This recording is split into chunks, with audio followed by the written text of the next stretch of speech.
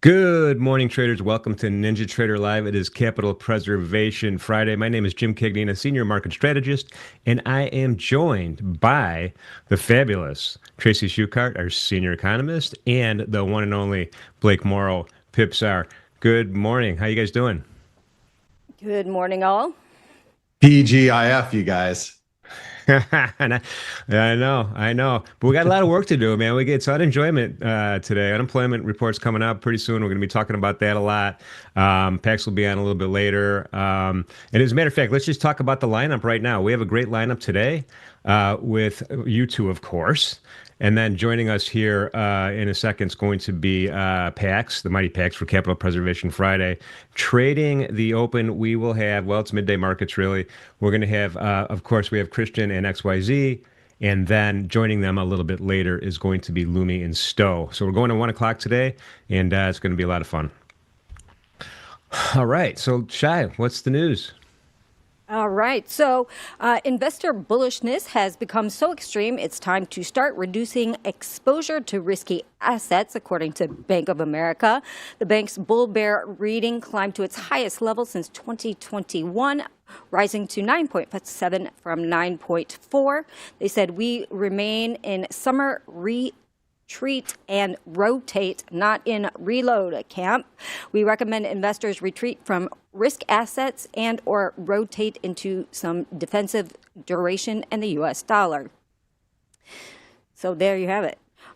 China's central bank has ramped up additions to its gold reserves last month, pushing a buying streak toward the 2-year mark as bullion prices built support above 4,000 an ounce. The holdings rose to 20 tons in July, marking the 21st consecutive month of accumulation.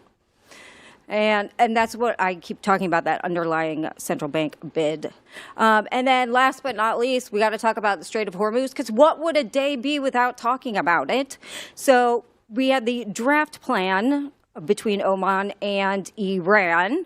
And that draft plan says that they would ban U.S. and Israeli ships until Tehran is compensated for war damage, impose fees up to 7% of cargo value on all commercial vessels, and fine ships 20% of cargo value for violations. So there you have it. Apparently, we had a U.S. official saying that's not acceptable, and Trump says that Hormuz talks are moving along fine. And then we had Iran's chief negotiator accusing Trump of theater diplomacy with Hormuz traffic at a standstill. So there you have it. 3 vessels have crossed overnight, and that is it. And then as far as data is concerned today, we have non-farm payrolls at 8:30 a.m. That's what we got to keep an eye on today. That's a big one. Can I ask something real quick? Yeah. Do I have authorization to tell my wife that she is using theater diplomacy? Because I actually want to use that now. Like, honey, you are practicing theater diplomacy. I'm not touching that one with a 10-foot pole. I'm sure that will go over extremely well. Oh, you know my wife. She'll just slap me up right upside the head. You know her, Tracy. So, yeah. So yes. Oh my God. Well, all right. So non-farm payroll is a big deal right now. I woke up, looked at the quote board. A little bit of green on the board for the equities. Not a lot, but a little bit. But really, the metals are the story, man. They are. Other than Dr. Copper's down a little bit, but I was looking at silver and I was looking at gold this morning. These things are super, super strong coming into the morning. And the bonds, we'll see what happens here. They're going to probably tell the story as well. But let's just start with metals and talk about what's happening here, particularly in gold and silver. Shai, why don't you go first, Shai, and we'll get over to Blake. Well, hi-ho, silver. Silver's up 4.75% this morning, which looks like kind of a little bit of a squeeze. The fundamental story, obviously, I keep talking about is still there with chip fab and data center build-out, et cetera. And, both of these markets had been coiling for a very long time. And I had mentioned that whatever side it broke out to, it would do it violently. And so we are now seeing that both in silver and in gold. I think a lot of people were looking for kind of a washout. We never got that washout. We just sort of bottomed quietly. And everybody that was trying to kind of sell that range, buy and sell that range because it was in a range for so long, they got squeezed out. Yeah. Yeah, and Blake, I know you have some opinions on this because we were talking earlier, earlier today. You know, gold has broken out. We're targeting now this swing high that we saw on June 17th. Right now, that's $44. Are we going to make it or no? Well, first of all, I was one of those people that I was just hoping for one last leg lower. I mean, when I didn't want to see this because as an investor in gold, somebody who likes to hold physical gold, I just wanted like one dip below 4,000, wash everybody out so I could just get long. But from a trading point of view, Tracy, you're right. I mean, we came out of that consolidation and boom, it was off to the races. Now, when you ask how far like these are going to go, I wanted to note that this morning we're getting silver is getting close to a 618 retracement. So this is I want to say a pretty impulsive move, but it's also breaking out. Relative strength, and when I reference like intraday charts, I just want everybody to know I'm usually looking at a 4-hour chart. So I look at daily charts for like overall trend, like that's my end of day, early morning day process, how I process things. I'll look at a daily chart, but when I'm really looking to trade something intraday, I'm looking at 4-hour charts, and the 4-hour charts on like both silver and gold, they're divergent. The relative strength is divergent as they make new highs. So that's a little bit of a risk to me as we go into such a really key data point for the week. And let's not forget, this is summer, and when you're in summer markets, most of the world, I would say half of the world is on vacation or holiday at this time. In August specifically, there's so many people that are out. So these moves that you see they tend to be on lower volume, just like the breakout that we saw in the S&P this week, and that means that a lot of these breakouts sometimes they don't sustain because you don't have enough liquidity behind them. So that's a big risk as you pointed out, Jim, the bond market's probably going to tell the story today. So if yields go up or yields go down, it's going to have a very, very big impact on what we're seeing in precious metals at the end of the day. Yeah, well, keep an eye on it. I mean, go ahead, Shai. I wrote about that this morning in the newsletter. If you want to sign up for it, it's free, right? How much does it cost? It's free. It's absolutely free. There you go. And I gave you all these scenarios, whether we get a hot print or a cool print, and how I expect metals to move on those. So sign up for that. Yeah. That was pretty awesome. In all seriousness, folks, you get institutional quality stuff from Shai and from Craig. It's really good stuff. So it's delivered to your inbox every morning. Just had to get that little promo in there. Hey, you know what? I think it's awesome because if you guys don't take advantage of that, and plus being signed up for the newsletter, you're also going to be notified of all the cool stuff that's coming your way too, right? Yeah, it's awesome. There you go. And you get a giveaway with Salma and Tanya on Mondays. So you have to be signed up for that, for the giveaway. You got to be part of it, man. Well, now that since we have the PIPSR here, let's talk a little bit. All right, so this is always historically had the potential to be kind of a big monthly number that we're going to get on the unemployment report, or the employment situation, as they call it now. What do we think? Where are the impacts of the currency pairs right now that we should be focusing on, Blake? Well, the yen's kind of that's a good question. The yen, which it tends to be a lot of currency traders play of choice during jobs report because it's very closely tied to yield pivot. That on a jobs report day, that I think the focus is really easy. You get good data, you just short the 6E or buy dollars, and then the flip side to that is if you get weak data, the dollar is going to hell in a handbasket today. So yeah, let's pull up the chart really quickly here, if we can. This is a really nice. this is exactly the trend line you're talking about, right? This is the Euro FX versus the US dollar. So it's a weekly chart. I have to do weekly charts because Blake gets upset if I don't do longer term charts. Um, but but this is that trend line. It's almost, I added a little horizontal line just for the folks that are like, hey Jim, descending triangle, we're breaking out. But I wanted to add that as well. But this is a great graphical representation of what you're seeing right now. We're trying to pop above that trend line, which, a lot of time left in the day before we find out. But it seems like it's kind of pivotal right now. Right, it is. I truly think it is. And so I think if we break above that in the 6E, it's going to be really bullish. And again, that's going to happen in an environment where we have a weak dollar, because I think a weak dollar is going to be, or excuse me, I'm sorry, weak data. It's going to give us weak dollar.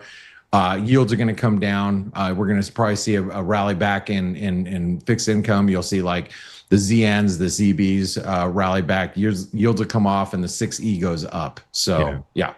So let's kind of pivot now to Japanese yen, because I want to get Chad's opinion on, this the intervention, or what do you call it? Yenvention? Yentervention. Yentervention. Usually, it's all like fun and games for a couple days after that, and then sure enough, the yen gives back everything it wants. It's looking a little more resilient here. I have my year-to-date VWAP we're at. A little bit. I mean, it has given back almost half. So, which is not surprising. I mean, everybody's been looking to sell it again after the intervention. So, it's not a surprising a move to me by any stretch of the imagination. Yeah, I mean, Blake, technicals on this. This is just a daily chart, Blake. I didn't go back too far. This one's been kind of fun for me. I figured there was going to be a pullback this week, after the whole intervention efforts, and so I ended up I was actually selling yen just actually on Wednesday. And then it's hard keeping it all straight this week. I ended up selling it on Wednesday, and I covered it up yesterday. So I just figured that there wasn't going to be a 1-2 punch with Japan. I think by Treasury Secretary Bessent posting that picture of his desk of the buy 50 billion yen, that yes, ridiculous image. It was absolutely meant for, and he even admitted it was meant for the press to see, obviously. It was so staged. And so that truly, to me, that told me, okay, he's done. He did what he had to do. Dog and pony show. Look, I did my part, showed the world that we're in this game. Japan's our friend, blah, blah, blah. He's not coming back and intervening more at this point. So I figured that he wasn't going to. So I started selling yen. So I took some money out of it. I don't know if Japan is like done intervening, but I knew that US. Well, I don't think they're going to jump on the bandwagon again anytime in the near future. Well, Shai, was part of this to save the bond market from crashing? Was part of what to save the bond market from crashing? The whole yen thing. Don't sell your treasury bonds. We're going to help you guys out. Well, yeah, don't. And the fact that he used euro, which the ECB was not happy about that.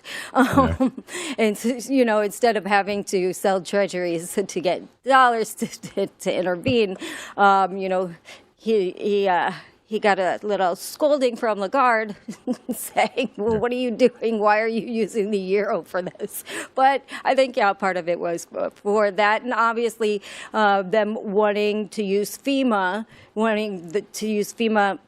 at the Fed instead of having to sell treasury bonds to raise dollars is also part of that. Yeah, I mean, I'm looking at the bond market right now. I mean, we're still kind of, this is a heavy chart right now. The moving averages are sloping down. This is a daily candle chart that we're looking at right now.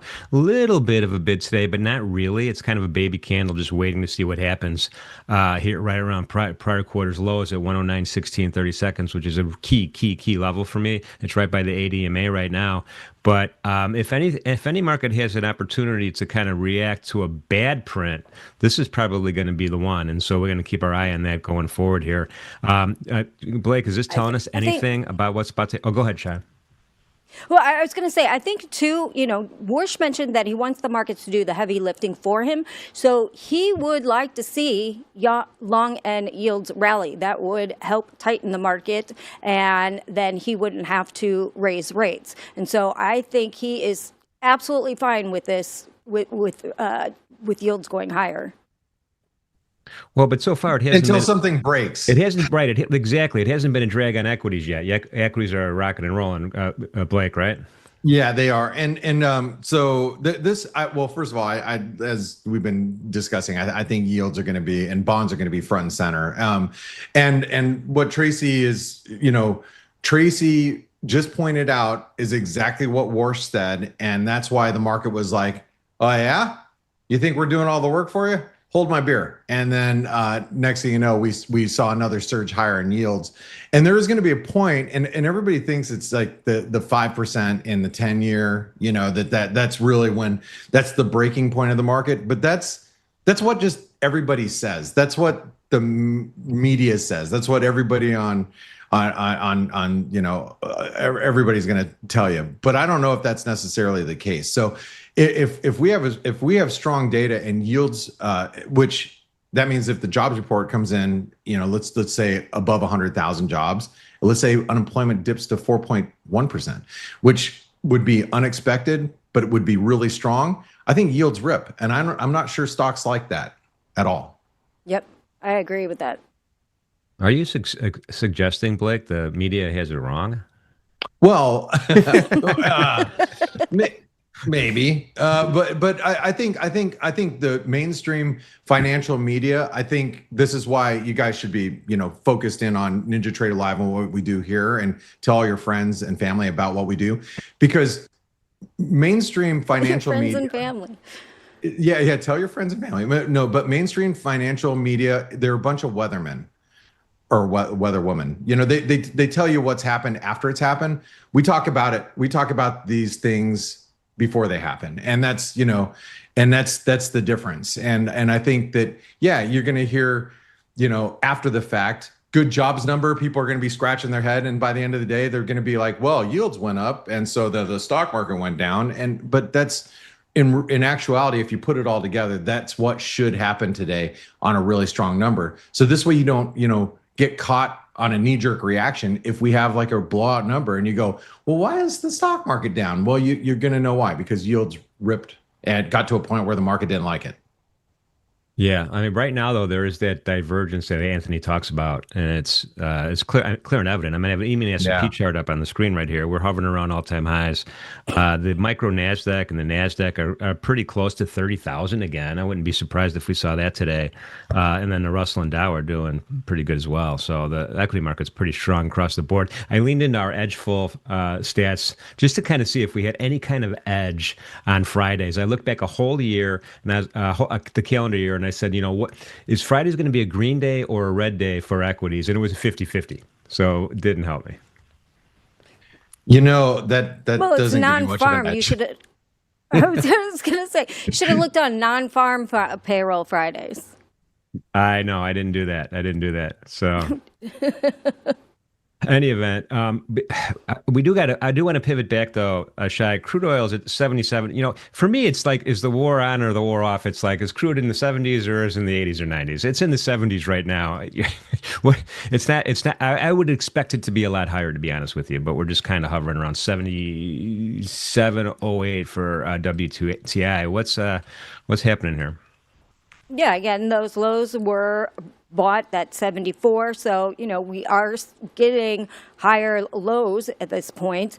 But we also there is a war breaking out in Yemen right now between the Houthis and the Saudi-backed government. And so that's kind of putting a fresh ringer in there with of course, the Houthis saying they will attack infrastructure in Saudi Arabia, oil infrastructure, and any ships that do not use the strait. So we've got a whole new wrench in this craziness, and it's fueling fears that this could be a wider regional conflict, which certainly would not be good. We just had Saudi Arabia sign a accord with Pakistan and Turkey today. That is very important. It is a military accord, and so if you attack one of those countries, all three of those countries will attack you, and that's going to be very pivotal moving forward. That's crazy. It just seems like there's all these alignments going on over there that didn't exist a couple of years ago, right? It was a different story right now. And now all of these other I don't want to use the word regional, but alternative alliances and conflicts are now going to start weighing heavy on all the energy markets, I think. Don't you think, Blake? I don't know. I'm the energy markets. I think is just it's had me a little perplexed as of late, which means that my hands have been off from a trading point of view. Like I think the trades are so much easier right now. Like the trade in like you always hear PAX, and you guys are going to obviously hear PAX in just a few minutes, which we're super excited about. As always, love it when he's on here. But he always say take the easy trade. Which yeah. I mean, think about that from a legit, like a logical point of view. Like gold and silver were really easy this week. Once they broke out, once gold broke 4,100, you're like, okay, that duh, And I look at energy, crude oil. I think they should stay bid, and but I don't know how to approach it. And technically it's kind of a mess. So it's not as easy for me. And when I don't have clarity, I tend to have hands off. Yeah, but it's part of the triple-headed monster, right? With energies and interest rates and earnings, those are the three things that seem to be, one leads one day, the other one leads another day, and so that's why it's important to look at crude. Yes. First thing, just to say, okay, is there going to be some risk off because of this today or not? And we're seeing, right at a PAX level, by the way, $77.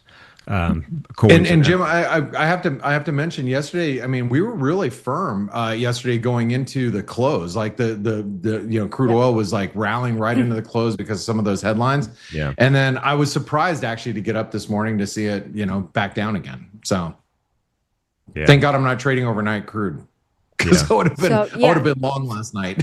So they like to hit it overnight when the volume's very low, and the volume is still very low right now because it has been so volatile. And so a lot of people are not, particularly like open interest is extremely low. Nobody wants to hold this overnight. So the market is easily pushed around too, particularly with all of these headlines. And let's throw it. Let's also mention once again, it is summer, so things can get thrown around a little bit easier in the summertime as well. Well, all of Blake's friends in Europe are on vacation right now, so that's not exactly it, but yes, they are. Oh my goodness. Well, let's take this opportunity right now to bring in the mighty Pax into this conversation. There he is. Good morning. X. Hey, good morning, Pax. How are you guys doing? Use guys. You know what's funny? Use guys. You know what's funny? Pax, in the Discord channel, everybody says use guys now. They do? Yeah, YOUZ. I'm like, where's that come from? I'm like, oh, never mind. I know. Well, I hope they're not making fun of me. I hope they're laughing with me. No. You started a movement. Good. I like it's kind of like the Bitcoin. Bitcoin. Yeah. Oh my goodness. We had Jimmy start the Bitcoin. We got used guys from PAX. Use guys. You know what I've noticed that Blake says all the time is crude oil, not crude oil. Crude oil, like the one word. I make a lot of one words. Believe me. The emphasis on the oil part. Yeah, screws use guys. Like, see, that's one word. My God, I'm tired. Pax. Don't be tired yet. You're going to have to shake it off. We know why you're tired, but we got to focus on what the thing that's right in front of us right now, non-farm payroll. You've been through a million of these monthly Friday numbers and seen all sorts of different reactions one way or the other. And a lot of times it's a big reaction sometimes in a lot of markets, right? Oh yeah, as clerks, it was. I heard you call it at the beginning of the show unenjoyment, and as clerks in the Eurodollar pit, it really was unenjoyment, and it was a long day. It was a tough day, a day where there were no breaks, and our feet we'd be packed into the pit so tightly that our feet would be off the ground, and just battling to get our orders into the pit and get filled. And it was like a fight all day long. It was like being in a fight all day long. And then as a trader, as a local in a NASDAQ pit, I learned how to kind of smooth it out, take it easy and make sure that I wasn't fighting like I, as a trader, as I did in the pit as a clerk. And as I've matured as a trader on the screens, I have learned to be able to just kind of let the easy trades take shape. Just, Blake was talking about having clarity. If I've got clarity as to what the market is at least trying to do, I've got reason to spend money in it. If I have no clarity, no matter what it's doing, I'm going to sit and I'm going to wait. And if it's difficult, there's going to be another day and another trade. Today is not the last day of trading. It could be for me if I decide to over leverage or over trade or try to catch every little wiggle or every move or scalp the noise in a super volatile and very low liquidity move. So let's see what we're going to get. I'm expecting that today is going to be busy and fun, and there'll be stuff to do. Yeah. Shai, what are the numbers we're looking at here? What's the expectations?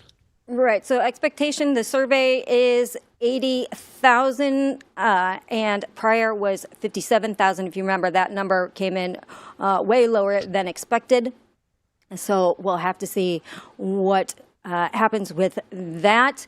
And remember, last time we had a revision of 74,000 to the downside on the 2-month payroll net revision. So it'll be interesting to see what that is as well, because that'll determine, how weak or strong the labor market may or may not be. And of course, the unemployment rate, 4.2%, will also be an important number there. Blake, the big revisions down always bring out the conspiracy theorists. Of course. Dude, I post it all the time. What are you talking about? No, but people. Yeah, everybody's like. Go ahead, Trace. I'm like, that's my favorite part of the whole report. Are you kidding me? Oh my God! Most people are looking for headline numbers. Shai's looking for the revisions. Hey, there's a lot. By the way, for those of you that are our northern friends, there is Canadian jobs report coming out too at the same time today. We get a little bit of a double whammy in currencies. So if you're trading the 6C, just be careful. All right, keep that up on the screen. I think also the breakdown of the jobs is going to be important, what's underneath the surface after the market initially reacts, because if it is, obviously healthcare keeps growing because aging population, people are getting sicker. We expect healthcare jobs to increase, but if it's, say, all in healthcare and nowhere else, that changes the kind of scenario a little bit. And so I will give you that breakdown too after we get the numbers, just to see where the employment is, because obviously the market's going to react on the headline number, but then could react on what's underneath the surface differently. Yeah, so I'll have my eyes on the bond market. I'll also keep up the S&P right now. I'll just kind of keep an eye on some initial reactions. We're going to get two reactions. We'll get a reaction now in a couple seconds, and we're going to get a reaction when the bell rings at 9:30. Yeah, the dollar just kind of firmed up going into this number. Pretty strong. Oh, well, that's why we got a strong number. No one knew that. Minus 23,000. Minus 23,000. Woof. Oh, wow. Wow. Minus 23,000. 2-month minus 103 for the 2-month payroll net revision. So the labor market is way weaker than expected. Unemployment rate came in at 4.1%, so lower than expected. So that was a very negative number. Shai, what's the Fed thinking right now on this report? So the Fed, the market probably is going to like it because the Fed won't raise rates into that, thinking that the labor market is weaker than expected. Or the market's going to at least interpret it that way. Yeah, I mean, You equity know, S&P caught a bid a little bit. We're tracking 77.65, up about 30 points. The bonds are at 109.23, I up a mean, few ticks this right is now. a bad report. wait, This is but a wait bad. a second, wait a second, Tracy. Unemployment came down to 4.1% though. Unemployment came down to 4.1%. That was better than expected. But the change in private payrolls was 30,000 versus 82 expected. So that's why I want to see what got hit and what is the job situation looking like underneath the surface. If you just give me a second here. Yep, You guys talk amongst yourself while I look this I up. was Talk amongst ourselves. talks amongst yourself here. We're going to add that to our nomenclature right now. Yeah, I was just going to say yields are still very weak off of that number. But the S&P, the knee-jerk reaction has been, hey, strong, hey, this is a weak number. As Tracy pointed out, we're not going to get that rate hike that we're all so worried about. But the headline number was a little weaker, so now we're seeing S&Ps come off that initial. It was a 15 point spike higher, and it's starting to fade right now because people are like, man, maybe the data is really not that good. Well, So and the dollar's We weaker have- across the board. it is. We had Gold's leisure and exploded. hospitality down. Obviously, I think that's a lot of the World Cup coming off, the temporary sense. employment. So I think that is part of that. Healthcare, of course, up again, but not as much as it has been.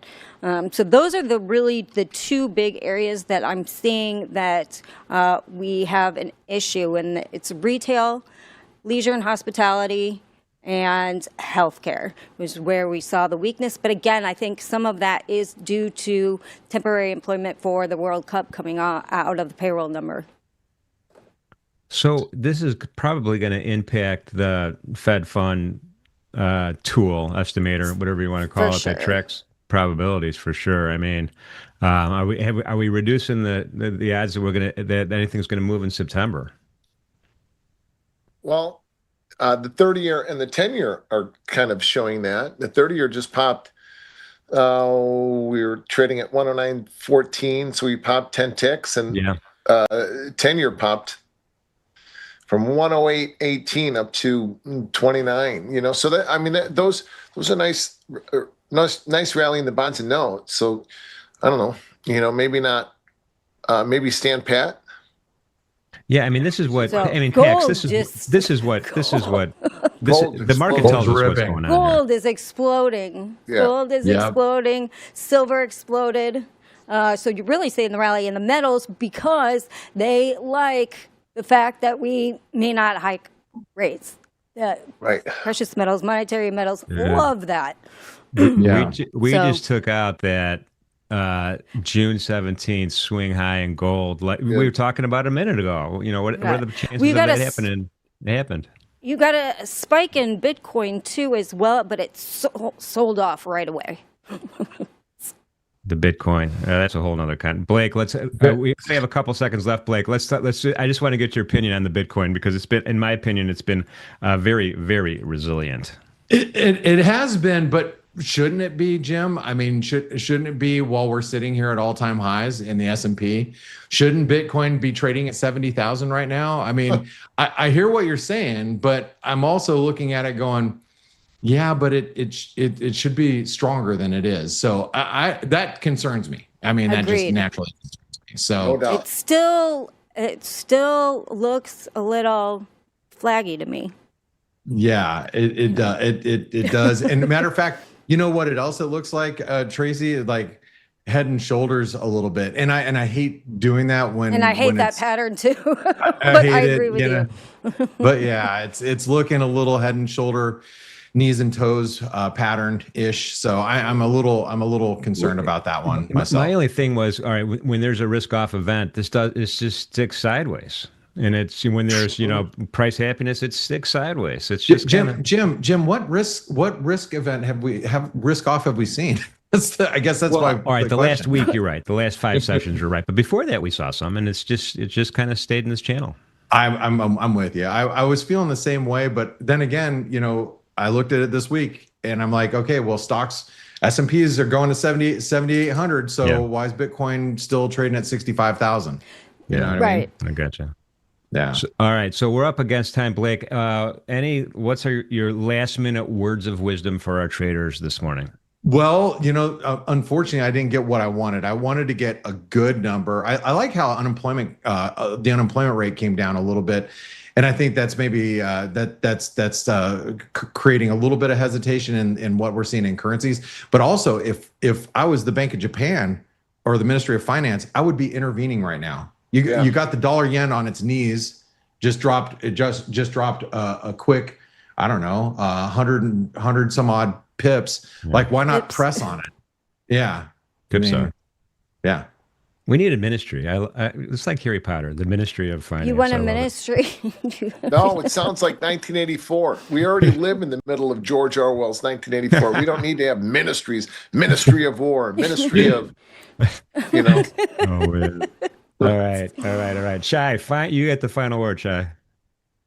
Well, yeah, just be safe out there today, particularly if you are trading any of these more volatile assets right now in the metals and in the currency markets.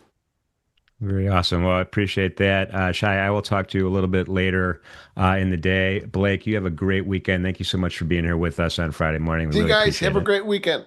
You guys do the same. Bye, guys. Bye-bye. Oh, it's just me and you again. Capital Preservation Friday is kicking into high gear right now. We have the unemployment report. It started off as the unemployment report, and we would call it unenjoyment when we were on the floor as clerks and whatever. And then it turned into someone changed the name, Pax, to the employment situation, because that sounds way better than the unemployment report. Yeah, it does, doesn't it? It sounds like it's one of those phrases like quantitative easing. You got to change it to something that makes it sounds vague and undefinable. Yeah, the employment situation. It does. Well, let's get for this. I mean, I was with Blake. I was hoping for a better number so that we can sell off or move or do something, but so far the price action is about rates. It's about the bonds, notes, and it's about gold. It's not about the indices. We're still stuck in the range. NASDAQ is pressing against 29,800, trying to get to 30,000 again. Yeah. Can't get to the quarterly pivot. So I don't know. I don't know if this is going to be a day in the indices and I want to spend money or not.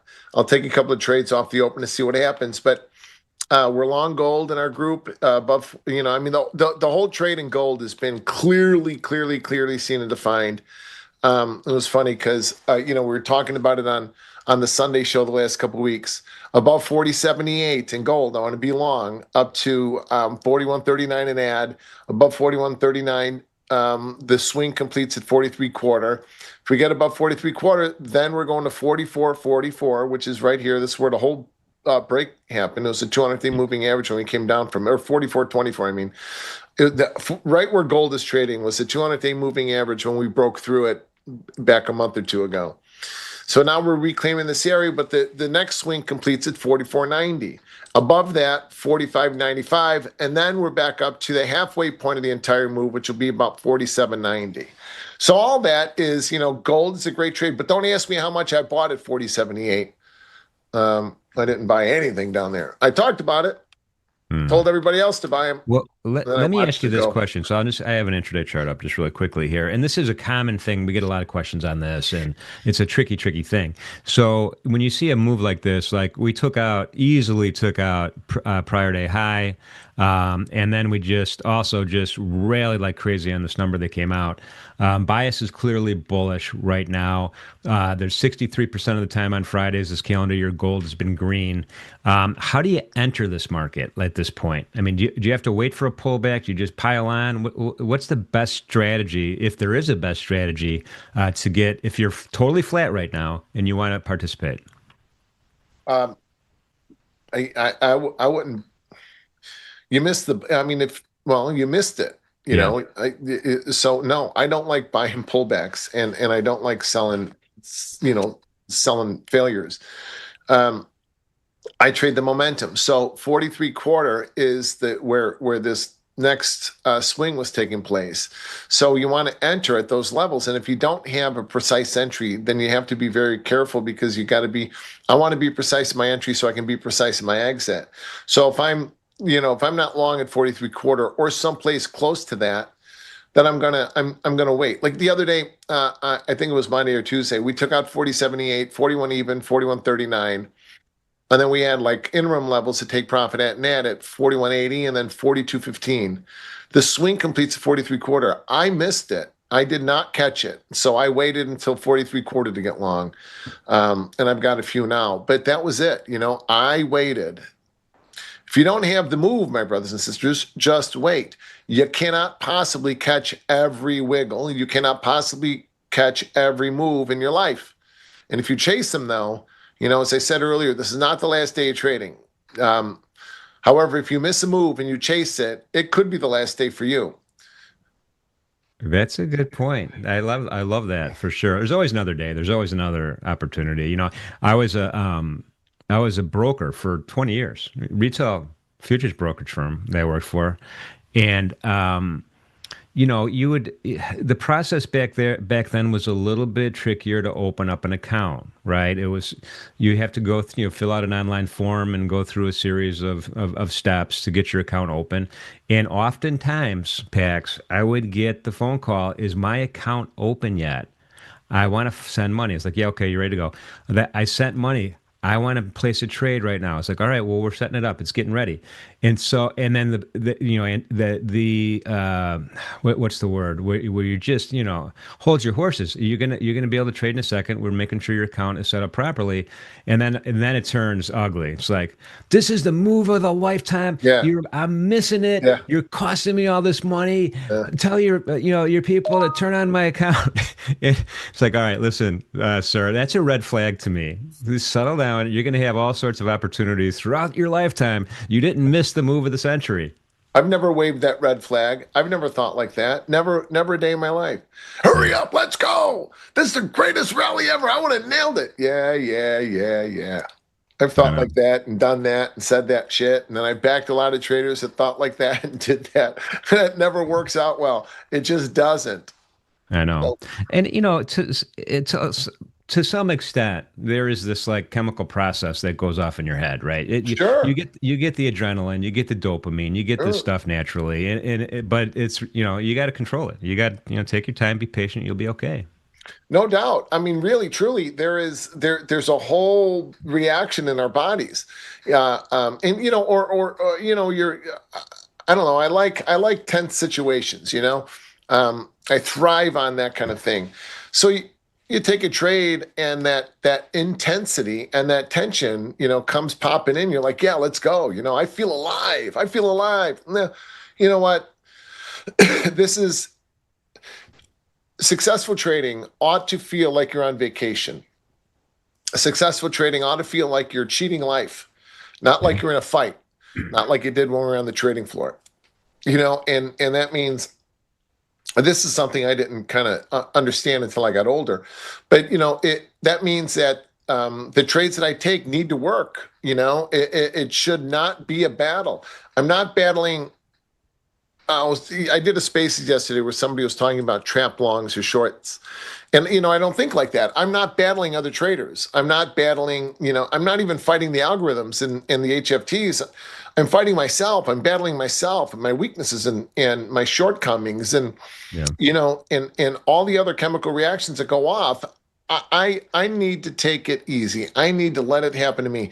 Like the Commodore saying, easy. I need to keep it easy like Sunday morning. But it helps too. I think it helps for me anyway. I think it helps for me, Pax, and I'm sure. I don't know. I don't want to put words in your mouth, but by exercising, being healthy, getting your sleep, it helps steady your nerves. I'll use the word steady your nerves. Yes. Right? You're more comfortable in your body, right? More comfortable in your body. You're more. you're more likely, certainly not guaranteed, but more likely to control your thoughts, words, and deeds. Yeah. And not let things kind of propel the hamster wheel. You control the hamster wheel, not the wheel controlling you.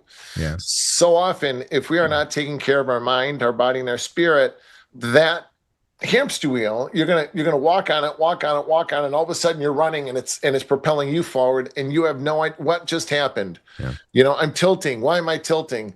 All of those things. So we all have to be in touch with ourselves in a way that most people never will. All traders need to be self-assured, self-possessed, self-confident, and other attributes. But we have to be those things more so than what most people ever will. For example, last night was we went out and celebrated my son's birthday, and I had 4 of my 5 kids together, and it was fun. Yeah. An extra drink, maybe an extra glass of wine. So that would mean today that this is not a day for me to be aggressive. So thank goodness we're rallying, because if we're breaking like crazy, then I'd be a little bit pissed off. But that's it, right? Didn't get a great night's sleep, had an extra drink last night. So you have to be in touch with yourself and know yourself enough to say, all right, I'm not at my absolute best today. That doesn't mean I can't trade. I can trade. It just means that maybe I trade a little smaller. I keep my expenses just a little bit tighter, and I take a little bit less round turns. Yeah. Right? You see what I mean? Yeah, that's great advice. By the way, speaking of psychology of trading and what happens to us when we're engaged in battle here, I mean, it's not battle, but engaged in what we do. We have a special event next Wednesday after the bell rings, 4 p.m. Jared Tendler is going to do another retail therapy session. Awesome. Jared's a trading coach, a golf coach, a high stakes poker coach. He's a phenomenal human being as well. I've met him in person. He's going to be doing the retail therapy session. It's a great hour with him, and he literally will bring in a couple of traders into the show. And they will do that, he'll diagnose what's going on. The trader will talk about, their experiences and the troubles that they're having. And Jared just walks them through this process. It's awesome, and helps diagnose, all right, maybe here are the things you should focus on. So that's next Wednesday. I'm totally looking forward to that. I love every time he's on. I do too. He's Jared's a great guy. Not only is he super smart and very intuitive, and he knows what he's talking about, but he's a great dude. I enjoy talking to him. I've enjoyed getting to spend some time with him too. So I'm assuming Dylan in the chat is joking when he asks, "Was Pax on the trading floor?" Dylan, or he's brand new, or Dylan, you're brand new here. One of the two. Yeah, I think he's new. I don't know. Well, yeah, and Willie Fibonacci. That's Vito Fibonacci's son, Willie. It's Leonardo, isn't it? I don't know. Whatever. I don't know. Yeah, I don't know either. But I was. I started on the trading floor as a runner in 1988 and making minimum wage. $89 a week was my first check. And then I worked every job up as a clerk. It was like, I learned hand signals. 1, 2, 3, 4, 5, 6, 7, 8, 9, 10, 20, 30, 40, 50, 60, 70. I can show me, like right now that the NASDAQ is, the S&P is 75 bid at 77. So it'd be 5 bid at 7, 5, 7, right? 5 on 100, 50 at 7. So I learned how to do that, and I became pretty good at it. And that was, kind of like the minor leagues in baseball. You start off with one group, and it's like, like single A, and then you move up to a bigger group with more business, and that's like double A. And then I got a job with SRG Financial, Steve Mendez, in the front month Euros, who was one of the biggest order fillers in the Eurodollar pit. And that was like the major leagues. You got in with him, and you knew you'd be backed, or at least you had a chance to be backed. And I didn't have a rich uncle or a rich father. So when my wife and I were talking about this last night, I didn't know anybody in that business, and like literally nobody. I didn't have an in. I got a job because my best friend Frankie was a phone clerk. I literally created my own path in this business the entire time. When I got my seat, I started to trade NASDAQ, and I started to trade 1 lots and 2 lots, and then 5 lots and 10 lots and 50 lots and 100 lots. That's in the pit. That's not the screen. It'd be, like 500 minis. And I did that all day in the NASDAQ pit when we had 100, 200 point swings. And it was all my own money. I've never traded for anybody else, always my own dough. I ate what I killed, and sometimes my game would kill me. But that was how I've made my living since 1997, for better or for worse. And there was certainly some worse, but I don't regret any of that, Dylan. Everything that I've done well, everything that I've struggled with has brought me to where I am now. And as John Candy said, I like me. I don't know if you guys saw that. There's a great documentary on Prime about John Candy, and that's the title of it. I like me. But not Frankie Walsh, are you who's Frankie? My friend Frankie Bologna. Frankie Okay. B. Frankie B is my oldest and dearest friend. Went to high school together and baptized each other's kids, and he's my oldest and best friend. Frankie B. Sounds like an Italian guy. Yeah, short little Sicilian from 29th and Shields. There you go. You can't have a better friend than a short Sicilian guy. No, you can't. Oh my God. Well, but it's important to have support, and to have mentors, and to have a place where you can go and engage in the dialogue. And Anthony helped us create this great NinjaTrader Live environment here that does that for everybody. So we appreciate everybody being part of it. Appreciate the questions. We joke around a lot. We have a lot of fun, but we know this is tricky business, and we want to support each other. You guys are supporting us as much as we're supporting you. So thank you for being here. Yeah, you know what? I always knew. I've known Anthony since I don't know. I don't even know how long ago, like 30 years maybe. It's hard for me to even think that I know somebody for 30 years, let alone that I am. I'm 35. I'm 35 years old. Anyway, when I met Anthony, I always knew he was smart. I didn't think he was this smart though. What he created here with NinjaTrader Live is just, it's brilliant. It truly is brilliant. Yeah. Right personalities, right people, right experience, right technology, right everything. Yeah. And I'm proud to be a part of it. I'm proud to be part. Jack and I had dinner. Jack Gleason and I had dinner the other night. Yeah. What a great time. To be able to sit with somebody like Jack, who reminds me a little bit of me when I was his age, but and to talk with them, and to share ideas with them, and share my experience, strength, and hope with them, and to be able to listen to him and to learn from him is a great privilege of my life and my career at this point. To be able to talk to X, Y, and Christian like we will when we're done. Also, it's just beautiful, and to be part of their journeys. Like Salma and I talk on the phone, Tanya and I talk on the phone. We're friends. We become friends. Yeah. Yeah, you and I, man. Feel like I've known you for feel like I've known Anthony 30 years. I feel like I've known you for 60 years. I don't know if that's good or bad, but I'm gonna take it as a compliment. Pax, it's funny because I was talking to Jack yesterday, and he's like, "Yeah, I snuck out and paid the bill." Yeah, he did. Pax wasn't looking, and my only comment was, "When are me and you going out to dinner?" Yeah. Yeah, I didn't know at first. I was like, "Oh no, nobody buys me dinner," and then I thought, "Well, wait, that is such a nice compliment. That's a very nice thing to do. I like that. That was great." Yeah. No, me and you are the same way. I don't like anyone. I like to get the bill. Yeah. Then last night was Smith and Walensky with 4 of my 5 kids, and my son Danny works at the Bellevue, so he's kind of a foodie. Yeah. And hey, Dad, can we get wine? Yeah, 2 bottles of, and he starts wine. Whoa, it was a couple of bottles of expensive wine, whatever the hell it was, and then the tomahawk steaks. They come out and they do it at the table. Holy smokes, dude! Well, it was a great meal.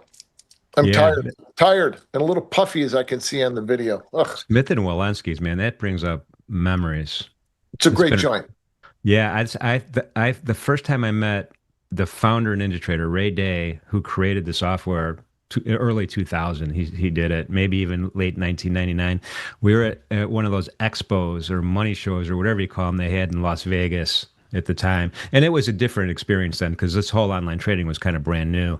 And me and Ray went to dinner at Smith and Walensky's. I'll never forget that. This must have been 2000, maybe something like that, a long time ago. Oh God, when you were young and you Yeah. can stay out till 2 and 3 in the morning, have 6 or 7 drinks and pop up and go right to work. Well, speaking of right to work, let's talk about NASI right now. Let's think about some levels right now. I mean, we're tracking 29,842 right now on the daily candle chart. Previous month's high is at 30,553. That 30,000 level's been kind of elusive, though. I mean, every time we kind of pop above it, ever since really the beginning of July, sellers just push us back down. We're trying to drive up there again right now. What's the next levels we should be looking at, man? Well, the quarter right there, that monthly high, but then above that 30,000, well, 30,263. That's the quarterly pivot in the Nasdaq. So think of it this way, okay? 30,263 equals 7508 in the S&P. Those are the corresponding prices. Quarterly pivots both. So 7508 in the S&P were almost 300 points above it. 250 points above it. Nasdaq is still 400 points below it. So I don't want anything to do with the Nasdaq right now. The Nasdaq was a better trade for a while, and if we're breaking, the Nasdaq would be a better trade to the downside. I love the low of last week. I talked about it. I think I talked about it in the show, that this price. I tweeted it, and then talked a little bit about it, I think, in the Discord. NinjaTrader Live Discord, but 27,280. 27,280 was the downside target, and it held that. Yeah. Last Wednesday it went. I think we made a low of 27,202 or 208 or something, and then bounced. But so that's a big low in the Nasdaq. But we can't get back above the quarterly pivot, so I still don't want anything to do with it. The S&P, Nasdaq was a better, bigger trade on the downside, but the Nasdaq has been better on the upside too. But right now it's trading at that ceiling. The S&P has got nothing but room to run, both on the upside and on the downside. I don't know. The way that we rallied up Monday, Tuesday, somebody had asked me on Twitter if I thought it was a blow off top. We really did come up with like 6.5% off the lows of last week, based upon what? I don't know. Job warning by the president about the war being over, maybe. But whatever it is, we bounced, and we bounced hard. 6.5% is much more than a bounce. It becomes a move. And the levels to pay attention to in the SPOOs are 76.90 and 78.80. Those are the equidistant swings, and the ladder rungs. I can explain that in a second, but. I'm sorry, give me those two again. 76.90, you said? Yes. Remember, what the market does on the downside, the market will do on the upside, and it will do so in equal measure. So the quarterly pivot is 7508. So it's just simple math. 7508. What's the low? Anybody have the low of the move last week? Off the top of your head, don't look at a chart. Put it in the chat if you guys know the low off the top of your head. No response. I know there's a delay. Let's see if anybody has it. Yo. No. 73.24 is the low last week. So 7508 minus 73.24 is 186 points. You swing that higher. Once we close above 7508, where are we going? Well, we're going to 76.90. And then above that, where are we going? Another 186 points. And that ultimately targets up to 78.80-ish with some change, right? So those are the ladder rungs in the S&P. It's 7508 to 890 to 78. Let me pull up my spreadsheet. 78.80. Yeah, 78.80. But there's other levels to pay attention to too. Just give me a second. I should have this up, and I don't. I mean, right now we are still getting a bullish pressure here in the S&P. It's oh yeah. And as a matter of fact, if you think about it a little bit, if we were to close right this very second, right? Sometimes wicks get in your way. They kind of cloud the chart. If we close right here, this is going to be the highest close that we've had. I mean, look left. We closed lower on this big giant candle here on August 4th.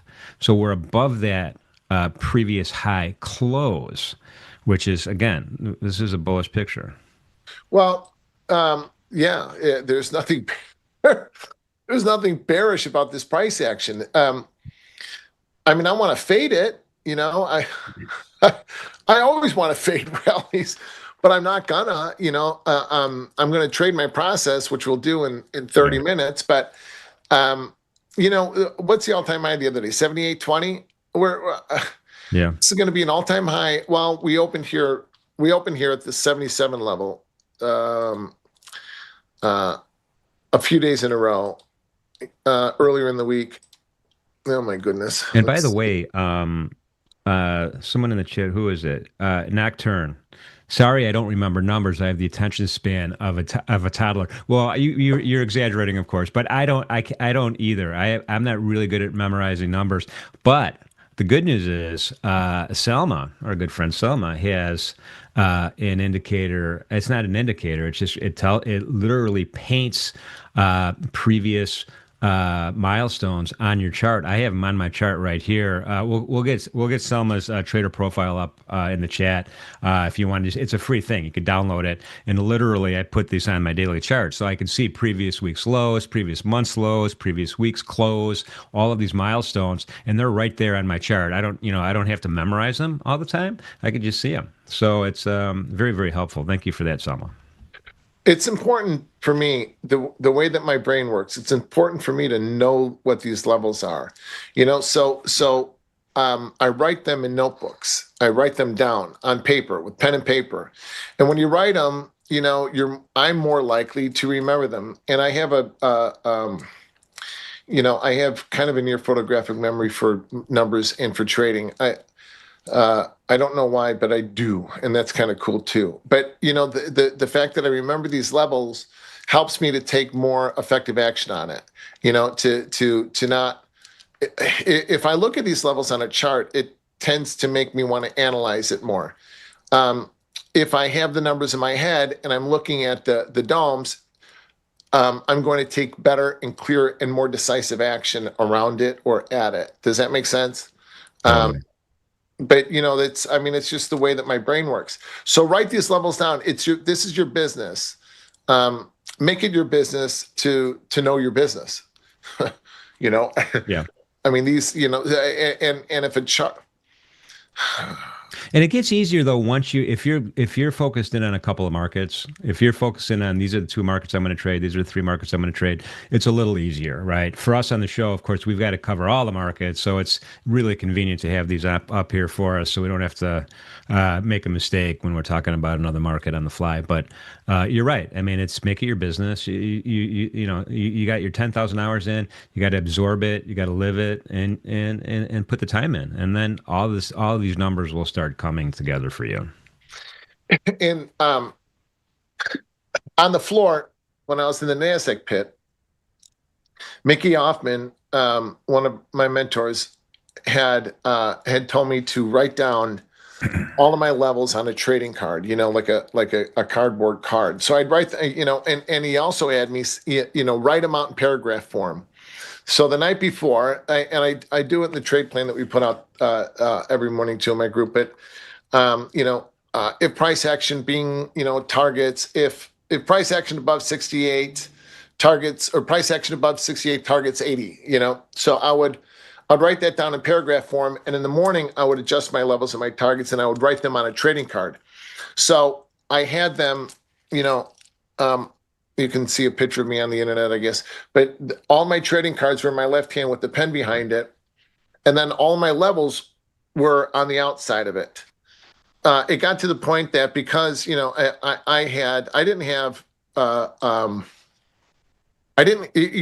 I think a misnomer is, or is something that most young traders can't even fathom, is I traded 10,000 big NASDAQ a day for my own accounts and thousands more minis without ever looking at a chart. There were no charts in the pit. No. We moved the market. We were market makers. We created the movement. You had, to look at a chart, you had to walk out of the pit and stand in line at a computer. And, sometimes it can take 10 minutes. So I would write my levels down, and I knew where I was going to trade before we got there. And when I was started trading on the screens in 2013, I started to do the same thing again. I stopped looking at 5-minute, and 15-minute overlays and this little thing and, that little short-term thing. And I started to do my levels and targets the way that I did before. And I was prepared to trade the market at these particular prices when the market got there. Like we were talking about gold earlier. What happens if you miss the gold move? Well, you wait. Yeah. Where can you re-enter? Just wait. There'll be another trade. So it was the same thing on the trading floor. I was prepared to trade either side of the market. I knew what levels I was going to trade before we got there, and now it's just a matter of not over trading it. And if I miss it, wait, leave, and come back. And that steadied me well, both on the floor and off the floor. When I got away from it is when I got hurt. Yeah. Well. Could you guys imagine trading without charts? Nobody can. I know. It's a weird thing, man. There's so few of you around anymore. A lot of the floor guys, I'm going to go out on a limb, Pax, and say most of the floor guys couldn't make the transition to the screen. You did it. Deli did it. There's a handful of folks that did it. Most couldn't do it, and maybe they weren't interested. Maybe they just didn't know how. Maybe it was because of how their personality was. They were successful on the floor and couldn't be on the screen. But it's amazing how many of my friends and how many people I've known from Oak Park River Forest, which was a high concentration of locals in the bond pit. Anyway, back in the day, that just boom when it was over, it was over. Well, it was the more there were. If you had a trading, I had a trading process. I had a trading strategy that was consistent, repeatable, and scalable, both on the floor and off the floor. Most of us didn't. Most of the floor guys didn't have that. They had, like you said, they had their friends from River Forest. They had their friends from Bridgeport or Elmwood Park or Melrose Park, and they were order fillers. They were locals, and everybody helped each other. It was relationally built, not process driven. So, and when I floundered, when I started to either spin my wheels, or to not make money, or to lose money, it's always been when I've gotten away from the basics of my core basics of my process. My birthday is July. July. Why are you asking that? July 2nd. Cancer. I'm Cancer. So. I think that's a large part of it.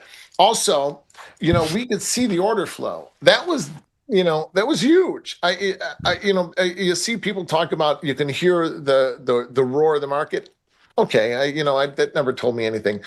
But I can see, Goldman is selling them, Witter is selling them, Bear is selling them. Well, I'm not going to sit in there and get long. Everybody and their brother's selling them. I can see what size, and I know how they're positioned, and I know what they're trying to do.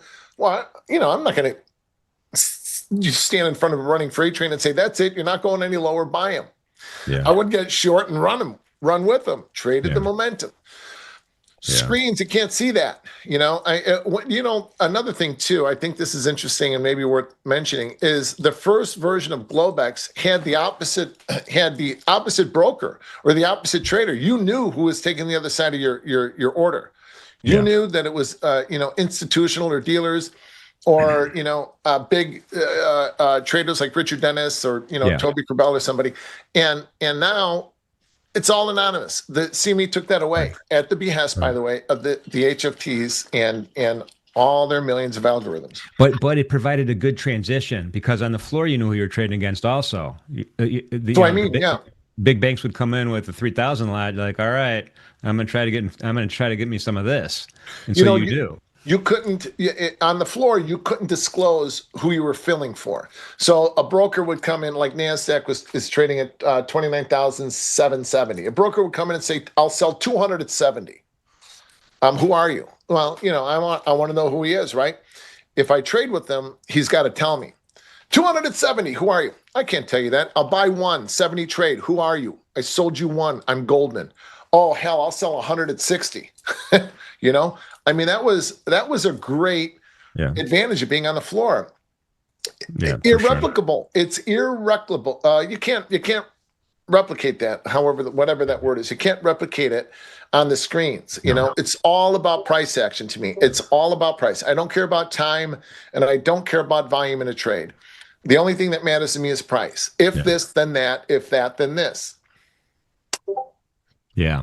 I mean, speaking of that, the innovations, I'm just going to throw this out. CME's coming out with some the nanos in the stock index futures. Oh my goodness. Yeah, no, I think it's a good thing though, and for a couple of different reasons. Not only will it give folks the ability to swing longer, but also don't forget, as the price of the index goes up, the notional value of the contract increases. So really the amount of power that you have based on a certain day trade margin or overnight margin is reflected in that notional value. And when the SPOOs are trading at 1,000, it's we're almost 8 times bigger, the contract size, because we're trading at 7,000, almost 8,000. So as this notional, as the notionals get bigger, the smaller contracts become less smaller, right? So there's a lot of meat on the bone in the micros right now. So I'm looking forward to that. Those are coming out pretty soon. How much is that a tick? Well, it's going to be 1/10 of a micro. So it's going to be instead of or a point. Well, How much let's is it call it per a point. So instead of a $50 point, $5 point, it'll be a 50-cent point. Okay. I know. I'm just saying it's going to be a really good starter market. It's going to be a really good swing market for people, particularly as price goes up. So I'm looking forward to it. I think end of August maybe we're going to start seeing those. Okay, potentially. I hate using cliches, but I'm old school. Like old school's cliche. I remember when the S&P was 500 a point. And the NASDAQ, when I started trading the NASDAQ, it was $100 a tick. Yeah. Hey, could you guys imagine trading the NASDAQ at a C-note a tick without charts? How about that shit? Ooh, yeah, but your ATR wasn't 869. No, the ATR, though, was like 300-400 points between March of 2000 and October of 2002 was 300-500 points. Yeah. I mean, I've traded probably 100 limit down days in the pit. Maybe 50 double limit downs and 10, 15 triple limit down offers. Yeah. Those were that was a lot more violent and a lot more vicious than this. You have a 50 lot on in a move. I lost 1.5. My worst trading day was losing $1.5 million on January 3rd, 2001. It was the very first trading day of the year when Greenspan cut interest rates as a surprise cut by 50 basis points. The reason I lost that kind of money, everybody would say, well, why don't you have a stop in? I had a stop in, dude. I mean, I mean, it's not like on the screen, but the NASDAQ rallied 26% in 5 minutes. 26%. And me and Susquehanna, Jimmy Lafredo, were bidding the market up 50 points, 100 points at a time without getting anything. Could you? So, I mean, tell me what ATR is bigger. When you got 28, and 28 was not a big position. It was for most people, but not for me at the time. You got 28 on and you lose 600 points on them. Yeah. Vicious. Yeah. But a 7% circuit breaker now is a lot different than it was. I mean, we're talking 7,800 on the SPOOs. 7% is a big number, big drop. Yeah. Do you remember we only hit it once, I think, last year during the tariffs? And then they're dynamic now. So they change, and that's kind of confusing. But we have not had a limit down move, except the S&P, the NASDAQ and the Russell both traded to the limit and bounced during all of that tariff tantrum. But during COVID, we had a couple of limit down moves. Yeah. I think there was one double limit down move in the NASDAQ. Yeah. By the way, this is a great transition because we are now in our next segment, which is sponsored by the CME Group themselves, where risk meets opportunity. So we'd like to thank them for that, and also thank them for all the great innovations that they're coming out with, all the new marketplaces. We're going to spend some time talking about trading the mini versus the micro on Pax's screen right now. We have Pax's charts up on the screen. We're going to talk about the relationship between the micros and the minis. The micros, there's micros in many different CME group markets, including the stock index futures, which is what we're going to focus on the E-mini today. But you get them in crude oil as an example. You get them in gold as an example, and there's in copper. And a lot of times, especially now, with the ATRs being so big and the notional value being so big, that sometimes it's better to kind of focus on the micros depending on your account size, and it provides a great opportunity to participate in the exact same market that that you would have ordinarily been participating in a mini, which isn't a mini anymore. It's the big one. So we're going to be talking about that spread trade, and Pax is going to literally demonstrate trading the opening range using micros and minis in his live account as soon as that bell rings in about 13 minutes. I hope we're not busy. Every time we're busy, and like we had last Friday was a really, really good trade. And I'm trading the 2-lot, 20-lot micros minis, and I wasn't properly sized up and missed that whole move. So I'm hoping that we're not all that busy, but I think we might be.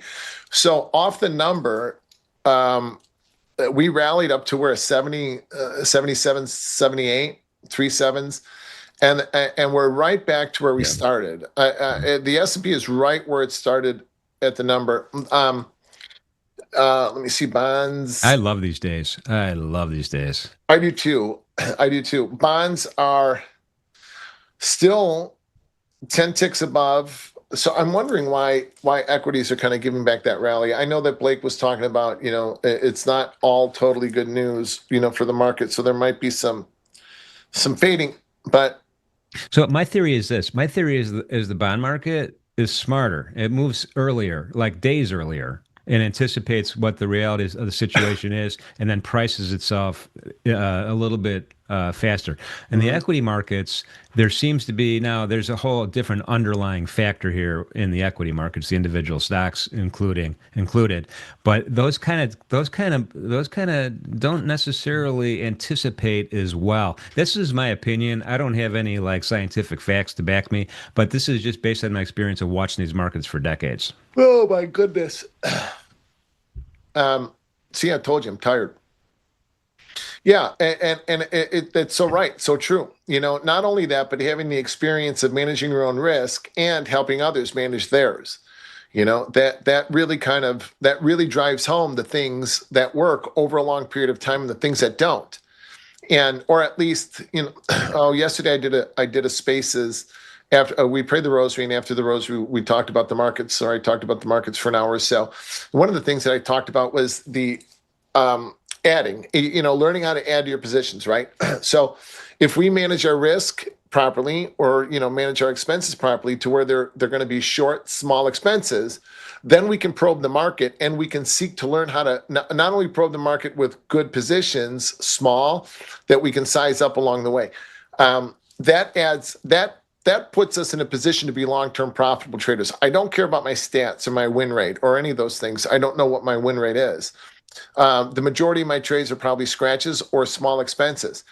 But when I do find the momentum of the market, I'm going to add to my positions. I can go from a 4-lot to a 40-lot pretty quickly. Now, the idea here is that this is a process to learn how to trade that way.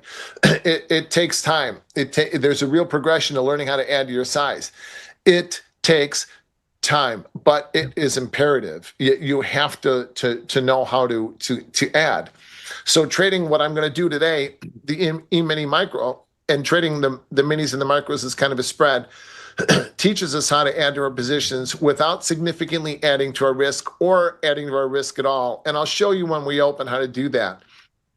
I'm going to trade in with 2-lot minis. Now, if I trade out in 2 lots, if I sell a 2-lot, I only have two different profit management options open to me. But if I trade out in 20 lots, well, I've got an exponentially more profit opportunities open to me, profit management opportunities. And then on top of that, I also have the ability to be able to exploit my profit. When I trade a 2-lot in a 2-lot and out a 2-lot, I can't exploit my profit. If I take my profit on the trade and I want to reestablish that trade, I am reestablishing risk. See what I mean? I don't know. All right. Now, if I'm doing it this way, like if I buy a 2-lot at 60F and I sell 5 at 75 to take buy a 2-lot mini, sell 5 to take profit at 75, we go 75 bid, cover the micros and let the minis run. It's like I bought a 3-lot out of the opening range. And I'll show you how to do that in 10 minutes when we open. Yeah, it's going to be awesome. Looking forward to it for sure. ARPA, that's a very good point. The nanos are going to encourage DCA trading. That's a good point. Don't DCA. We're traders. Don't DCA. Dollar cost average. Don't add to a loss. As a rule, everybody ought to have this. Every trader ought to have a tattooed on their forearm. Don't add the losers. Or Paul Tudor Jones's line. Tudor always said, losers average losers. So don't average in the loss. We're traders. Now, when you're investing, okay, you can average, you can dollar cost average into the market. But when you're trading, I think it's a dangerous thing to do. Learn how to add to your profit. Learn how to add to your profit. Especially in a leveraged environment. I mean, when you're in a leveraged environment, right. I mean, I've seen many traders do this as a broker, as a futures broker for 20 years plus.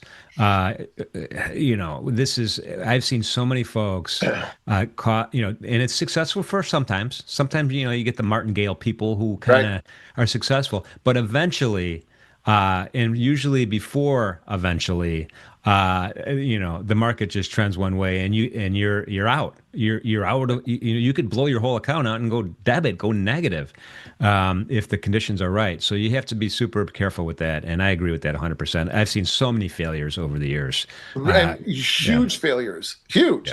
Yeah. How many people? I mean, any of you guys? There's some good questions in here. I'll answer in a second. But how many of you guys? Markets are rigged to go higher. Buy every dip. And if you bought every major dip since 2013, or actually 2009, you made a shit ton of money, right? You made a ton of money. But don't you think that, especially in this AI bubble, and or whatever, this AI tech rally, or this AI rally, and all of this other shit, you guys remember in March of 2000, the NASDAQ made a high of 48.82. 48.82. In 2 years, by October of 2002, we were trading at 790. Yeah. 48.82 to 70.90. I don't even know what the percentage. I think it's like 87%. It was the largest. It was the largest break in the stock market since 1929. That was a tech revolution. We're never going lower. Buy Petco or PetSmart and buy this stock and that stock and this stock and the other stock. Well, a lot of very, very wealthy, very, very rich people ended up going completely broke buying that dip all the way. Yeah. Does anybody know off the top of your head how long it took for the NASDAQ to achieve that price again? 17 years. It took the NASDAQ 17 years to achieve 48.82, and trillions of dollars in stimulus and money creation and debt and artificial, financial repression with artificially low rates. Okay. So, please, something may work 990 times out of 1,000. It's the last 10 times that it doesn't work that we blow our lives up. Write that on your forehead. Yeah. All right. Now, and not only that, I mean, the psychological impact of that's devastating. You feel terrible. Yeah. It's not worth it. No.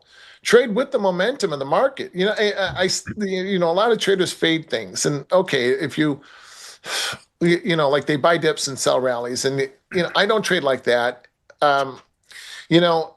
It becomes then about your win rate. It becomes then about to me, it seems like it just becomes so much about me. Like, my analysis, my opinion, what I think I see, what I do see, what is happening. And then I have to be consistent managing my risk, all right, I'll buy 77.60s and what's my RR? I'm going to risk 10 points and make 30.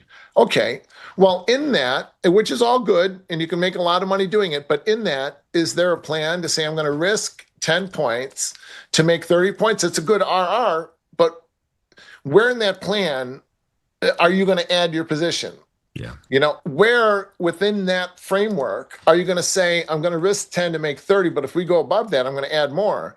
Yeah. That's what we need to do. We really need to learn how to add to our positions. That's how we withstand Right. the Well, mistakes. and that's the answer to Wannabe's question. Wannabe is like, who's on the opposite side of the trade? Well, the people who are adding to the winner Which trade want to be? of the cost average in until you're dead. Oh yeah. Well, yeah. I mean, all kinds of. Well, who knows? Yeah. Yeah. We don't know anymore. The Nasdaq has traded, or the S&P has traded 176,000 contracts overnight. If you're looking at the volume, I have this on a different screen, not on this one. If you're looking at the volume, 60 quarters traded 1,100 times. I have no idea who the other side of that trade is. These are thousands of algorithms run by hundreds of HFTs that are moving the market and controlling the price action, for ticks at picoseconds. Yeah. And I can't try to determine who's doing what, why, when, where, and how, and who's on the other side of it. That's again, for me at least, I need to keep it simple and not lean on the volume and just lean on the prices. If this, then that. If we take out 77.60, we'll go to 75. I'll take profit there, and I'll show you that in a minute. Yeah. We got about 3 more minutes left before the bell rings, and Pax is going to be engaging in some live trades. It's going to be epic, man. We're ready for you. I know you got to do your breathing, your box breathing, and your relaxation techniques. Mm-hmm. Yes, we have to lower our blood pressure, lower our heart rate, get possession of ourselves, so that when the market opens, I control my trading. I do not let my trading control me. In other words, the hamster. Do you play music when you trade? I do. I do. I'm constantly listening to music, and I'm constantly singing. Some people yesterday told me I have a nice singing voice. Elizabeth. You do. Oh, I have a terrible singing voice. I told my wife that, we were getting ready to go out for dinner last night. I said, Elizabeth and Tammy, Fibonacci Princess, both told me I have such a great singing voice. Well, not only that, you could Just sing. laugh. You could sing on a party bus, man. I mean, I've heard Oh, it. yeah. I've witnessed it. Showing my 4-pack off. That video that Metal Maven posted the other day was funny. When we were on that bus and Tanya was singing, that was such a great time. Don't Stop Believing, which I thought was such a great song for traders, Yeah. And we were dancing on that bus, and I was sweating so bad. It was so hot. It was great. We were all having a good time. So Tanya is quite the singer, by the way. She is. Yeah. Oh, Tanya's hilarious. She's so fun. You watch her videos, and you watch her stream, and you watch her trade, and you would not. I don't know. Like, I didn't expect her to have this big of a personality. She's just great. That's awesome. Just great. Yeah. As far as same accounts, so I'm going to trade the mini and the micro on the same account, but I have 4 accounts in 2 different. Well, now with my Ninja, 3 different firms. So 4 accounts in 2 different firms are my main trading accounts. I will. I trade bigger size than what I'm going to do here normally, and but I will move positions within the same firm. I will move positions from accounts, or if I want to maintain a position and trade the opening range. If I'm short, and the next day I'm trading the opening range, I can trade on a different account. I can trade at a different house. Yeah. But for this here, it's all the same account, because for the most part, I'm flat at the end of the day here. All right, we got about 25 seconds. You have a new nickname in the chat, Paxinator. I got to think if I like that or not. I might. Paxinator. Paxinator. There was a great Merc character named Stax. I'll tell you about Stax in a minute. Right. Stax was just hysterical, and he had nicknames. Hey, Pax with the facts. All right, here we go. And open. 58.5, I think, was the opening print-ish. 77.58.5. This is kind of a bearish open, actually. All right, if this holds. All right, let's see what we do here.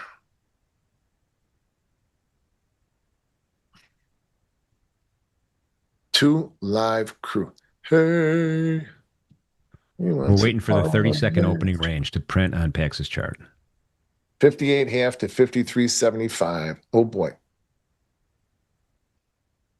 Ooh, that was a bounce. Some violence. Yeah. All right. What looked like it could be a bearish open is no longer that. All right, be careful. It's kind of vicious here. Ralam, Pax is doing this in one account. So the minis and micros are considered different markets, even though they have the same basis. Yes. Yes. So they don't, it's kind of hard to explain. They don't offset each other like a true spread. Hold on. They're not fungible, right? But mathematically they do. Yeah, mathematically they do, but not, yeah. You'll still have to pay if you go home short 2 and long 2 minis and long 20 micros, then you're going to have to pay margin on it. Yeah. But you're synthetically flat. Oh my God, this sucks. Yeah, I mean, this is what we were talking about earlier with Blake. It's like, you get one reaction when the number hits and then another reaction when the bell rings. Yeah. All right. So I bought 58 AFs. I sold 58. So that was a 2-tick expense. And I missed this. I didn't take it. What is the NASDAQ opening range? NASDAQ opening range is 681 to 726. All right. So the NASDAQ is rallying. All right. So 726. All right. So the rotations here are going to be 73.5 on the upside here.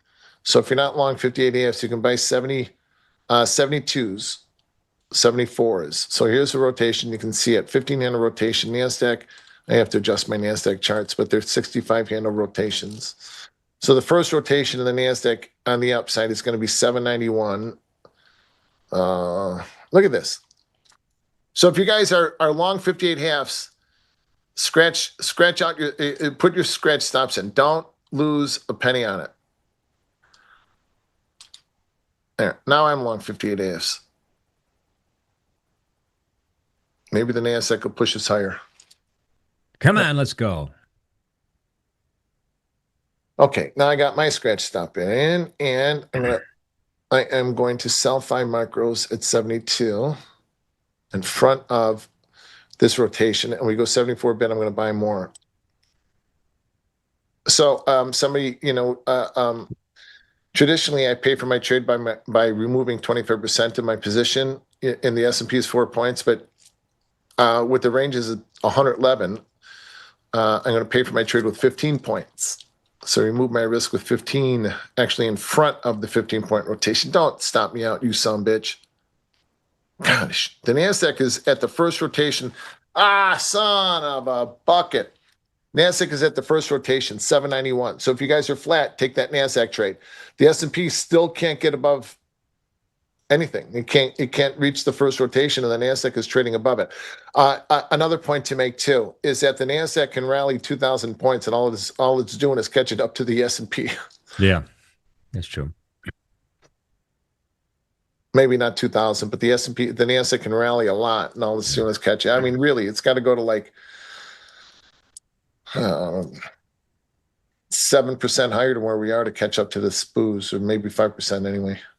So the market on open and balance, for what it's worth, S&P is minus 96 million. NASI was minus 29 million.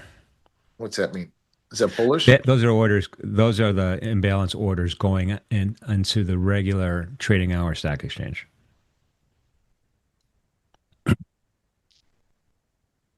Holy shit! I don't know what that. I'm trying to figure out what that means. No idea. It means S&P's weaker. Okay, thanks. We'll keep it simple. That's a lot of thinking to tell me what the market is already telling us. Sorry, I'll just say MOU weaker S&P, or MOU weaker or something. Hey, we want some money. Although the Dow should be a little stronger. I haven't even looked at the Dow yet. No, not. Fucking gold is such a great trade, man. Yeah. So Pex, we're not moving here in the spoos. No. Spoozy sucky to bucky. Oh, I can't say that. S&P stinks. That's better. Thanks. Not as much fun though. No, it's not. The S&P is back to the opening range. Can I probably can't show another chart from a different trading front end, can I? No, that's a major violation. It is. All right, pull up. I know it is. All right, pull up. I don't know how to do this. And there's no such thing anyway. I don't know what you're talking about. I don't either. Never mind. Oh, man. Mission control. Edit that part out. Will you do me a favor, Jimmy, and put up I'm not trading this. This sucks. Put up a gold, a daily chart on gold, and then put up a 200-day moving average. I want to show you something. All right, let me pop it up here. I already have some PAX lines on that chart. And then mission control, can you please pull up Jimmy's stuff? The NASDAQ, amen. Amen. NASDAQ, much better trade than the spoos right now. This sucks.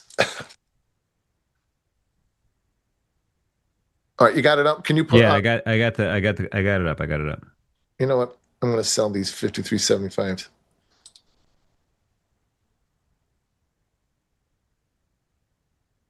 No, I guess I'm not.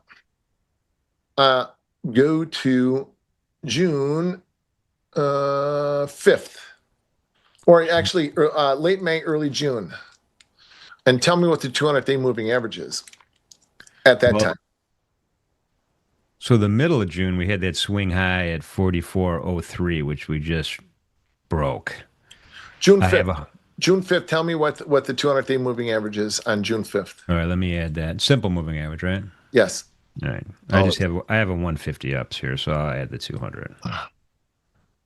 Bear with me here. Where's it at? Simple, all the way down. It starts with an S, right? Yeah. You said what, 200 or 250? 200. 200. We'll make it gold. It'll be what color should we make? We'll make it gold. Why not? All right. So on June 5th, you said, right? Mm-hmm. That's when we crossed under it. Right. What was that? That was 44. How did you know that? 44.3. That's the day we crossed under that moving average. Well, again, I know it because this is my business, and I in fact make it my business to know my business. So on my charts, the 200-day moving average, and I use an active daily continuation, is 44.22. All right. So now, if you guys can go back and look at this, when we came down to that, you've got to go back to 2023 when gold traded significantly below the 200-day moving average. Okay. So that was a huge level. 44.22 to 24 was when we crossed below the 200-day moving average. And that was, that then we were underneath 44.90, which was the quarterly pivot then. We came down there and then we took it out and we traded on to the same levels I've been talking about since. 43.25 to 41.39 to 41 even. Now, if you scale back to March 23rd, and again, tell me what the 200-day moving average is there. It's 4,100. March 23rd. I think you're onto something here. Where's my crosshairs at? March 23rd, we wicked through it to the downside. It was 43.55, give or take. Oh my goodness, you have the wrong info. So what do you mean I have the wrong info? The 200-day moving average is at that time. What was the front month is? I don't know what the tradable front. Okay, that might be okay. Yeah, you need to continue the merge or non-merge. That's a whole debate. It's been raging on NinjaTrader Live for a while. Well, it shouldn't be. You need, I don't know what you call them with Ninja, but you need to have the continuous chart up, and then there's different sorts of continuous. So anyway, the 200-day moving average was 4,100. We came down. This is when we made the high of 56.26, and we broke like crazy to the 200-day, and it and it held and rallied back up to the halfway point. So now we, on the way down, the 200-day moving average was 44.22. Now, if you look at today, by the way, I mentioned this because we're trading at that level again. So we held at 43 quarter level on the upside. We took it out. That targets up to this old pivotal price. The market has memory, and the markets are going to trade to the same levels all the time. And even though 44.22 is not the 200-day anymore, it's 44.98. But now we're trading back up to it. 44.90 is also an old quarterly pivot. And these are all in old shows. Yeah. So when we start getting above 44.22, like as we're churning now, that gives us to your question earlier about where do you enter? You know, if you miss the move in gold, where do you enter? Well, you can enter along above 44.24, or you can even take a short here with a tight stop back down to 43 quarter. Now, if we get above 44.24, it's 44.90, and then in succession, it's going to be above that is going to be 45.90. Another thing, is anybody interested in this? I mean, Yes. S&P is not going anywhere. You know, am I making sense? We're still at 60 on SPOOs, by the way. Yeah, S&P is not going anywhere. NASDAQ is, I don't know what I'm not even looking at this SNAS. I don't even know. No, the 44.90 level, I just popped it on the daily chart. Okay, so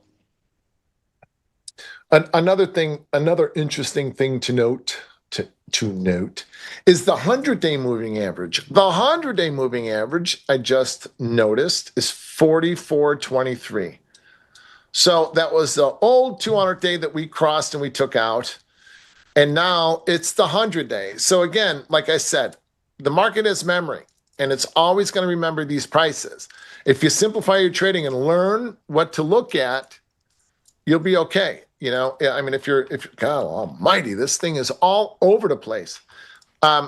If you're the market tried to rally, couldn't. If we go 53.75 offer, I will sell those because I'd imagine it's going to try to break now, or it's just going to sit here and churn and do nothing until later.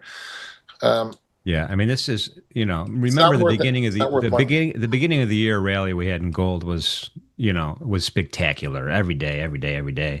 This possibly could be the start of that. Who knows? Yeah. I don't trade triple Qs, Tom, but yes, I'll see. You know, I don't know how to explain this either. Why trade a triple Q when you could trade a Nazi? Or you know, right? I mean, that's future. Like the nanos are coming out. Well, now you got nanos too, right? You could buy and hold, sell and hold, whatever you want.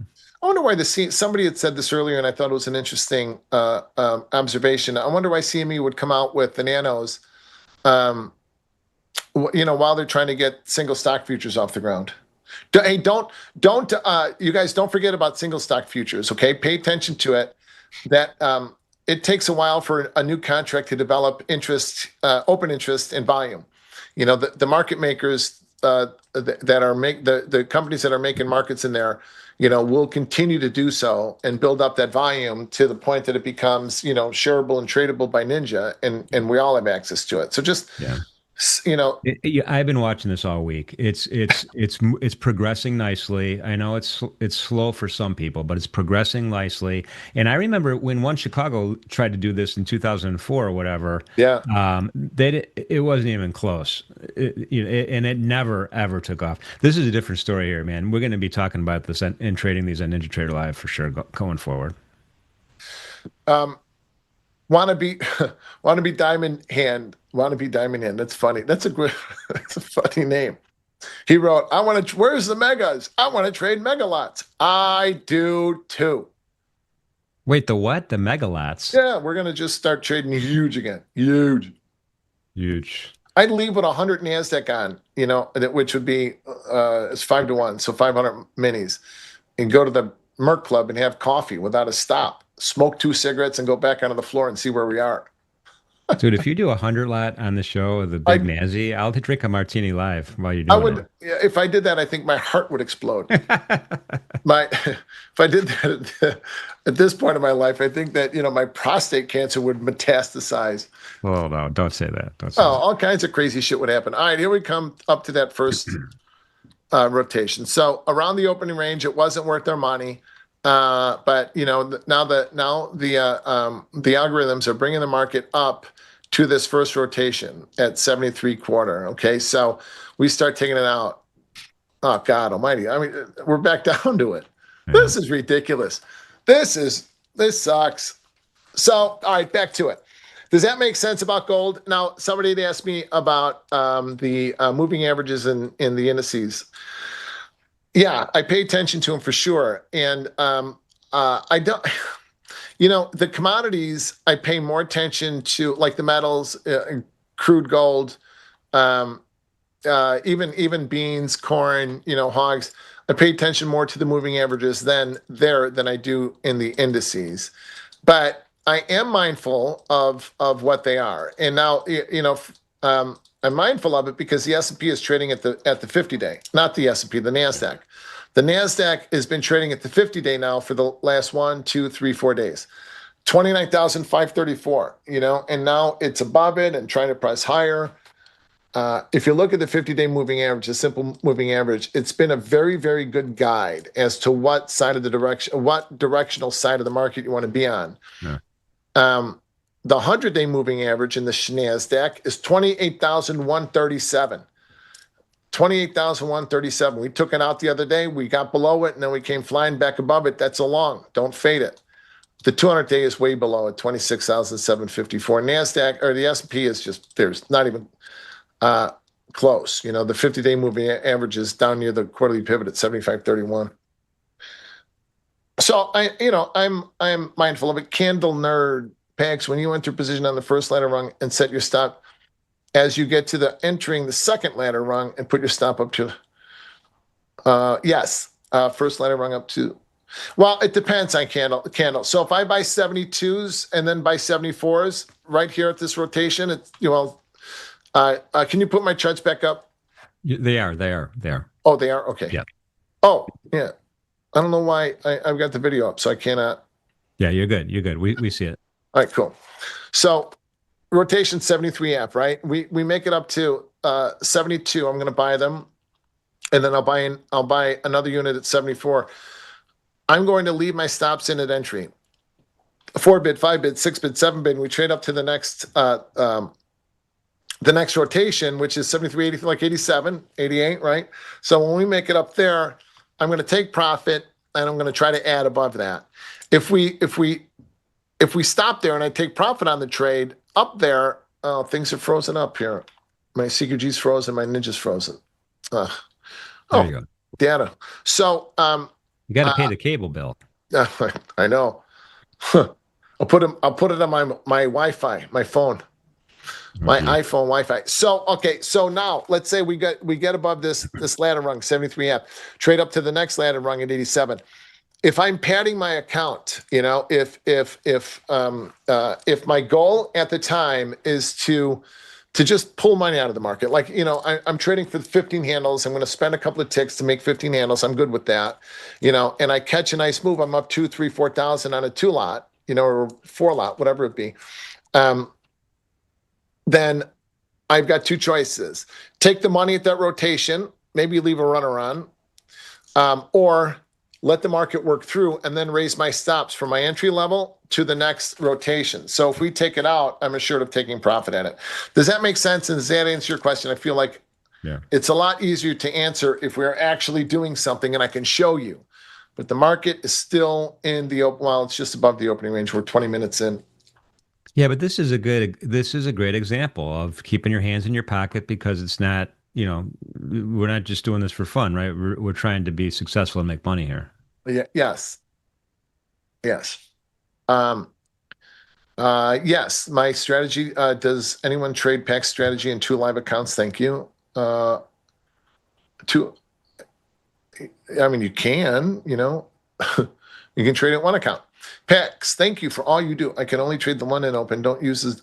Okay, well, and thank you, Tony. But use, I used to know what the DAX. I love trading the DAX. Not anymore. Not since 2014. And the only reason is because I started to make money during the day and I stopped trading at night. But you can use. I don't know what the rotations are in the DAX. I used to. I'd have to pay more attention to it again. But whether you're trading, you're trading the what. You said the DAX, right? Uh-huh. By the way, next week we're going to have Zubin back on from Eurex, and Very good. We're going to do a session with him. I think it's Friday, actually. So That'll sorry be very good. No, that's okay. That'll be very good. I'll listen to that. Yeah. So when we get now, listen. So how do I answer this?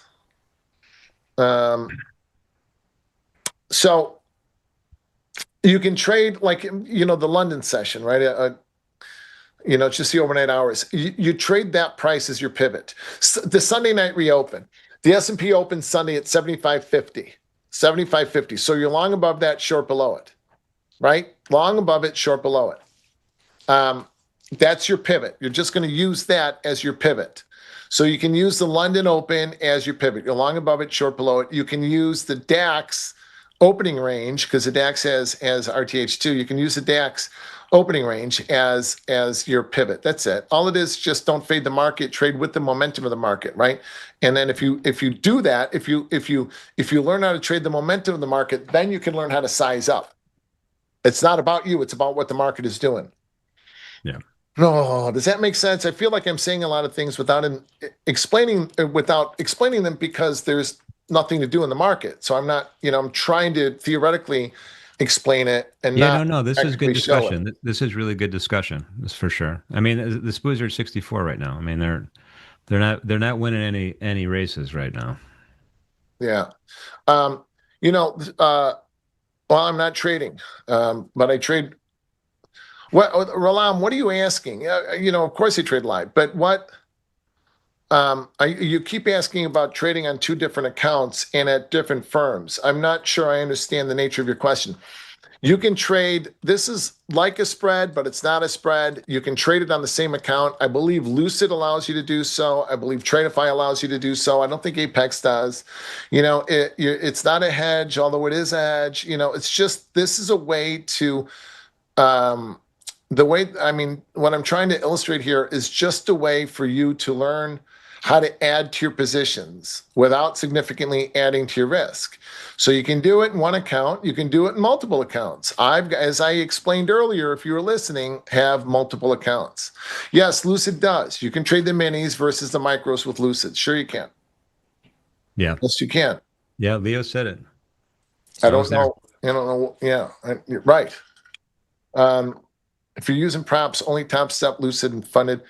All right, not. I thought Tradeify did too. Yeah. Geez, I sure would like this market to actually do something. Well, it's a weird kind of thing. I mean, now we're kind of grinding around 67, 68 from 60, 61, but the velocity is subtle and the move is kind of weak. Yeah, the S&P can't make its first rotation. Yeah. Oh wait, did we? Where are my domes? No. The high is 70.75, and they traded 5 times. Yeah. Nah, not worth your money. Yeah, I do look at volume profile packs. I'm a fan of that intraday, and the point of control right now is 71.61, meaning that's where the most volume has been traded so far. I'm not surprised we haven't deviated from that yet. The previous session's highs right now are at 77.70 3/4. Can't take that out yet. No, can't even get there. Can't trade it to take profit. If you're over trading this market and you're long from 58.5, you can't. Your risk isn't worth the reward because you can't even take profit at the rotation yet. Yeah. So you're much better off trading the market when it gets above the rotation than you are, trying to, at least in my mind, than you are trying to, sell them at 70 and trying to buy them at 61 at the point of control. And, it's just too much thinking and too much nothing. Yeah. Boy, who is that toasting? There was to come in. It was our main man. One of our two main men from the West Coast is in the house. This sucks. Last week was great. Last week was a great trade off the capital preservation Friday. We're not doing anything here. Yeah. I mean, Nazi is still south of 29,800. Kind of percolating around there, which is interesting. Being a Friday, it's summer, so that's one thing. It's not the beginning of the month. We're into it by about a week so far into August. Hey, Ralam, again, Jimmy and I talked about this already. It's not a rule violation. It's not a 534 rule violation because they don't offset. They don't counter. Synthetically they kind of do, but they don't. The E-mini and the micro are two different separate markets. Two different markets, like going long crude, short pork bellies. I mean, that's a bad example, but short corn. I mean, they're two different things, even though the basis is the same. And that because of the nature of the markets, there's not an arb opportunity here. They're moving in sync. They're almost perfectly correlated. Do I think that markets? What do I think of the markets nowadays? Is it way more efficient, harder to trade, or what? Is it hard compared to when, Hassan? Compared to the floor days? No, I think that's hard to answer because that was. I find this easy. Trading isn't easy. But now I that find this easier. Pax, now that you're 49 years old, now that you're 49, would it be harder to stand in the pit all day? It would be. I think if I went into the pit every day, it would just be to see people. Yeah. But how's the missus? Yeah, right. Let's go for coffee. That kind of thing. This screen-based trading is a much easier lifestyle. That's what I meant. It's not easier. It's much better and healthier. The trading on the floor was much more intense and difficult and stressful, and so many more variables for me at least, because I traded so big. Here we so go. many S&Ps are breaking, baby. Yeah, so many more variables to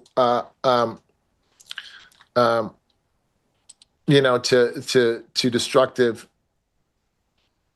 shit.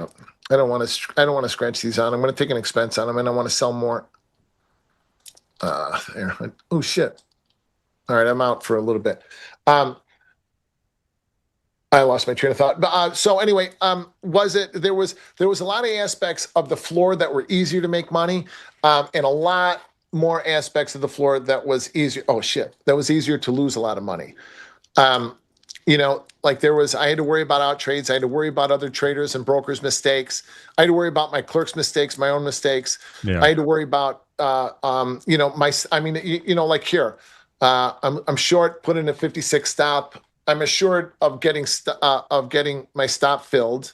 I don't want to, that's too big, but, on the floor, I'm going to, if I'm short and I'm telling myself, all right, I'm going to stop out at 56. And then it's 8 bid, 60 bid, it's not, there was just things work differently. All right. So you're short two right now, right? Two minis. I'm not going to hold these because we're not going. Now I want the NASDAQ to take out 60, 50. And there you go. Think the S&P, I think the markets were more efficient on the floor, believe it or not. This is a more efficient way of doing business, but the markets were deeper and less likely to these huge moves that we have, these outsized moves.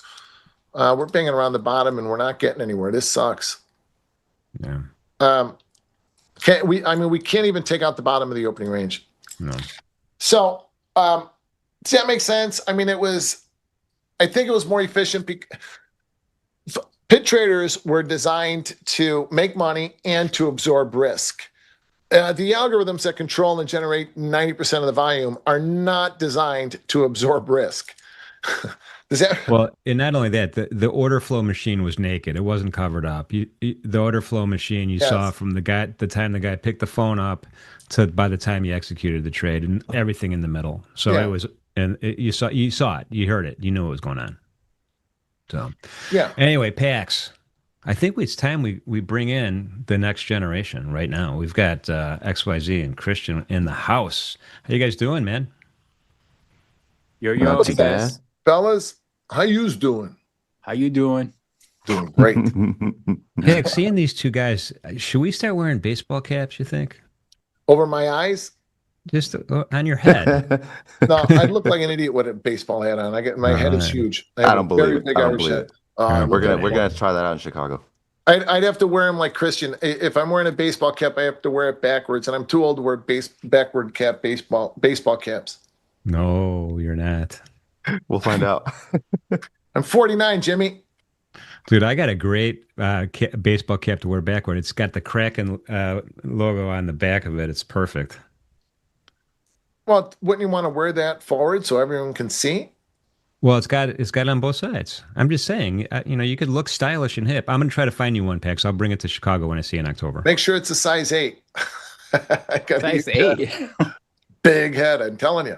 Pax has got a big brain. Well, my head was the same size when I was in 6th grade as it is now.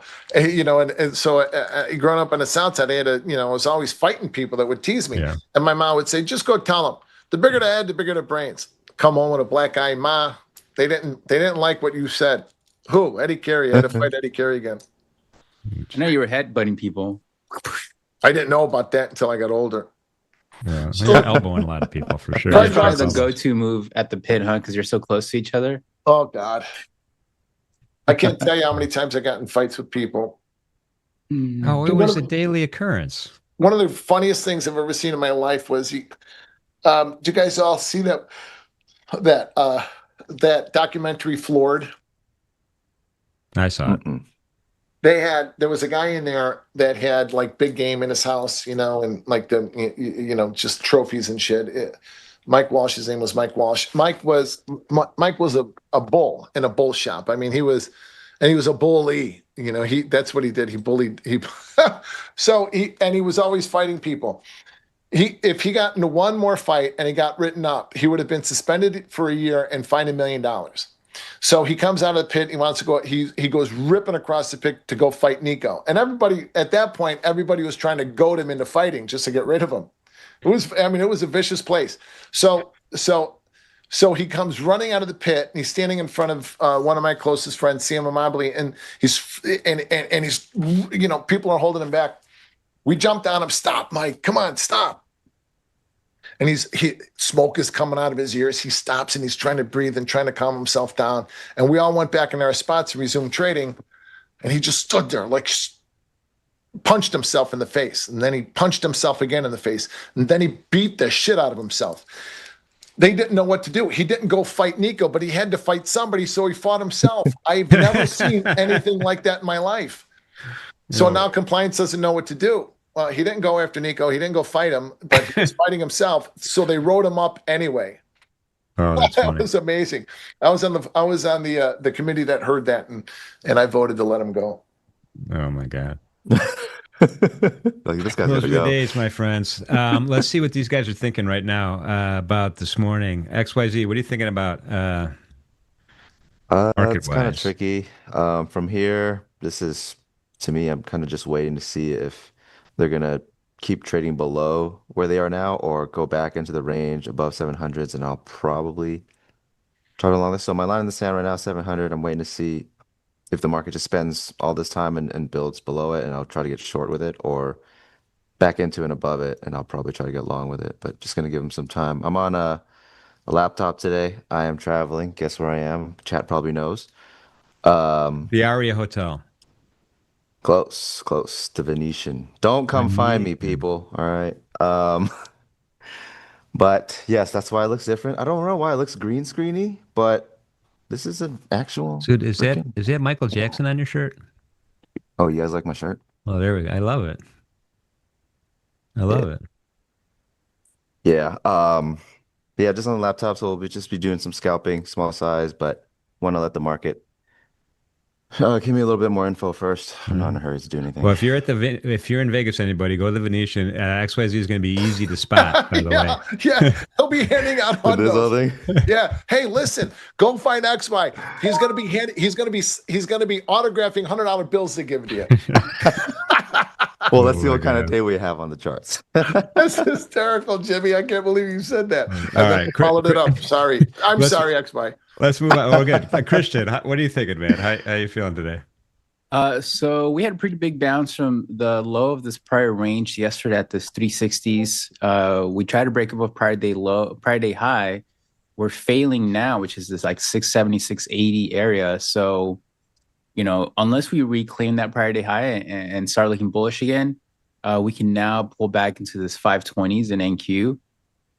We are still in a bullish structure, so I'm still leaning towards longs as well. But it looks like we're just going to continue to be in this range into the end of the week. And it might be a lot of back and forth for the rest of the session. So I'll look to find some spots here. But if we can recomplete prior day high, I'll be focused mostly on longs. So, Chris, let me ask you: Did non-farm payrolls matter to you one way or another?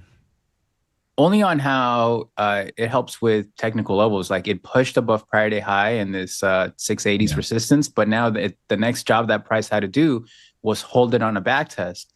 And so far we're failing. So unless it can reclaim and recover that sort of area, then okay, cool. The structure still says, because since yesterday's low, we're still in a higher high, higher low structure. So we haven't invalidated that.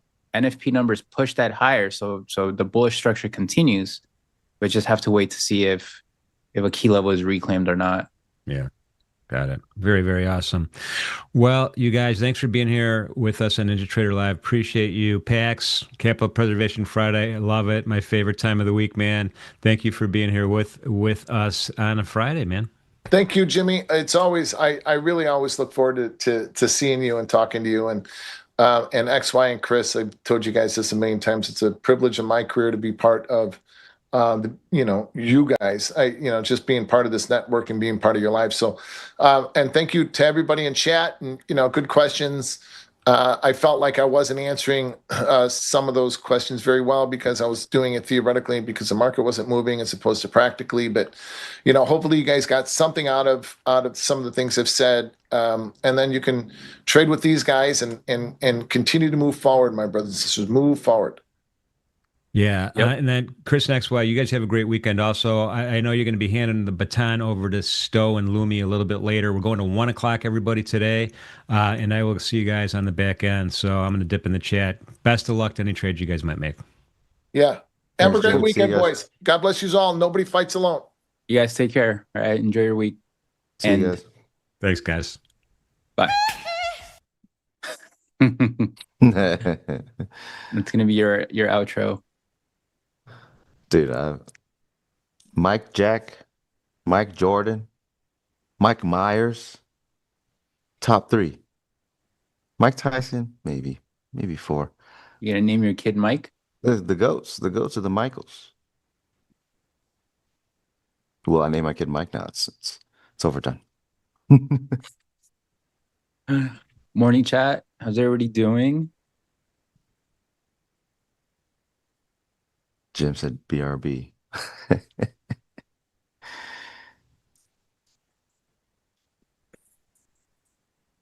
This is tricky. Yeah, it keeps going lower. Thanks for the Chad. You guys like the shirt, huh? It's a pretty funny shirt. I got served an Instagram ad. And for anyone who's ever seen that like Keanu Reeves meme where it's Keanu Reeves instead, with the ice, Oh, the I've seen that, grills and yeah. stuff. This is the Michael Jackson version. So I was like, I need that. I need that immediately. So there you go. Instagram ads got me once again.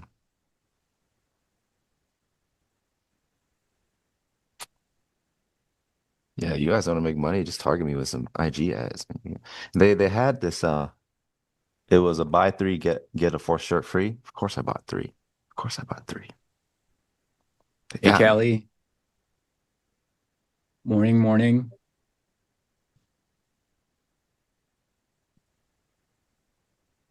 How's everybody doing? Let's see if we can close the week strong.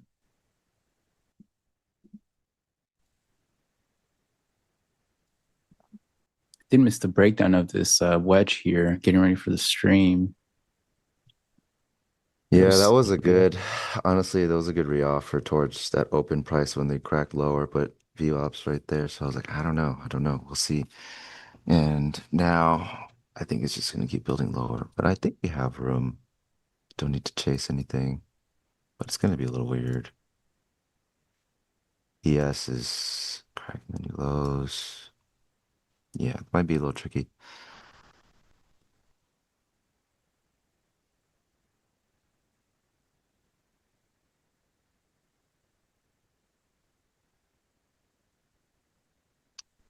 What are we going to listen to?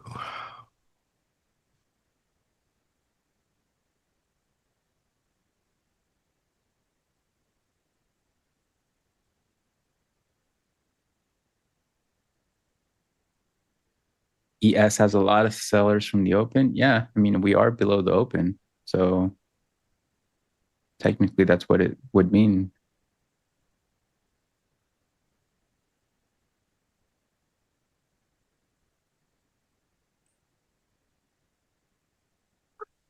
Yeah, I got the Furu thing going on. They're calling you light skin. Light skin Skin. today. Excellent.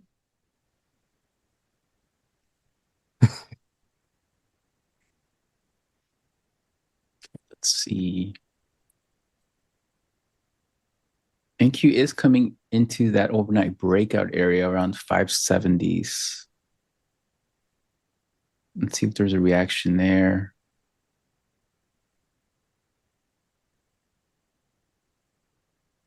We failed that prior day high. So that was failure one. And that was a good reoffer.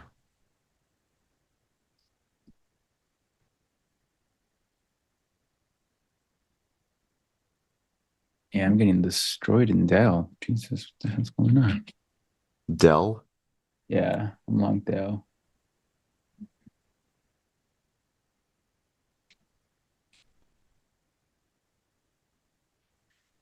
Well, 15-minute doesn't look too friendly.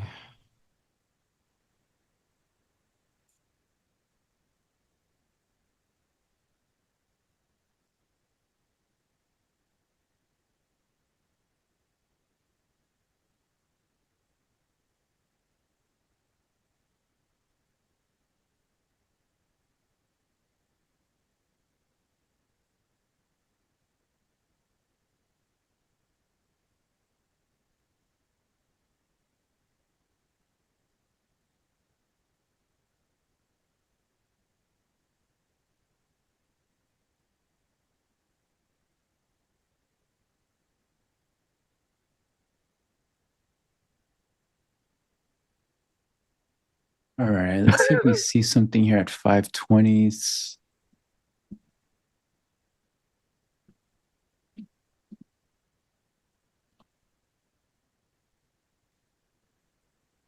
You guys can't take my DEI.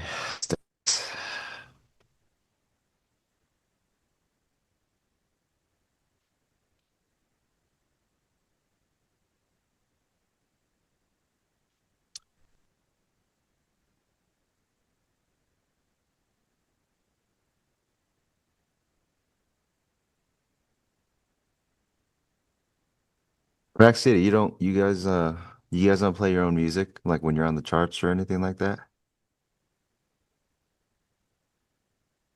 Yeah, they tried it before and they did a poll like, oh, music on or off? Everyone's like, shut that shit off. Or two live crew. What? How did how did we get from smooth jazz, quiet morning background music to two live crew? 570 long. Yeah, I think it is a good spot to long, honestly. I'm just a little hesitant right now. Don't have everything available to me.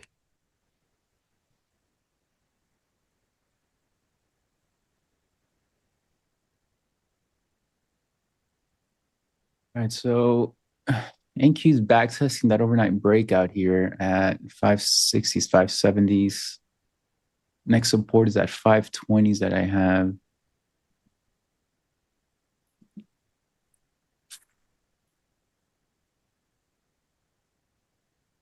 Found out the best I can be in the market is when the New York Open. I think it's called opening drive.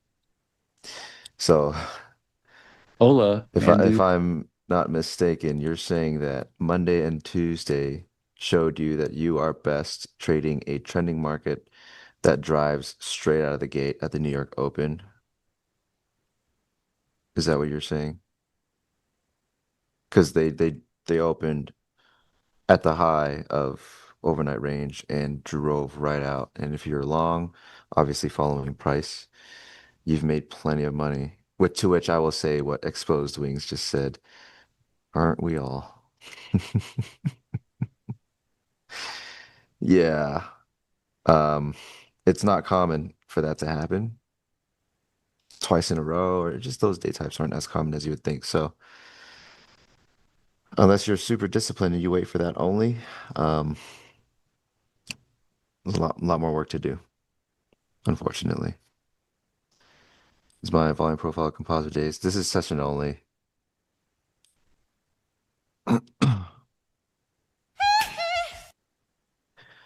Not opening drive, just the first move of New York.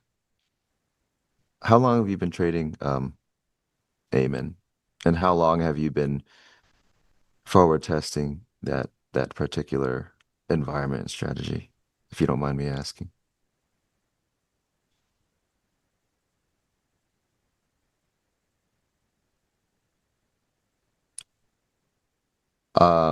Logan, I went on the whole thing about trend days and stuff like that. I would go to Vibes Traders on YouTube. I did a whole segment on Wednesday night, where I outlined and yapped straight for like 50 minutes until I could not talk anymore about trend days. Um, I would suggest you take a look at that. Or just go to my Twitter profile. I have a free playbook. I have a YouTube channel. I pretty much all the information that you just asked me is in there. And by free, it's like legit free. I don't even ask for your email. You just click it, a page opens, and you're there. But yeah, chat. Okay, you guys. Yeah, I was gonna say, chat, please help guide this man. But there it is. Yeah, I have a lot of free stuff out there. I've probably been able to cover everything that could be asked in the chat in some form of content. All right, so we hit that overnight breakout here, that 570s that I talked about. Literally 570 on the dot, almost 568. We're bouncing from it. It looks like we're going to be back testing prior day high. I would say like our range for now is this here with our bull bear zone right around here. So if I delete this, then I know where my range is.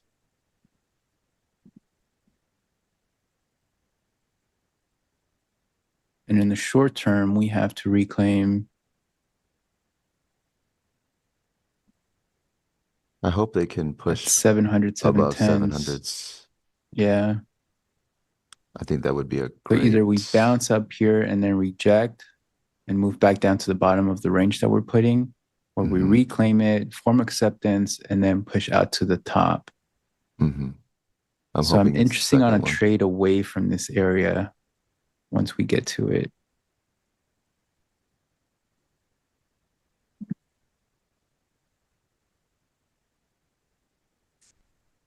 15-minute candle looks kind of crazy right now. I like it. I like that they also double tested that low too already. Things are happening. Things are happening.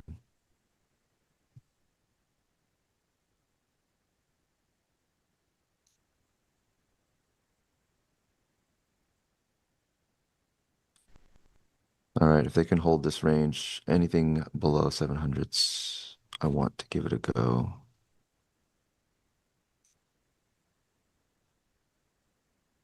Big if still, honestly.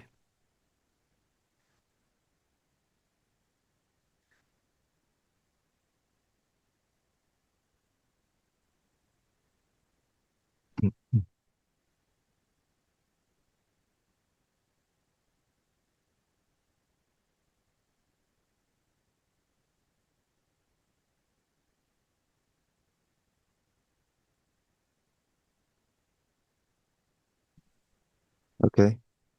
No Look at time to that pull back. push. Places to go. No time to pull back. I'm gonna wait for it.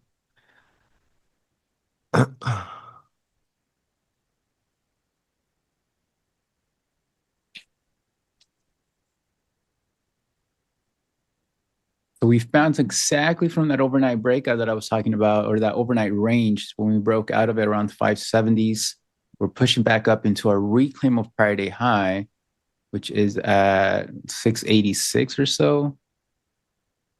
So, and then we have a bull bear zone here of this morning range at 700-ish. So if we can do something like this, I'm going to be looking for longs.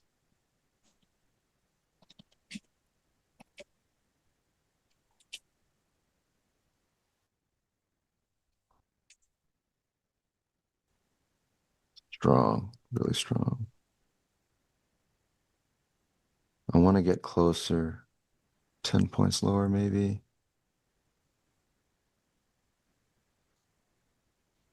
I'm going to try to get on with this. Just one lot.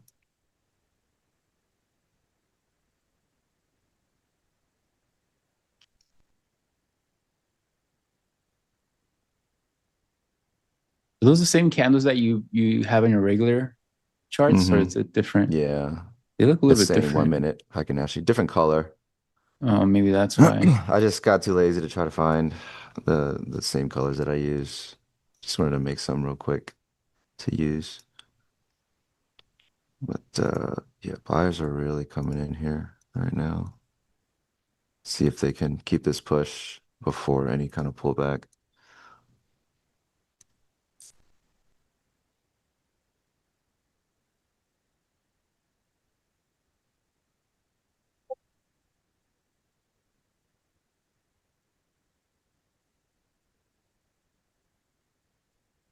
They're really trying to buy this here. I want to see what happens.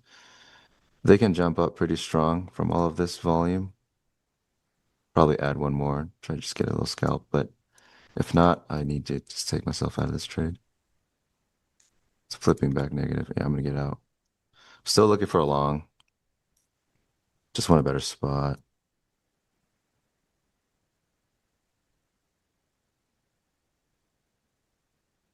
Ideally, they can trade back to the 660s.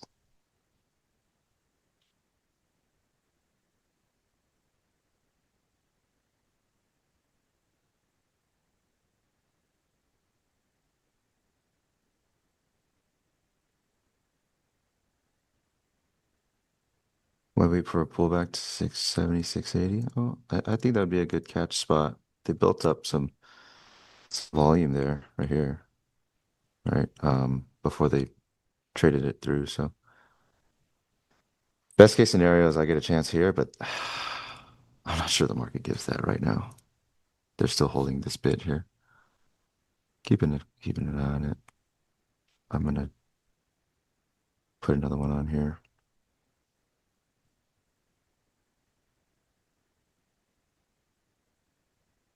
I'm waiting to add, so I'm just putting on one.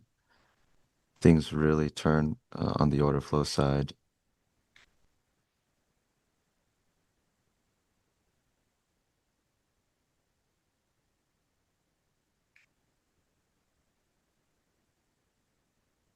I'm in two. So since I'm on my laptop, I can't see too much, guys. We're going for like some scalps today.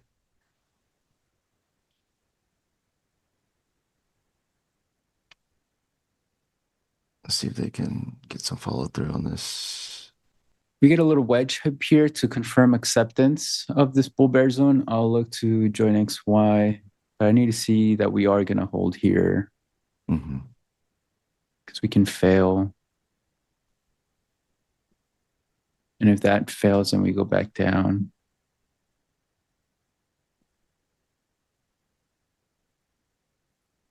Let's see This what happens whole here. spot is very key. We're right at the bull bear. Yeah, the midpoint of this 570s to 870s range. Maybe I try an aggressive pullback buy. Let's see.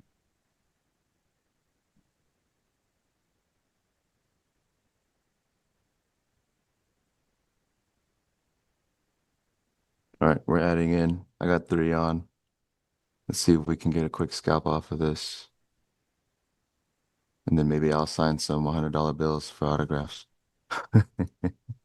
About the pullback here too, playing it a little aggressive. All right, I'm gonna take that $1,300. We'll find another scalp at some point. Come on!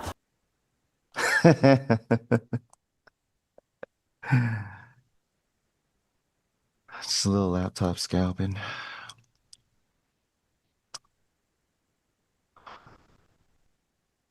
All right, so that's 2R. Let me take some off here. Took some off at 2R No, for my entry. NAFO, I don't have a DOM, so I'm trying to do my best without it. That's why I think I could nab better entries. I could probably be more precise, the usual, but scalp just fine too.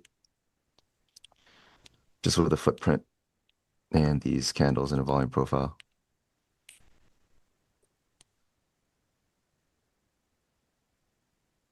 All right, that was so pretty much what happened is price pulled back into the bull bear zone that I talked about, the 700, 710 area. It was also a 2 minute, I wouldn't say 9, maybe like a 5 SMA higher low.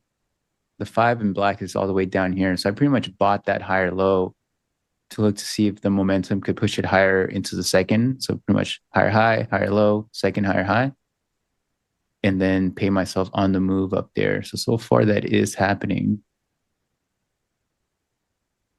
There was also a reclaim of prior day high. Let's see if I can take more off at 4R. Yeah, these are Heikenashis. 1 minute. DLY. I'll do 3R here.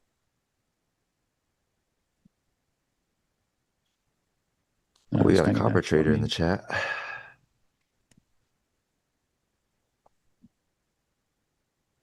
Yeah, honestly, I expected some more gas on the buy side on this. Hold above 700s, but it's a bit slow.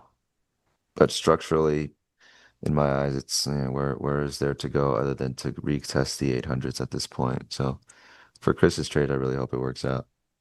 I just took more off at 3R.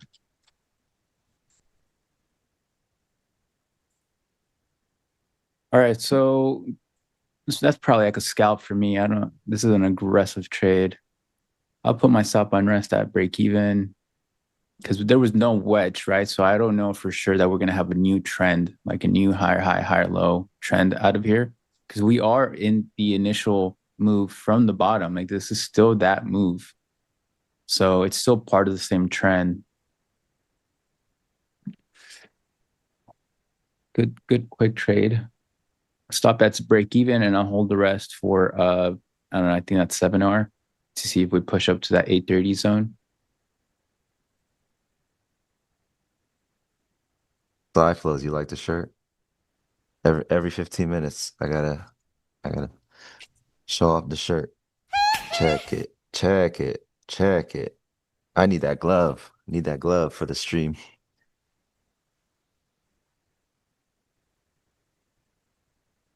Like a V-shaped bounce.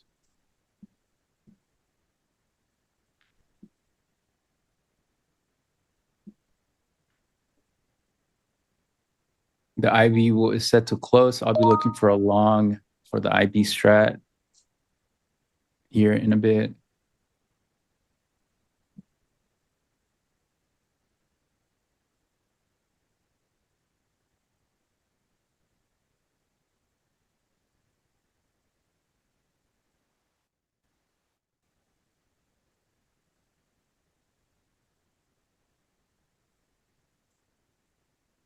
Because that's graduated from 6R guy. He is now 7R guy. I mean, the other day, he was up he's like, I'm up 10R right now, 12R, right? What was that, like a 4 point NQ stop? Something crazy like that. Oh yeah. Yeah, literally in 3 minutes, he's like, I'm up 10R. I'm like, well, yeah, if your stop is like the size of an ant. Yeah. That's how you know I'm scalping if my stop is that small. that small, just within seconds. Yeah, 10R on this.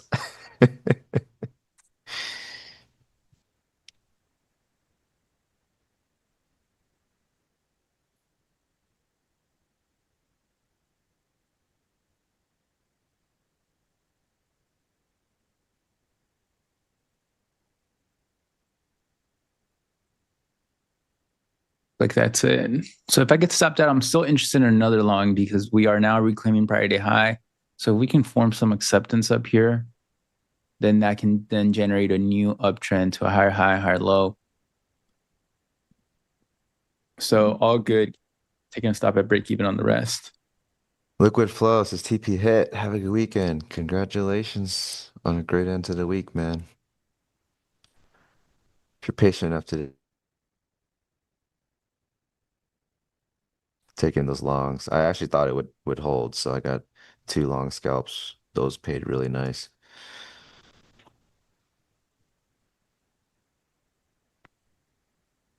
All right, so the IB closed.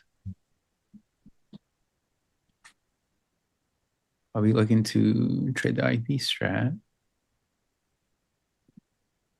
Hard to use stops in this stop hunting algo control environment. I won't touch that one.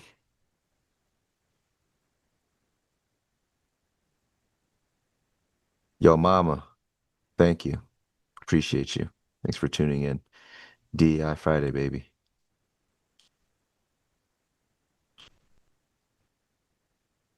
Yeah, honestly, the best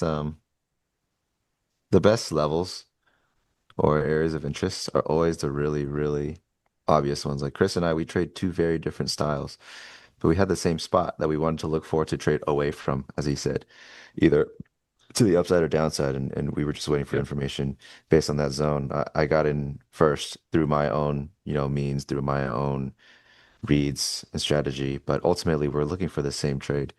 And the best, I keep saying the best areas, zones, levels, they're the ones that are so obvious, everybody sees it. If someone's trying to sell you some strategy where, you really got to do deep dive analysis to find very good key spots, like they're not good. They're not going to be good. They'll never be as good as the ones that everyone can see. Because that's when a level really matters, is when the market makes it so obvious through price action, through order flow, through anything, through creating swings. Those are the spots that really matter where the market is going to make a decision. You don't want zones where, or levels, or MGI spots where you're like, oh, the market might do something here. Like, no, you want the ones where it's like they're going to make a decision here. They're going to break this, they're going to fail it, they're going to offer it, buy it, but they're going to make a decision. And that's how you get your trade to actually move. That's how you get alongside an opportunity that if you're on the wrong side, hey, you take your stop and it was nothing. But if you're on the right side, you get paid multiples on that stop. But it's the obvious levels. It's important to wait for those.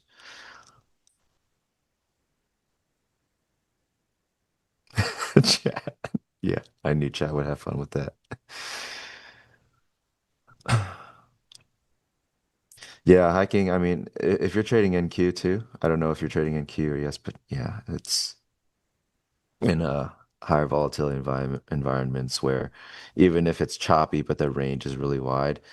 What I like to do, like in high ATR, as you mentioned, is I get really greedy with my entries. Either price is going to fill me in this spot or it's just going to run without me. And I don't want to take a chance of chasing a potential move or chasing potential momentum and then hitting that stop because my risk would need to be so wide to cover for that.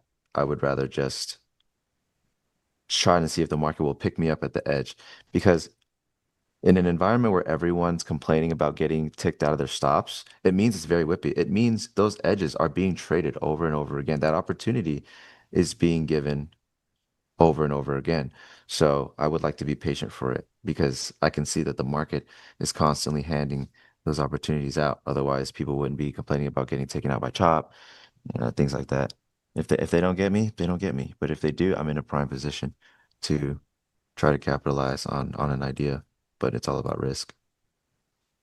But I'm glad you brought that up, the ATRs thing. You hate NQ volatility stresses me out. ES is a great market right now. I've been trading more on ES. Sometimes I'm on both, but ES does provide really good opportunities that are clean. One of my buddies who I think he's on his third year, he's been an NQ trader since day one, since day one. And he realized last week that for the past 2 weeks, ES has just been moving way cleaner. So he started trading ES last week, and he literally told me, I thought it was so crazy to hear. He said, you know, I think ES provides way better R for your trades. And I'm like, that to me is such an insane thing to hear because NQ really moves, right? Um, and it moves What was his quick. And reasoning? that's the thing. I was like, if you can sit here and say that to me, that means you need to stop spending time trading NQ and you need to be trading ES. That means your strategy is no longer compatible with NQ, and maybe you'll find that it has always been way more compatible with ES, and you need to keep trading ES because that is crazy. Yeah. So he's been enjoying ES. I was like, yeah, if any trader can say that to me, I think right out the gate, like you got to be trading ES. Yeah, you can have tighter stops on ES way more easily. That is absolutely true. And, that's what I attribute it to. That's what he does as well. But yeah, NQ is not an easy market to trade. Um, Means he's getting stopped out less on ES. yeah, that's literally what it is. So I was like, are you sure it's not just you not getting stopped out as much and you're like tallying that to the score versus NQ, you keep getting stopped out. So you're like, oh, the R's not as good because you're getting taken out of trades more often. It was this whole thing. We had a whole deep dive together, went through his data and like he showed me some trades and all that stuff. Um, but yeah, ultimately it was that ES was much easier for him and his entry model. He is an order flow trader to get in with the a tighter risk, obviously because it's ES, and not get taken out because like NQ wants to whip around all of a sudden for whatever reason. So, but yeah, something to consider. If NQ is not for you, that's totally fine. Uh, Marcia L. Rodriguez. I'm assuming that's not Marshall spelled very differently, but yeah, Not I mean, just Riley, momentum that's scalpers. that's the thing. That's why I like it. It's like if you've like how I trade. I don't essentially need to know what's going to happen in the next like 30 minutes, but I can get a good grasp of what's about to happen in the next minute or so because of the momentum, because of whatever the market's doing, and that's like the momentum scalp, and that's kind of what I was just doing just now for that other scalp. Um, NQ is a lot better for stuff like that, but it's not that simple. It's just not that simple. Like I'm not a scalper, but NQ, I'm still trading NQ. You don't need to be a scalper to trade it. I think I totally missed a good long entry, like 15 points lower. I'm gonna get in one here. I was yapping too much with chat. Chris, when is your IB strategy long? This candle, I'm actually looking at it. If we reclaim this candle's high, then I'll be looking for a long for the strat. If we make a new low, then I need to wait for a new lower high against the 2-minute 9 SMA,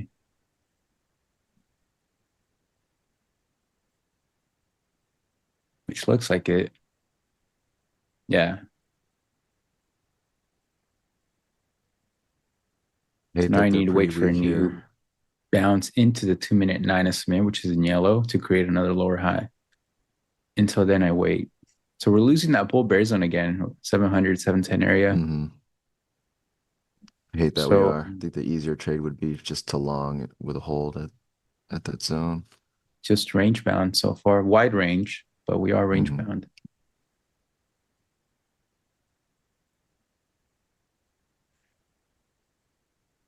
Heavy tape right now.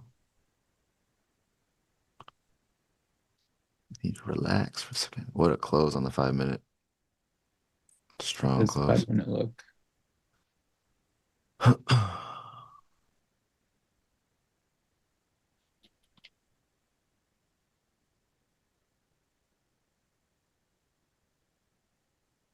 I wanted them to trade just a little bit lower.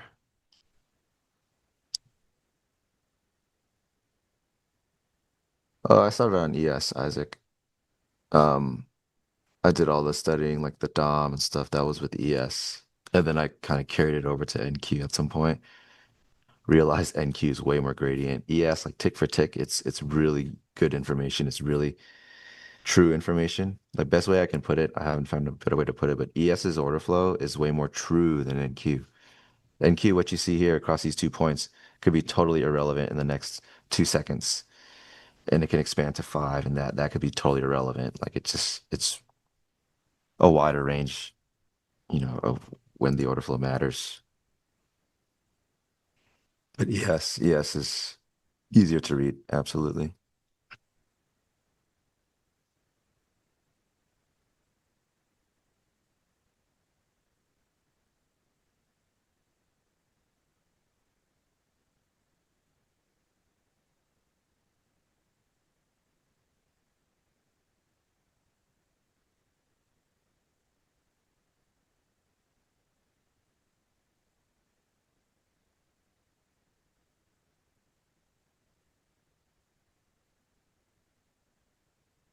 Keeping an eye on this candle here, this volume build. I think if they lose this effort, they are trying to buy this. If they lose this here, we can get a wash. They can trade above it. Might be a good hold, but I am looking to trade away from this spot here.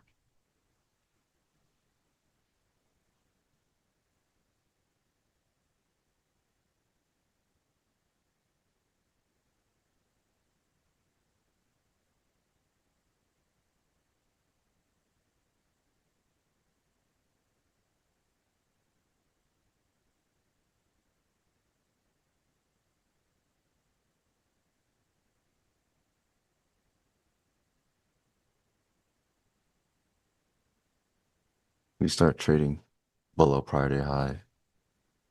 I'm getting short with this.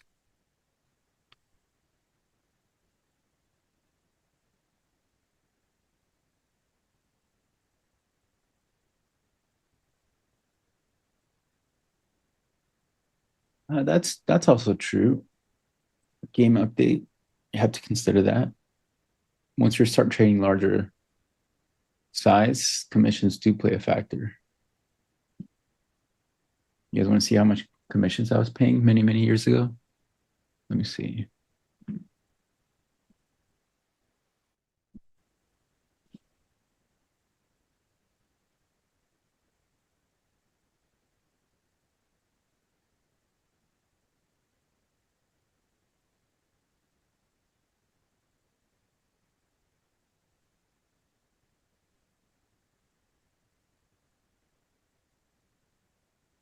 Expecting continuation from this candle here.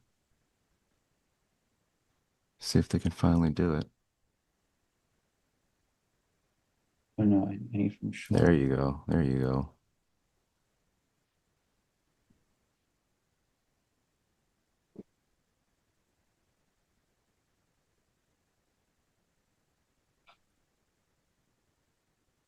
Put in a third on here and tighten up the risk.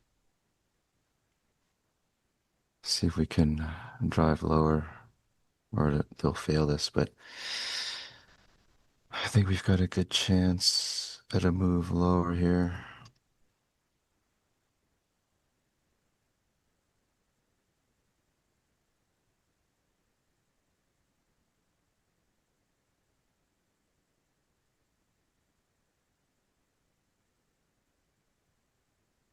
I hate marketing in.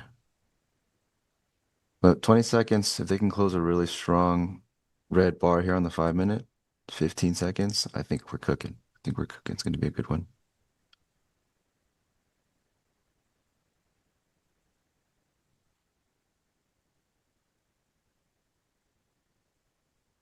Two Uh, seconds. There we go.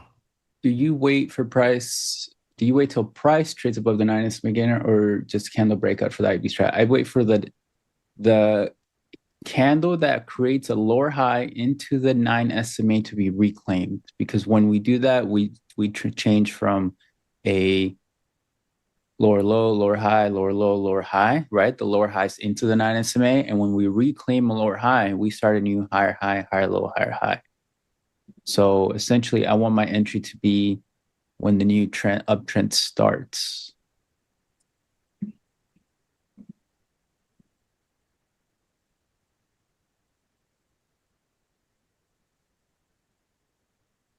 Can't find my old commission reports. Base fee.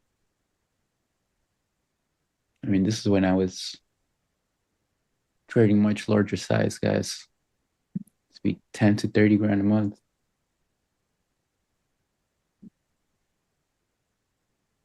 They might stop me out here.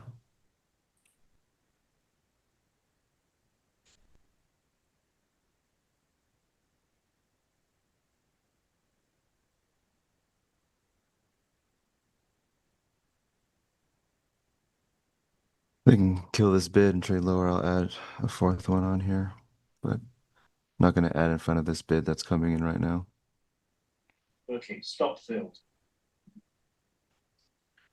Yeah, I heard that over there. Yeah, I got long for the IB strat. You got long with a stop order? No, for the IB strat.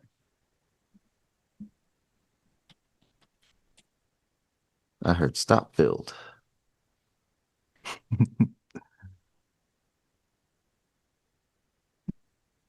Yeah, I can't really see much. I'm like market ordering and I hate it. I hate these fills. When the depth looks relatively balanced, but the pull stack shows heavy stacking, does that sway your bias? Yeah, I mean the depth, It's I so don't loud. honestly, I don't look at the depth Let me change this too out much. here. The depth is there. I mean, it's the information, but the pull stack overrides the depth for me. It's just resting orders, really. 7 F6 would be 3 855. So I have 2R, 4R, and then 6R will be 14, 914.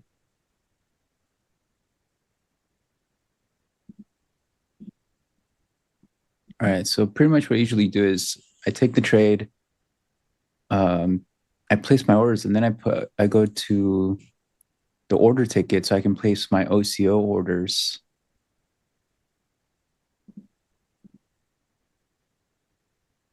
So sell, what's first? 7, 29, 6, 5, 9.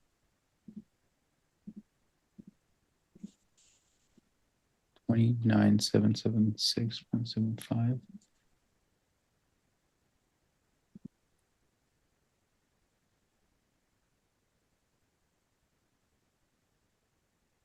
Why my candles look like what? These are my normal candles. 1 minute Heikineshi. Trying to reclaim the bull bear zone again. We did bounce off prior day high. We undercut it a little bit, bounce. So we'll see if we can now wedge up here, create a little bit of a wedge structure, and then that can set up the contraction for the next expansion move, which if we do hold here, then that will be back up to highest. If we don't, then we go back down. But we're right in the middle of this range. So, do expect price action in this area at the midpoint to be choppy. I used to trade futures on interactive brokers, but it's very hard. I used to trade it on Schwab as well, and they are so outdated. I 95% of my trades are on Tradeovate. I love how efficient it is. You're talking about futures only, right? Yeah. I still use interactive brokers for stocks, but it's Like in here, you just press the button and buy and sell. Like you can't do that on interactive brokers. On mostly any large custodian, right? All these other smaller brokerages, it does work, but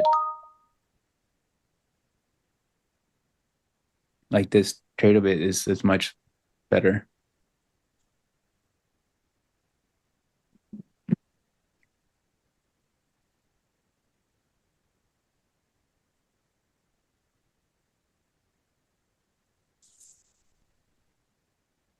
Heats. Good morning. Good morning.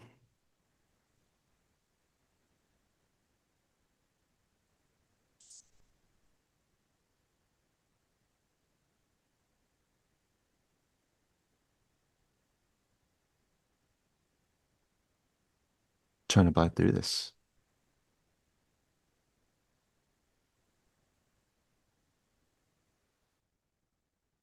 How many contracts do I have? 13.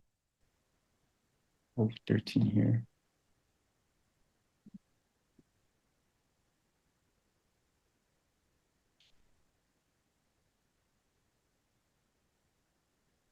Oh, Blaze from SoCal. What up, Blaze?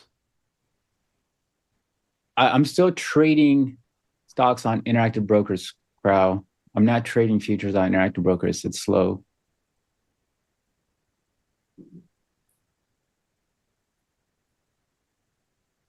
Tradeovate, NinjaTrader web version to me are the best. And then for the stream, I'll trade on the platform here, but I'm mostly on the web browser. Oh, come on. All right, so I'm it waiting looks for like it this might volume to be. get off sides, and I can't even get any good fills on this. They just died, puked it.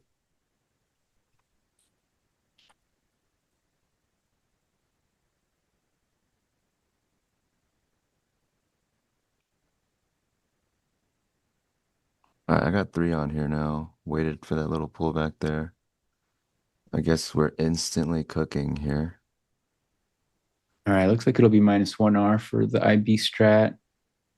If we fail here, we're failing the bull bear zone. So if we cannot truly hold it, then we are going to see lower prices.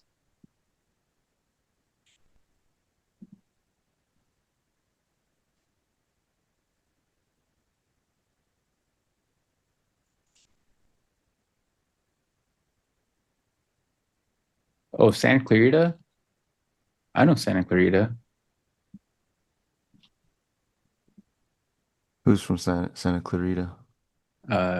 Some guy on the chat.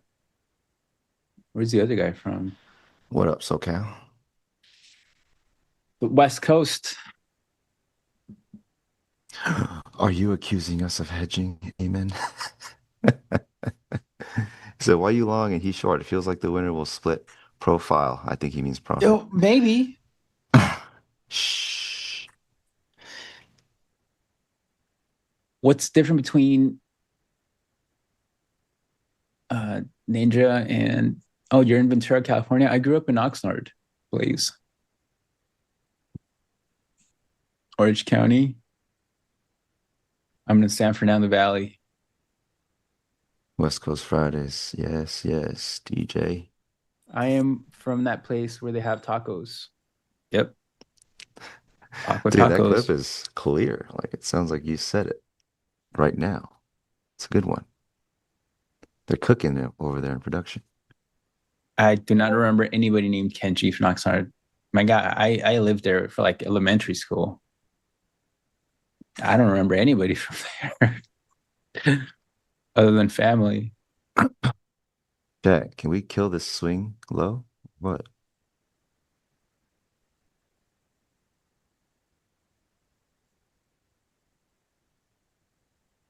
Choppy choppy at the bull Mhm. bear zone line. It should be expected Dude. here if you guys are trading this. The midpoint Choppy, of our choppy, range choppy. is always choppy. Either we hold or we fail. On this other account, I'm interested in joining XY if we fail. As soon as the market heard it, they picked up the sell. You the market whisperer? Should I wait for a lower high instead? I hope they just go now instead of putting in a lower high. Let's see, we're bouncing in here to create a lower high. Low, lower high. Let's see if that breaks lower.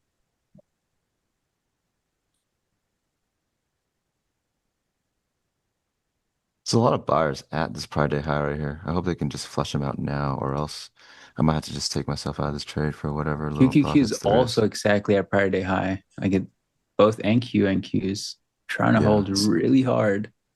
a lot of buying.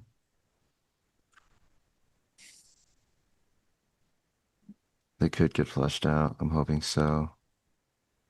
Or they could get what they want. Oh, All right, I'm break even on that. Take a little bit. oh, there we go. Okay. Good hold. Really good hold.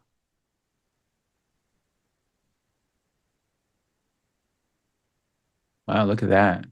Okay, Yeah. so we are filling out this wedge perfectly now. I'm gonna move this bull bear zone so we can see this price action better. Oh, Choir notes. Thanks. Thanks for the color.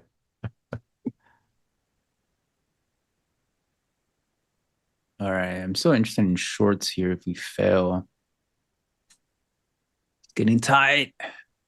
I'm still Yeah. holding that prior day high. Do it like a tiger. I was just thinking that. You live in Brentwood, Riley? You know what's near Brentwood? Cousin's Brothers Tacos. Sautel? Cousins, Dude, you gotta go brothers. get those tacos if you haven't tried them. They're one of the best. There's actually a long list for like best tacos in LA, and I think they're number 4 or 5 out of That's like 20, huge. Being 25. top 5 in LA is insane. Yeah. There's so many good spots out here. So Even you like the gotta, really mid spots out here would just destroy anywhere else. yeah. Who So would have thought? LA, go Mexican check it food. out, guys.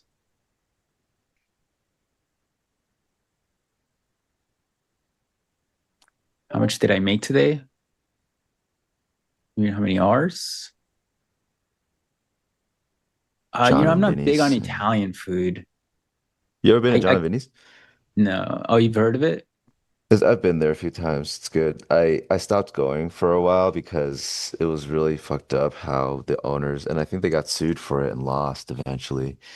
When you would get your bill, they would hand you this card that so there's a charge on top of your bill, and it's like it's like a tip charge. It's a lot. We're talking maybe, I don't know, was it like 15, 20%? And that's after the tax price. And they would explicitly say, like, none of this goes to the wait staff. This is all like this is outside of tip. If you want to tip, you gotta put it on top of that extra fee.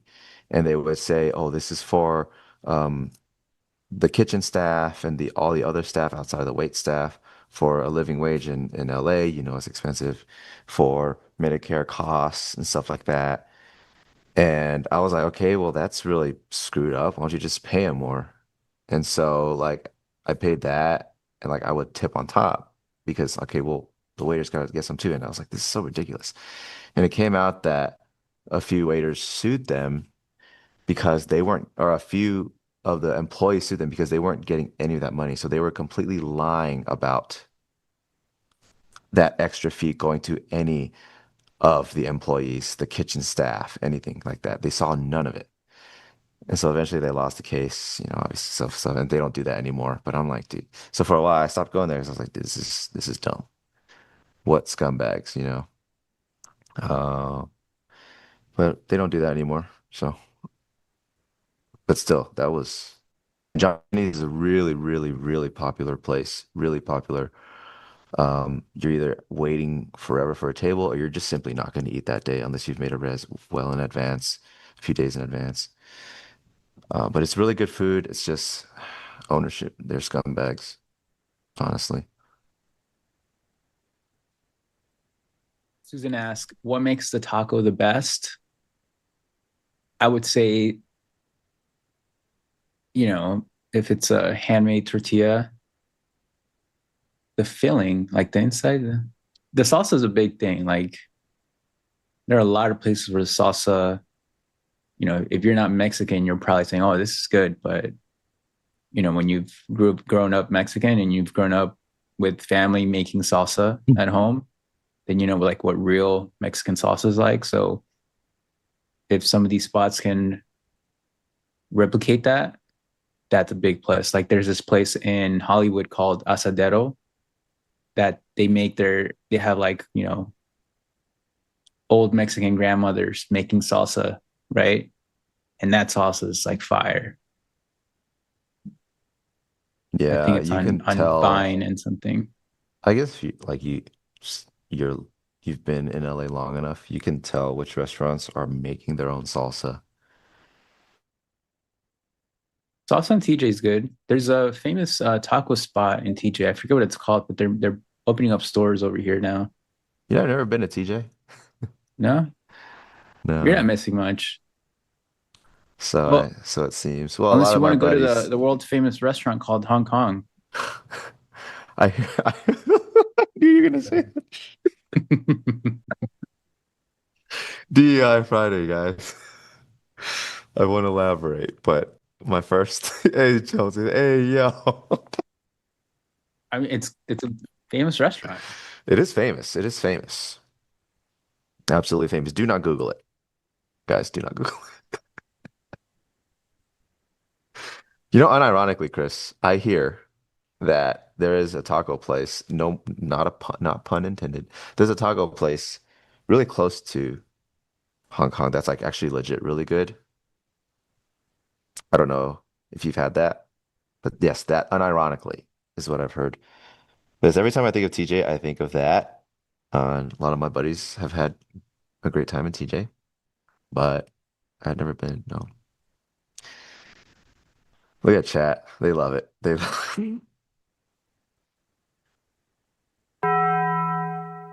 Okay. Okay. So Hassan can verify the food around there is actually good. Okay. Just what I heard. Just what I heard. All right. Just chopping around. Yeah. Me, just hanging around. Me? Just hanging around.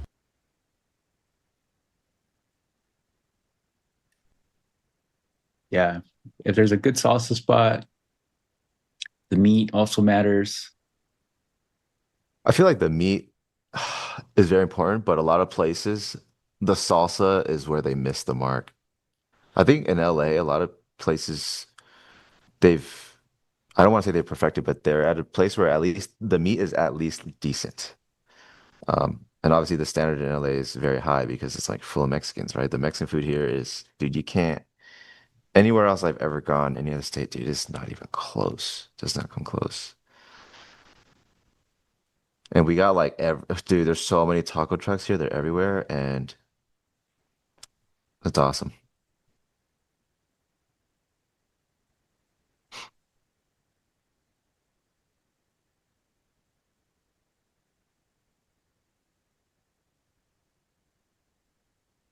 All right, we're moving. We're trying.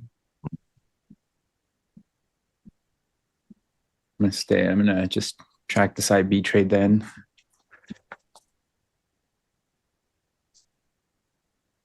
Chris likes flour tortillas. You know what? I'm gonna block you just for that. How dare you, sir? You have disrespected him on DEI Friday. Am I long? Yes, my friend. Hopefully you can see this trade that I'm long in.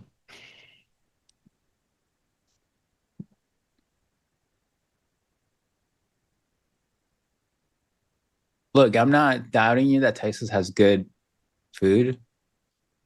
Texas has Tex-Mex, good Mexican food, yes, but not the dude, it is same. not the same. It is not the same, man.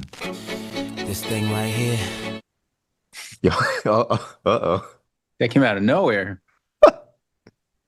It's the background. That's actually what you hear in the music in the bathroom at Hong Kong. I was like, I'm sold, man. I'm going. I'm sold. That's all I needed to hear. Great music.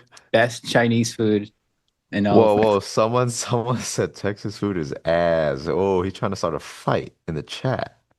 Texas food ain't it, twin? Oh, goodness. Oh, Simo. Yes, this position tracker is tracking the other account. I have a separate account for just the IB strategy that you see here. I wish I could make the text bigger. Maybe you can. What are some monthly stats of my strat RR win rate? My RR is always changing by trade. You guys see it here. It really depends on so many things. I'm not too strict about it. I just know it has to be like even at an eyeball level before I get in the trade. It has to be visually very clear that the easy part of the runway to the trade has to be way more than the risk. And I'm sure you guys see it in my bracketing. Um, Win rate, that's easier. It's around 45%. Sometimes it goes to like 51, 52, but on a monthly, that's about the average. It could even go down to like 39s on the lower end, and I'm just fine. Like I said, it really depends. My RR is not dynamic or anything like that. But yeah, that's where the averages lie. I wouldn't be upset with like a 35% win rate, honestly, for my trading.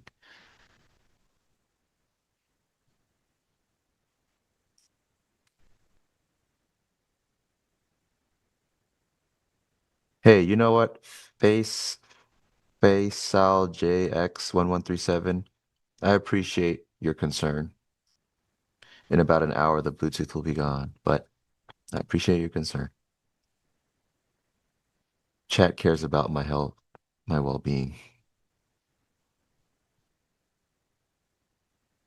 Yeah, I got AirPods right now and this streamer mic thingy right here somewhere in my head. All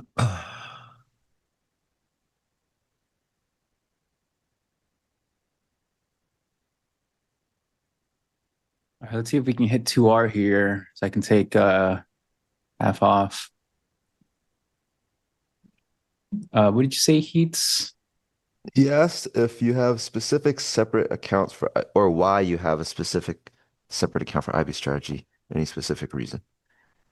Yes, because I am tracking the performance of that account by itself. Also because, you know, if I'm, let's say the strategy, because of the trend filter, right, we're above the daily 9 SMA, it's pointing for longs, but I see a good short opportunity. You know, I can't really quite take both on MNQ, right? Sure, I can trade NQ and then MNQ, but that's just going to mess up the risk profile for that day for the account. So I'd rather, you know, move money to this account, move money to that account, and keep them separated. Sounds like criminal activity. Chris is just moving money across accounts.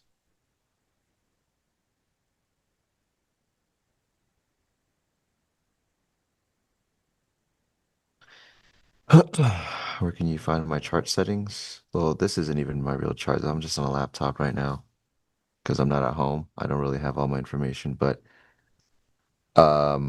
if you're in the lounge in the Discord, my chart settings are in there. If you're not in there, oh, if you're in the OFL Discord, my charts are in there too. But if you're not, they're nowhere. No, I Bray, don't want to. we cannot talk.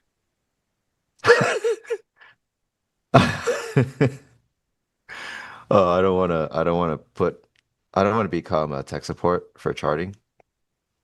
I put my chart stuff out there. People are going to ask me questions. Oh, how come it doesn't look the same? How did I get it to look like that? And now I'm tech support. Yeah, no thanks.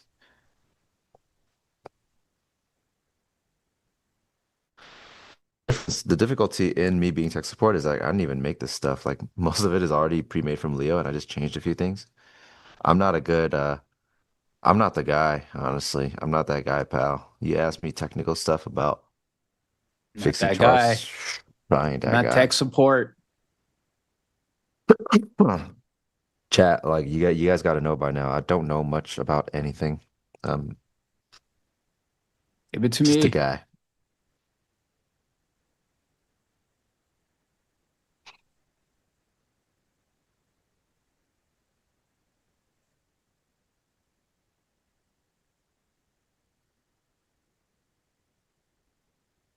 Come on, Lee. Get 2R here. Give me 2R. Give me 2R. Come on. It's Mike Jack Friday.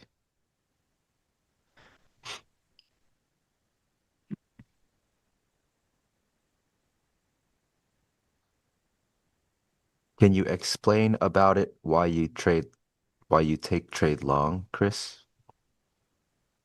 Sunglasses emoji? Yeah, 1 second.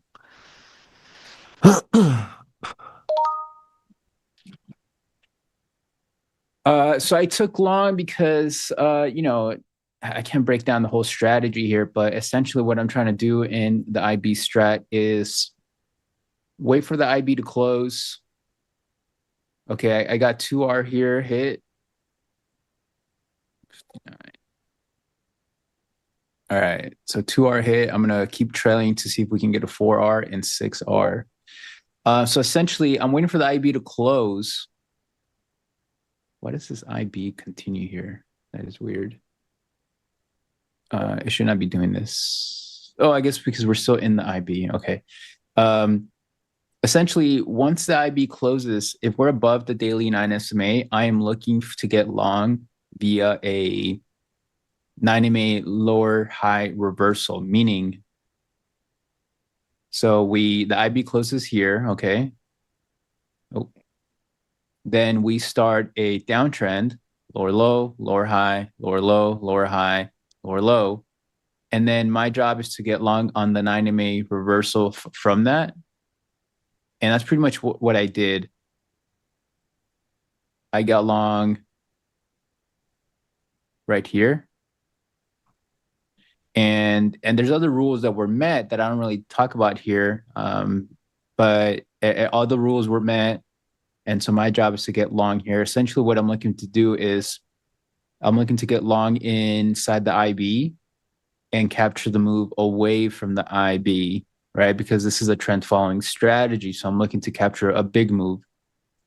Lately, in the last few days, there hasn't been big moves because we've been, in a very choppy structure. So I've been going through some chops.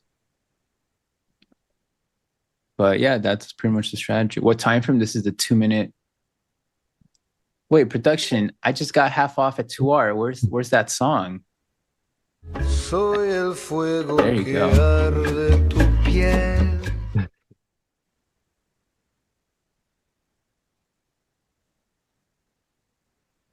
Thank you. Thank you.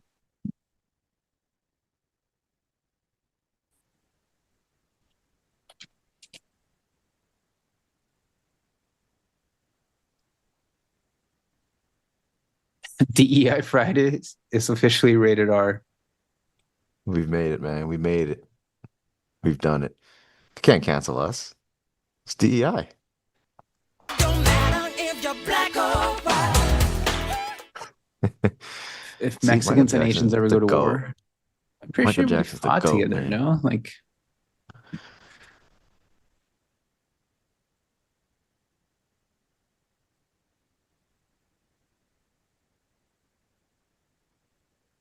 oh, Leaking Blob, you're not acquainted with that song?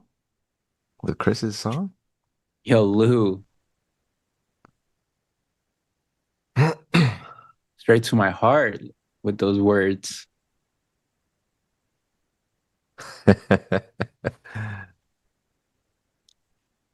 like you know me or something. I am going to Cousin's Brothers in Sawtell tonight. Gonna get some of those famous tacos.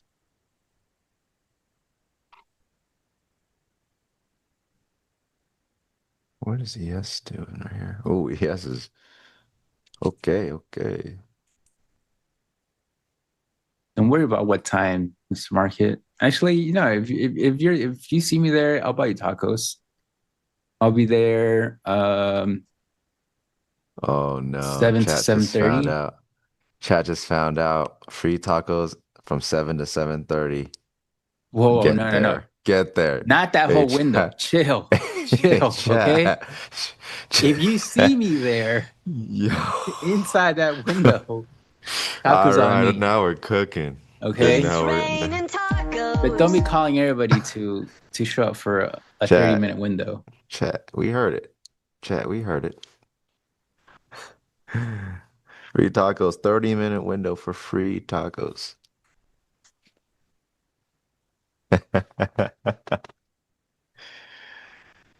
Call the LA radio station. Yeah, bring your families, bring your extended families, bring your girlfriends, your boyfriends. One Dude, person. everybody. One person. Chris, I heard it. Chris said, anyone who catches me from 7 to 7:30 is getting free tacos. Robin gonna be wearing Chris's skin tonight.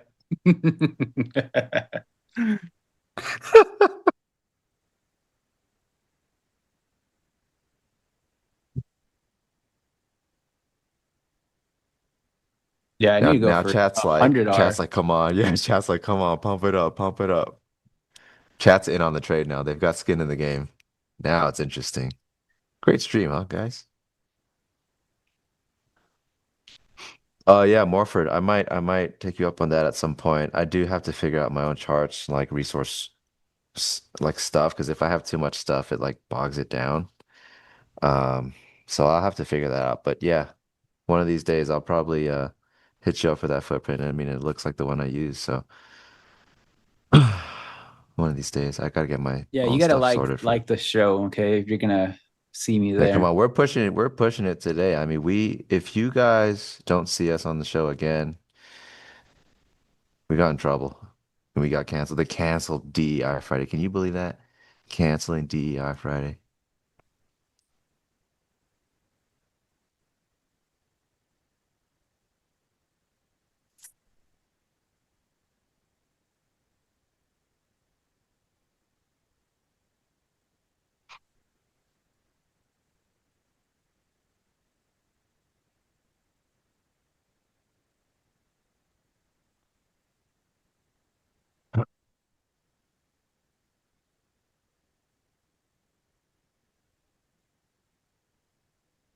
Not this weekend, Jose. No, Jose, I'll tell you what he's doing tonight, 7 to 7:30 Pacific time. Go to brothers, cousins. What is it? Cousins, brothers, cousins, tacos. If you catch Chris there between the window of 7 and 7:30 p.m. Pacific Standard Time, you, your family, your girlfriend, your ex-girlfriend, your baby mama, your secret mistress, everybody, all their kids, that you are getting free tacos.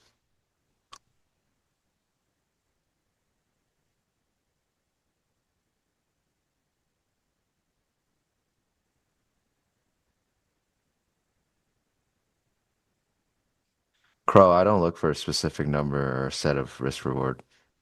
I'm just trading with structure. Sometimes I don't know. I think the runway has to look like at least like a 3 or a 4. Doesn't mean I'm holding for 3 or 4 though. Like things change. I'm a scalper.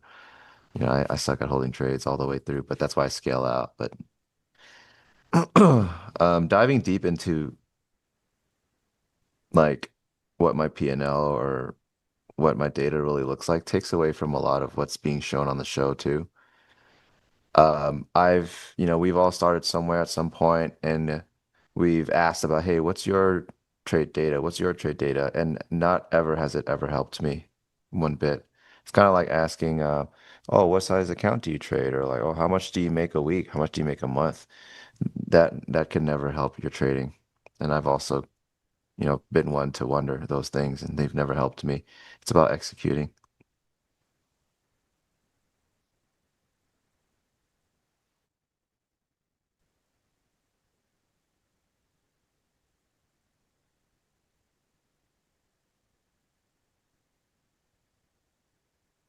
Yeah, what's Then after USS? tacos, fly to Vegas for signed $100 bill.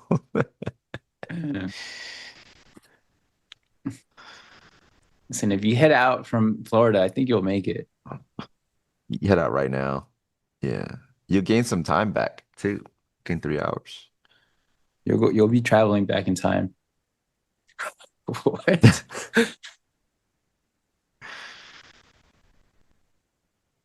Who's giving money in Vegas? Nobody. When you find out who, you let me know. I'll go get some too. The Baccarat table is On giving out money. Prove it, Chris. Come over here. On that profile, couldn't you just short high sevens and long? Yeah, and in theory, you definitely could. But I don't like what the market's doing, right? It's it's how shitty are they going to make the trade anyway? I don't want to sit in a trade forever to grab a few points, and that's what it looks like the market would be making me do if even if I'm on the right side. I'm not willing to open up a new position with those environments when the market more commonly gives us way back.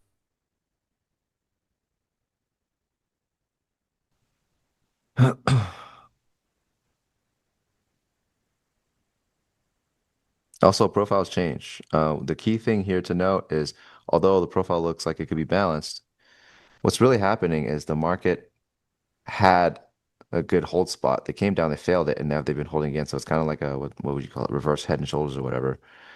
And although the profile does look balanced, we are looking at good potential for the market to keep going upwards. Because if you look at ES2, I mean, they're building, they're trying.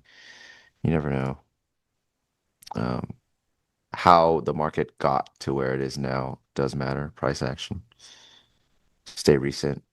2 attempts right here. It's good. It's clean. Used to be 2 distributions here, but they filled this whole thing out by chopping around, building that volume.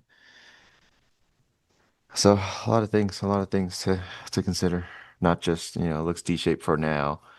Next thing you know, there's another node being built or something like that. And even if you want to short like outside of value and on D-shape, the other edge of value is only like 100 points away. It's too narrow. It's not worth it, in my opinion. Need more opportunity. This is where that question is like, oh, what's your RR? I don't have a fixed RR, but I can see that if I take a position here, just 100 points in, it's not to say 100 points isn't a lot, but if you're going to go value to value and it only gives you 100 points, that's not a lot. So it's just not worth it. If I'm going from value one end to value the other end, it needs to be big. What's my read on ES? Let them figure it out. We're moving. See if we can push to new highs. So I can get more F4R and afford these tacos. Yeah, well, it's gonna be crazy.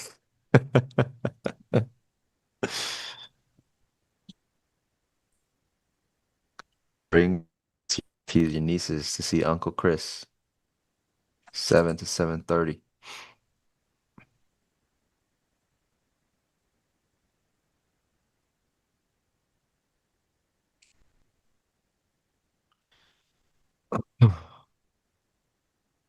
How do y'all view a POC flip? I feel like I hear different views. With order flow, all things order flow, you will hear different views because it's just information. How someone interprets it will be personal. Some say potential profit taking, so I can look for reversal. Some say continuation. I wouldn't fade a POC that's moving in a direction, personally. So as someone might say, oh, it's going to reverse because the POC is here now, which means the other side has stepped in. But then you have to wonder, the other side stepping in so strong, how come they're not pushing price lower? Why is POC and majority of the interest pinned right there, right now? That's my take on it. But everything's situational. Same thing as this, right? Someone was saying, hey, D-shaped profile, can't you just fade the edges? I'm like, yeah, it's D-shaped profile for now. It's been 2 hours since the market's open, but if you look at how the market has moved, what has been lost, what has been gained, who has tried what decisions been made where, you don't commonly see a D-shaped profile in a balanced day with this kind of market structure and price action. Oh You just man, I don't. need some of this. I need some TXN.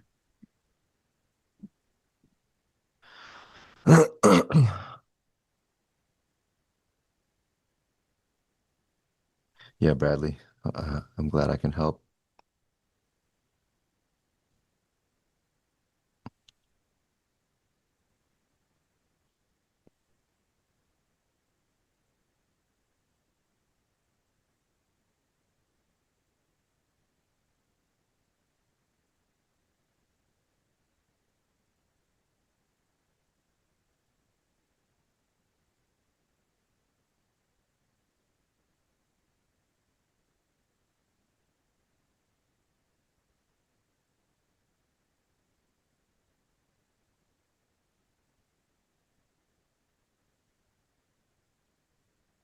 All right, there we go. Come on, give me 4R.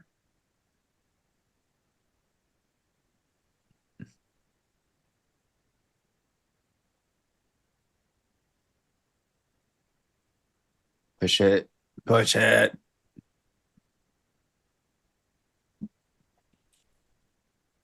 Should have taken the wedge long on the other account too. I don't know why he did not. Yep. There you have it. I hoped I talked at least some of you out of trying to short, thinking just because it's a balanced profile that there's a good chance it goes lower. The market didn't really give any information that it would. You look at the whole leg up, doesn't really say that.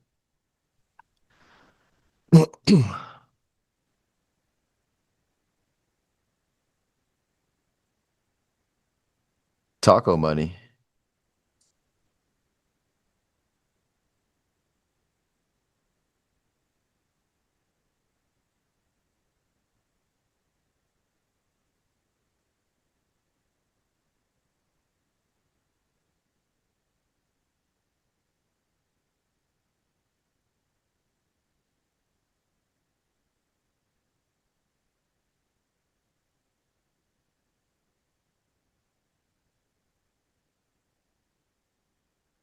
Yeah, let me look at my long-term portfolio. I just got to look at the stocks. I have Meta.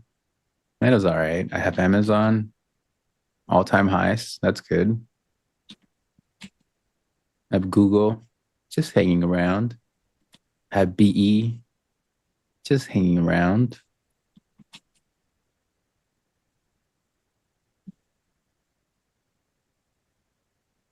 Finally extending some range. Oh, nice. Science. Careful following me on the IP trades, all right? This is a long-term, like a systematic strategy.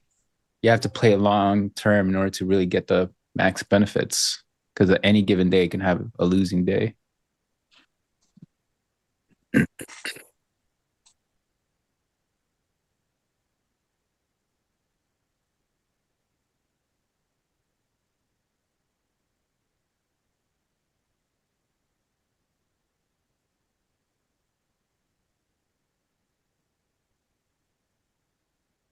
Come on.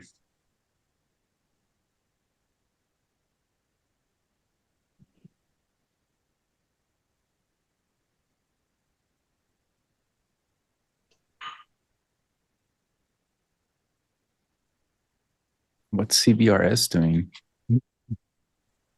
Looking good.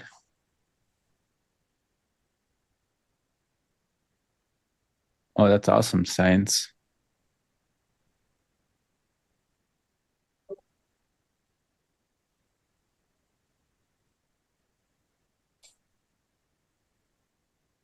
CBRS, and then what's the other one? SpaceX. I feel like I should buy some SpaceX for long term.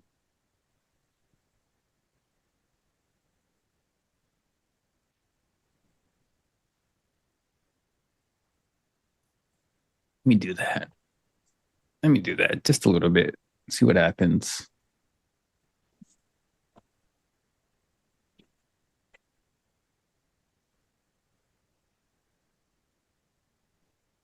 Hello, guys. Morning. Hey, good morning. Hola. How about you? We're How good. about? Can't complain. Can't complain. How are you? Well, yeah, I'm doing good. Scalpias short today around like 10 a.m. around so.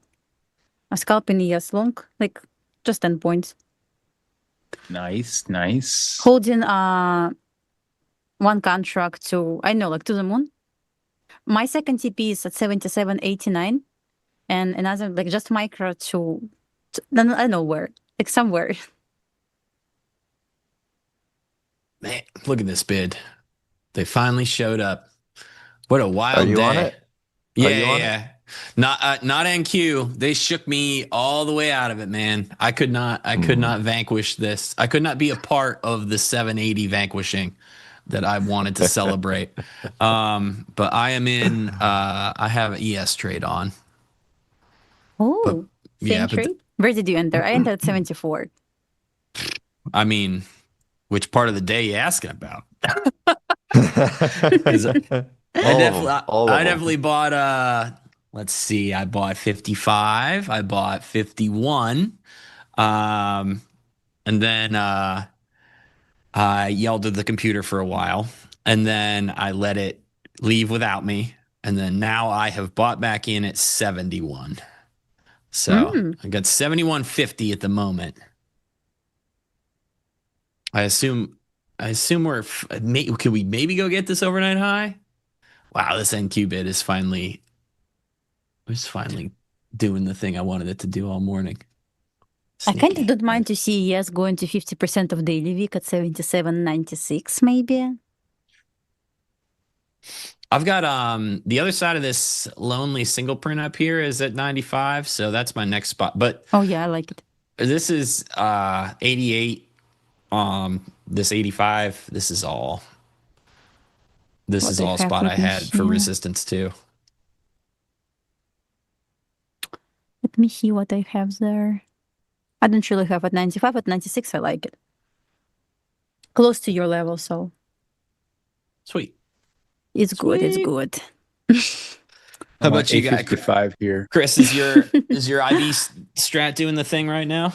Yeah, I'm close to 4R here on the next partial at 855. And then I'm looking for 913 to close out the rest at 5.5 or 6R. So I'm long from 698. Chris has made so much money, he's offered to buy everyone who sees him in a 30-minute window at a taco place. Free tacos. Really? Well, what's the window? 30 minutes, 7 to 7:30 Pacific Standard. Get your ass on a flight, still. Come on. Okay. You leave now, you'll make it. He's like, oh, what do I need to pack? Yeah, well, I don't need to pack anything. I was just trying to do time zone math. I was like, do I time travel when this happens? You're time traveling, for sure. Okay. You're gaining, yeah. I love that. Traveling. The good way. It brings me so much joy when that happens.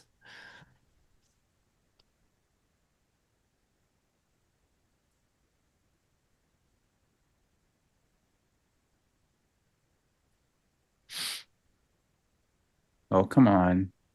Come on, hit. Tell me. What was the high? You got like 65, 70, somewhere up there. Overnight high is 0.25 away. No, wait. 67.75. That's what I have for overnight high. Wait, it didn't fill me at 55.25. 55.25. What? Only one lot traded there, my friend. And it wasn't you. Wow. I was going to say that last part. One contract and it ain't got your name on it. Harsh. Okay, so people in my group are saying that they did get filled, but they're trading props. So weird how that works. Because it's sim.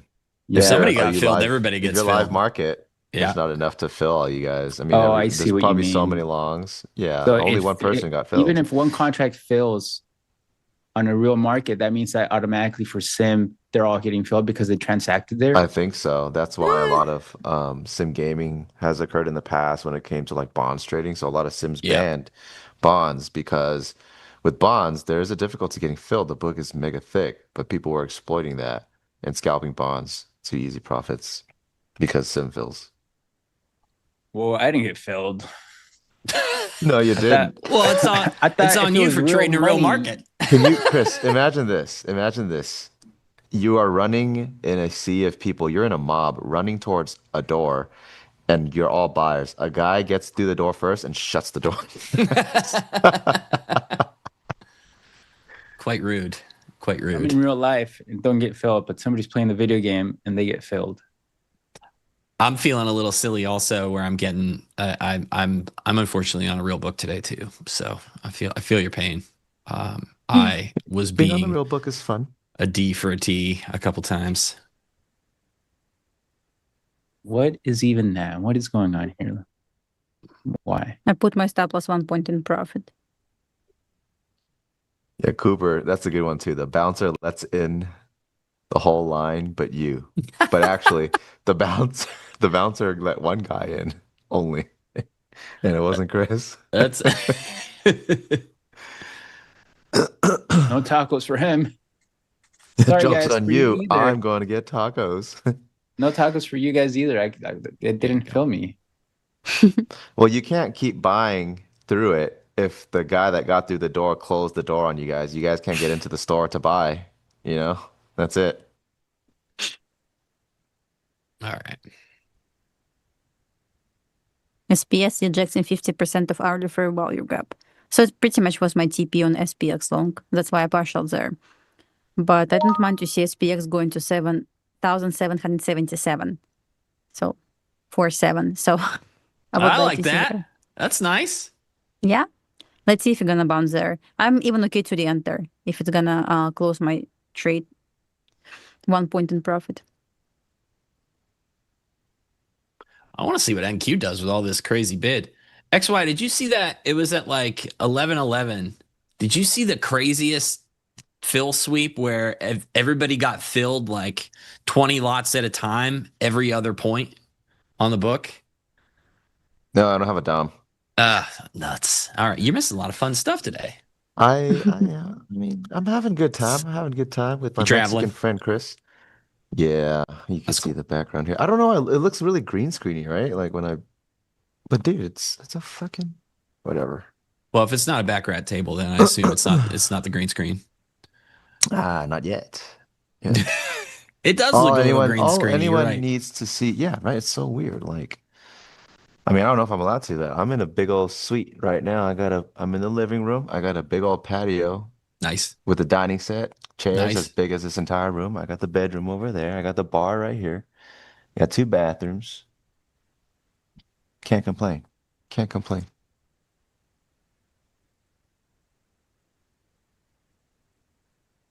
I need to do some background work. Y'all want the MTV Cribs tour? No, people will come find me. I don't want that.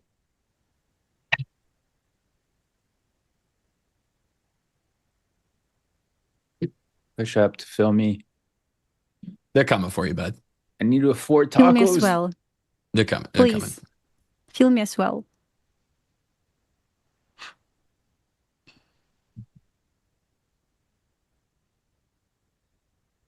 Technically, on Q, we have equal highs at 30,094. So maybe it's too much to ask, but I wouldn't mind to get like this level maybe next week, beginning of next week. Because I believe this retracement like we got yesterday and 2 days ago was just retracement after we got like just insane move up on Monday and Tuesday. So just retracement to continue going higher. So I'm still bullish on the higher time frame. I want to see 31,000 on Q, 31,500, and around like, let me see on the yes level. Yeah, like 78.50. So I believe we have like big room to upside next week. Since it's Friday, maybe it's gonna like just chop around the rest of the day, but I don't mind to get push higher. And I don't mind to get the closure on ES near 77.96. That's where my final TP. Man, they ran that spike, didn't they? Those turkeys. That was brutal. I think we're good. I think we're good here, Lumi. I don't think that We will see. I think the market still looks strong, honestly. It just looks like it's just going to be a pullback. Sue Bluetooth. Yes, the best way is to watch it at key levels, but a lot of replay. So a lot of things happen in one trading day that are pretty key to what the market does afterwards. And you can just play those spots and look and just watch, and you'll get a lot of studying done.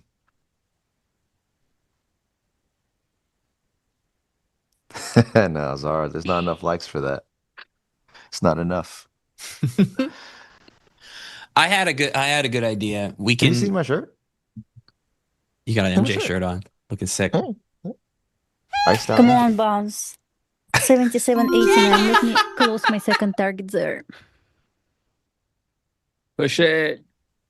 XY, let me know what you think about. Let me think about this. We can throw it to AJ, or if NinjaTrader wants to do it, they can do it too. Whoever wants to steal this idea, but we do. What if I want to do it? Well, no, it's not. It wouldn't apply. But you could participate, but you wouldn't be the host of this idea. We need a host. We need NT, or we need Lucid, or somebody to do it. It's pimp my ride, except pimp my streaming background. Think about that. Oh, and it's yours? Well, it could be anybody. I mean, I assume we'd have to. It ain't compete. gonna be mine. It's gonna be yours. It couldn't be mine.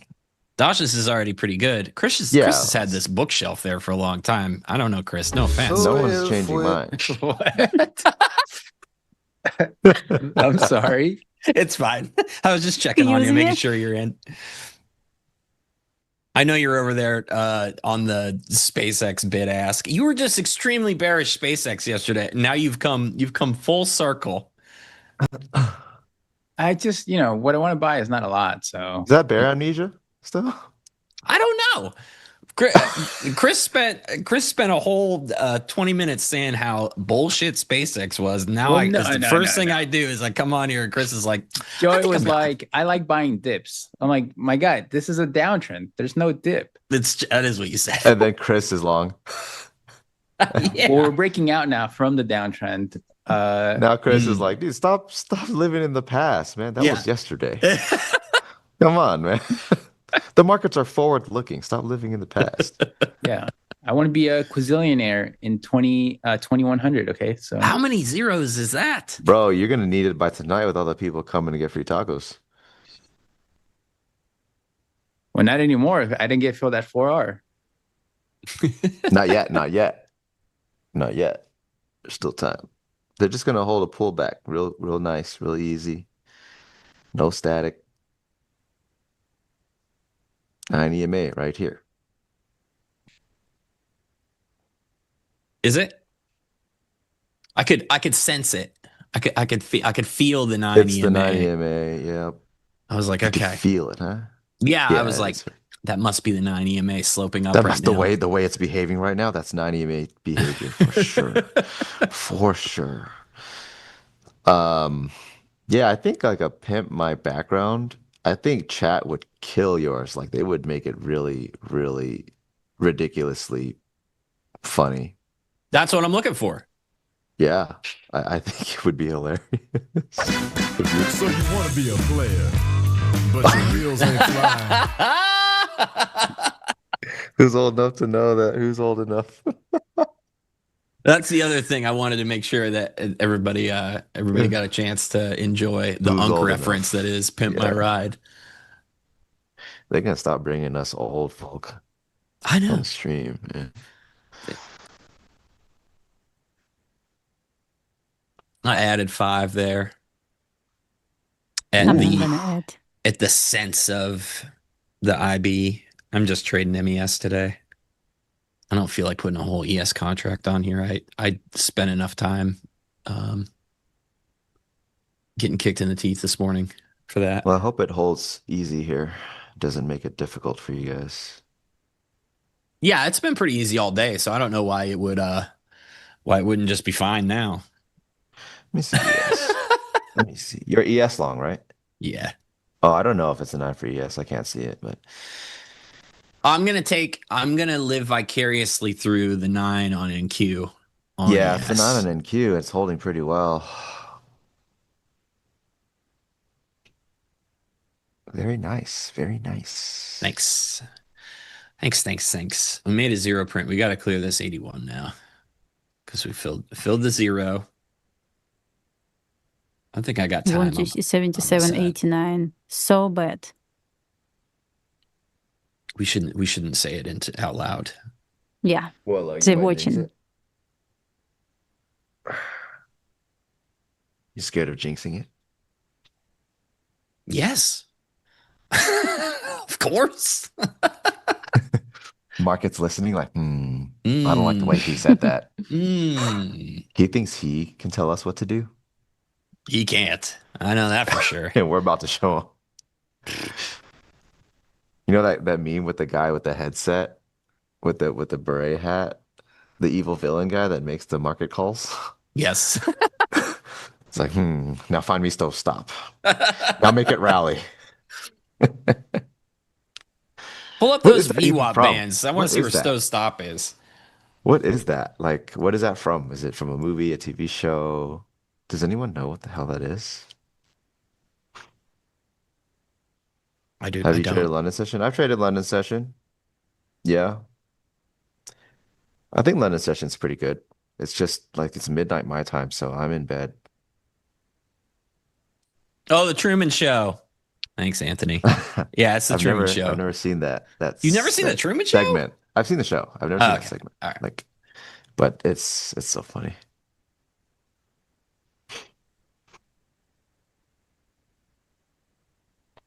Dude, it's kind of chilly here. I should have put a robe on. I'm a little chilly. Do you bring your robe with you, or do you just default to the robe in the room? Okay. Default. It's too much to pack. I just get settled in, make sure there's a robe and the slippers, and we're good to go, you know? Big slipper guy? I can see that. Big slipper guy. I'm not a slipper guy. Big slipper guy. My feet can't be touching this carpet. Ain't no way. Ain't no way. Dasha, I brought my gift from Salma over to the desk that I haven't tried yet, in case we get bored. What's that? I got, let's see. You can tell it's skincare for men from the packaging, the bright pink packaging. Oh, it's really masculine, by the way. Really, you have masculine. this one? Yeah, I have it. This one is nice. It's a nice one. Okay. So Lumi uses male skincare. Got it. Yeah. This is for men. It Very says masculine. I mean, the same one as for women. Just put this to your freezer. No, not freezer, like refrigerator. I gotta put this in the fridge. Apply. What? I mean, it must be like cold, super cold. You can put this like for 15 minutes. All right, Stowe, come 20 on. minutes, and then apply it to your eyes, under your eyes. That's so good. Okay. Hey, so you up? I do feel very fabulous right era, now. Huh? You're in your self-care era. I am in my I Love am in a it, bit. man. I'm in an It's era. time for this. It's time. Oh my god, these are all like slippery inside. Oh, hey, yo. It needs to be like that. Okay. Hey, yo, don't clip this. Nobody clip this. Don't give ideas to production team. I didn't know it was going to be goo. Welcome to Oh, Welcome to God. DEI Friday. I hope you guys are having a good time. Please hit the like. Somebody ping Selma and ask. Okay. All right. But it must be cold. Must be Just cold. put this yeah. That was the audio of Stowe's first time in TJ at the famous restaurant. Oh, yeah? Did you hear it? You a fan of Hong Kong? Chat, I think we're cooked. Chat, I think we're cooked. We're not getting brought back. Chris and I, we're done for. You guys are pushing the envelope. I'm trying to branch out and do we're so skincare. done This for. is my new bit. Is Stowe takes care of himself. That's what it's called.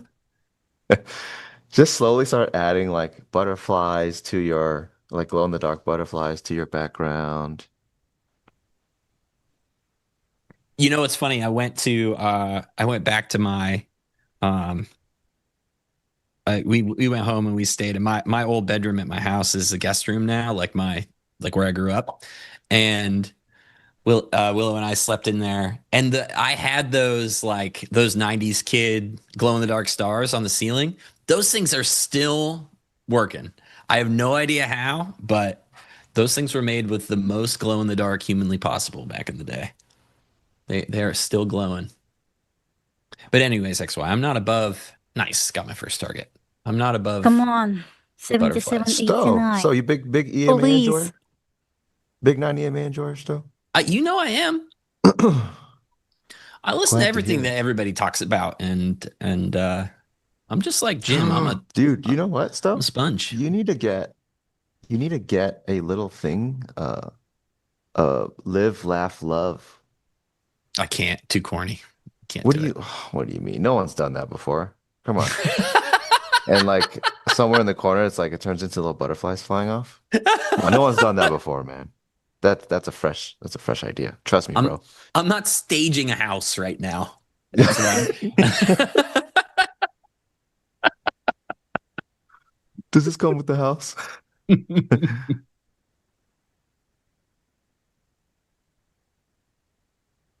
Come on. One more shot at 4R here. That's a clean hold, pullback. You got it, dude. You guys are making plenty of dough. Yep. They left a zero at 81.75 though. Don't like it. Does it get any better? No, worry about that on Monday. All right. Does it get any better? I can see Stowe with those live, laugh, love fanny packs. I'm not wearing a fanny pack. You can see me wear a fanny pack? I don't think so, sir. I like fanny packs. They're practical. That's cool. I mean, that's a big Vegas thing. You need a fanny pack. You can get one of those stylish ones. Yeah, everyone wears it like this. No. Catch me with straight fanny pack. What?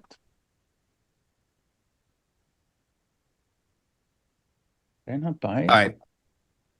Give me business, Duck. I'm gonna go put these in the fridge. I'm doing this bit today. Because we're just gonna grind up here. Good thing you brought it up, so she can tell you to put it in the fridge. Yep.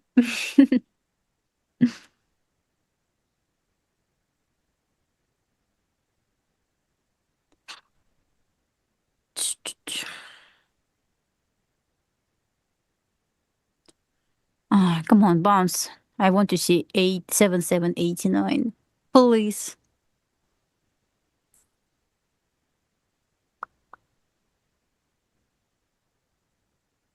Nice flat candles on 3-minute chart on ES. On MES. Creating equal highs.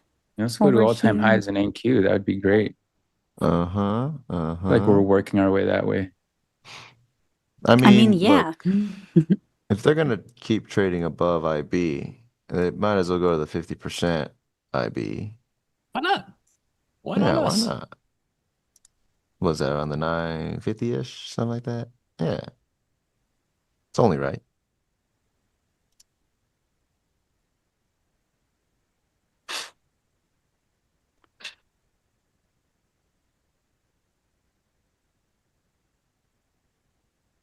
How's the chat doing today? You guys okay? It was pretty gnarly action today. Both sides had chances. Yeah.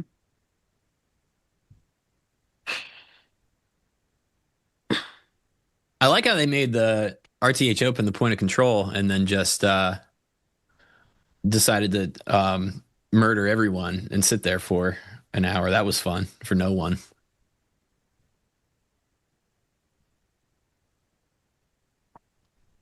Oh, we fixed it, dude. What? My Zoom had portrait lighting on.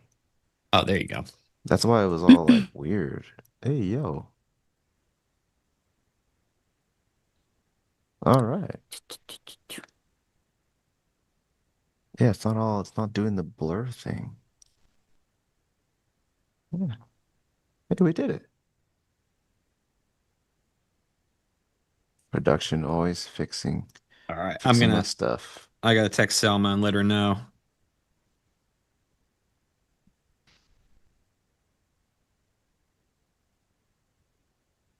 What are you guys gonna get into this weekend? Tacos.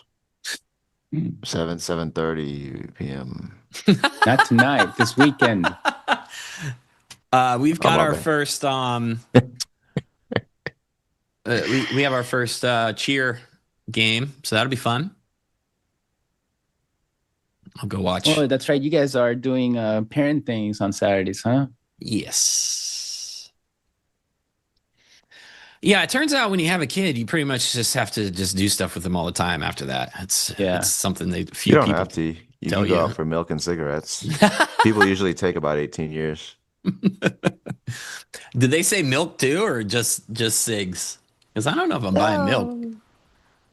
Well, I think the issue isn't whether you are or not buying milk. I think that's really messed up. Just to say you're buying milk when you're really not. Yeah, because then they're sitting there waiting for milk. It's like that's if you just like I'm going for cigs, they're not sitting there like, well, at least he could have brought the milk back. Yeah, he's so honest. So honest. 18 years later, thank you for not lying about buying the milk.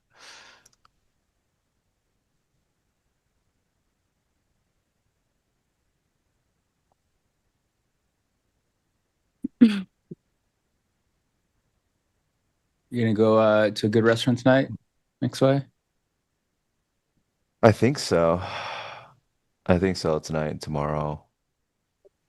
Do you guys do restaurant and then like go hit the tables or go to a club? Too old for a club. If we do go, it's like I try to convince everyone to do like a senior citizen kind of hours, maybe like 11, but the headliners don't come out till like 1, right? So yeah, we try, or maybe like try to around 12 and the headliners see a little bit and just like leave. But it's getting tough because you get old and stuff. You want to go to sleep. Yep. I feel that. I really hate seeing the sun come up. I don't even want to see a hint of blue, and I'm not in bed. Or I'm not dead asleep. I need to be asleep before the sky starts to have a blue tint on it. But I mean, luckily, I guess if you're in Vegas, there are no windows anywhere. So if you're in a casino, if I'm up late, it's because the fucking guys want to gamble and, we're chilling. Otherwise, if it's clubbing, I don't think I could stay past like 2 a.m. anymore. And if I'm there till like 2 or 2:30, I probably got there about 12:30. So I think 2 hours there is like my max at this point. Because it's senior citizen type shit, Yep. I can't live that life. And you have to have a table. Obviously, I'm not gonna pack myself like a sardine for that long either. When you're younger, you got that energy, it's not a problem. But just give me my space. Everybody relax. Man's got to sit down. Yeah, sometimes people party real hard, and I get it. You fly in, you're from out of the country, you want to get real rowdy. Well, they start bumping into you and stuff. So yeah, that's not it. You got to get a table. You got to get situated. Yeah, that's why Hey, the man, Vibe Lounge is you great. stepped on my sneaker. Oh yeah, that's for sure. All that stuff, spilling drinks, and now all of a sudden it's your fault, like my fault. Yeah, but the Vibe Lounge is the place to be, really. That's true. They're losing me. Yeah, not gonna come. I'm not gonna get it. That window's now 7 to 7:10, guys. All right, I'm sorry. It's just 4 hours not hitting. Okay, chat's got some real old people in here. This is the thing. From I would say 2014, maybe 2013, to literally until COVID said, "Hey, everything stops now." I was in Vegas like every maybe 6 weeks, and we're doing Thursday, Friday, Saturday, sometimes Sunday, and we're getting at it, right? And dude, after a while, you're just like, look, I've done it. I've done it enough. I'm done with it. I'm tired. Yeah, for I don't know, like a good 6 years, we were going a lot often. And because you live in LA, you're just right there. So yeah. So that's another thing to consider, guys. I've been in Vegas a lot. It's like a second home at this point. Yeah, it was so easy to.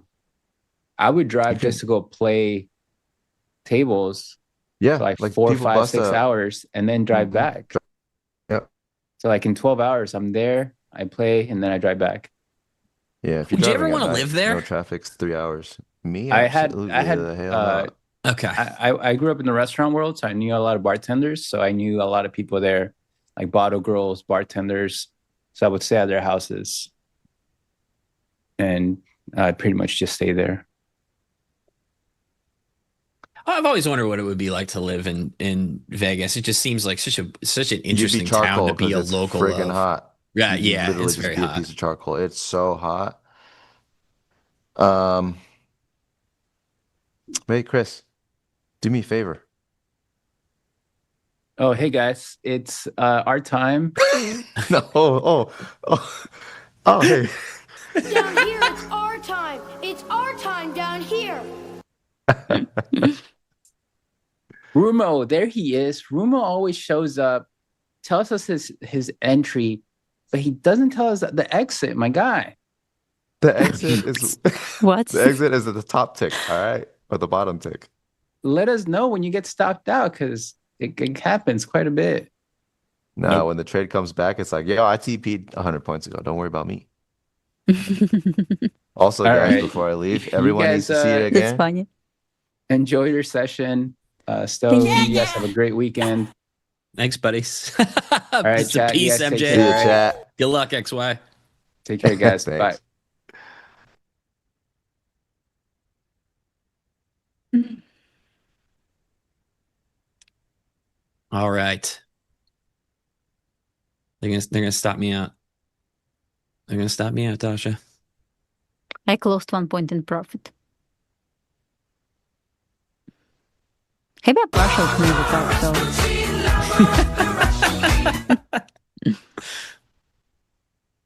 Don't forget to check your eye patches. Oh, I'm going. Yeah, I got a timer set. I texted Salma. I was like, hey, if you want to watch the bit that we created come to life, we're doing it today. Chat, I hope you're excited.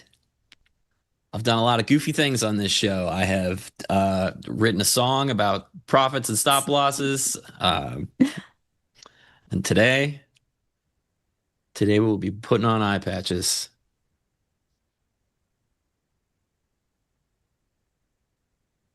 Selma wanted me to get the caffeine ones, but I went with the collagen ones. It's like, I got... Which one I got? 1 second, I need to check. Okay. I guess caffeine as well.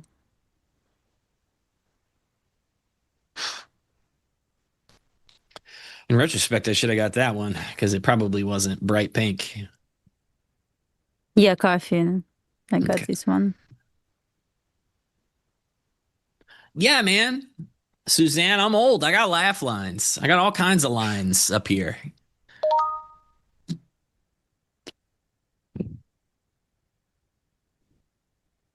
That's what happens when you squint for 41 years.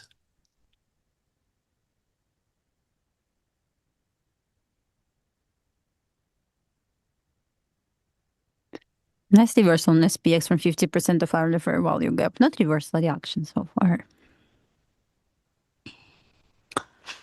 I don't see any entries now. I'm gonna wait. I still want to see 77.89, 77.96. I still like it.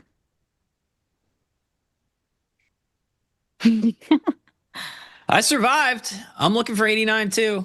I don't. Ooh, yeah. okay. Yeah. I don't know. Might as well.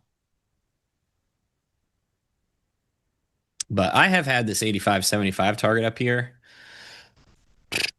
Man, maybe for days at least, for maybe weeks. So I don't know. I don't know how realistic it is to expect anything more to the upside.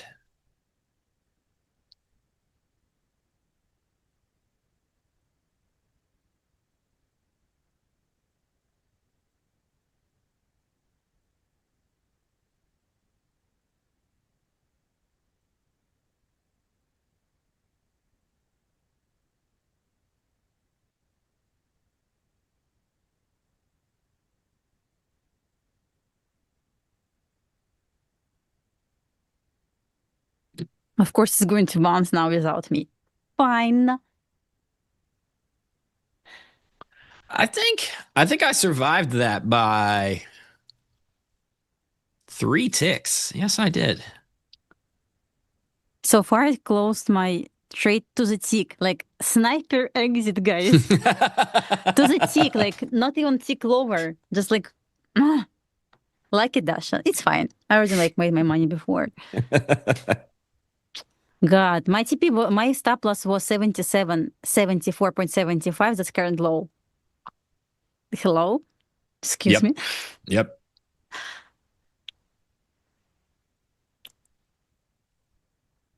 Of course. Classic.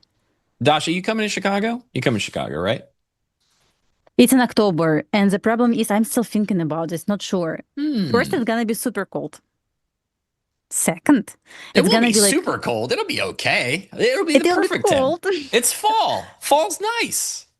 Okay, next problem. It's gonna be like work week. It's gonna be, I guess, Thursday, Friday. And the question is, I have like kid that needs to go to school, and I know my husband will not make it. So, need to think about this. Either need to go with kids and like whole family to Chicago, or there you go. Or we will see. Have you put those turkeys on a plane yet? How's that go?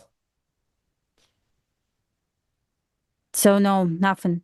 Okay. So I really thinking about Chicago right now, and like my husband aunt, she lives there, but we'll see. Cool. So we want to go there, but yeah, school is a problem, big is a problem, because I know my husband will not make it alone with 2 kids, because he will not be able to cook, because he doesn't know how to do this, of course. Okay. Yeah, doesn't know how to do this. And yeah, I need to think about this.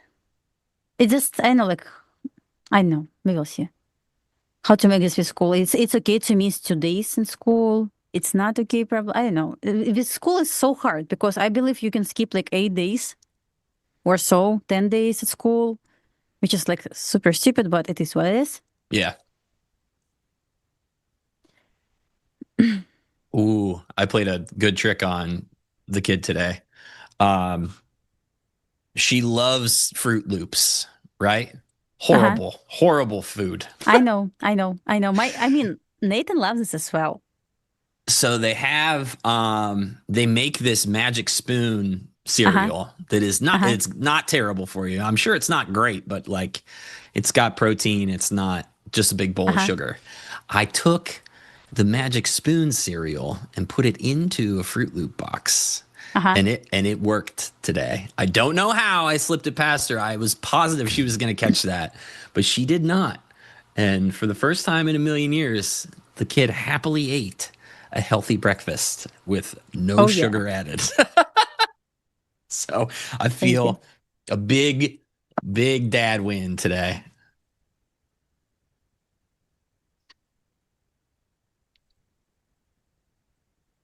No. I'm not going to hell for that, you met soap. Lying to your children is part of the joys of parenting. It's a perk. It's part of the thing that you get to enjoy. So no, it's not. It's a bonus. You know, Santa Claus. What were some good lies from when I was a kid?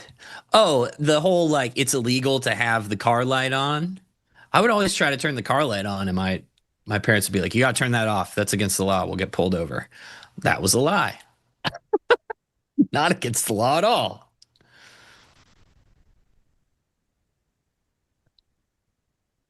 Oh, sorry. Anthony's kids are listening. I'm not trying to. Yeah, everybody, kid freeze earmuffs right now.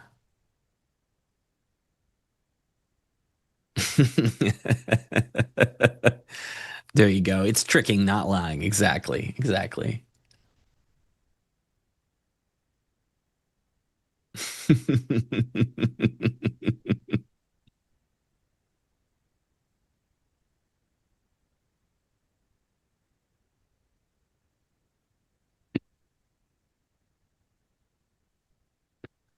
I'm definitely doing a ton of work at this 77.80 spot. Maybe this is going to be. I don't see any interest now. I'm just gonna chill, I guess, until 12:30. Then we'll see.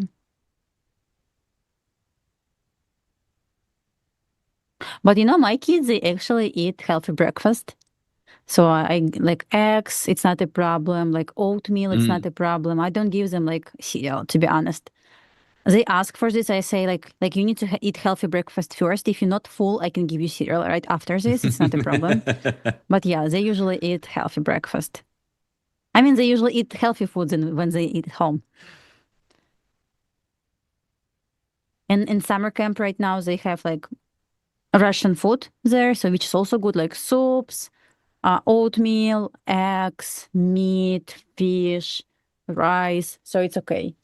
That's At school, it's gonna be garbage food. Yeah. But I'm not gonna pay for school lunches and school breakfast. So I figure out I'm gonna cook like at 6 a.m., at 5:50 a.m., but they're gonna eat food from home. There you go.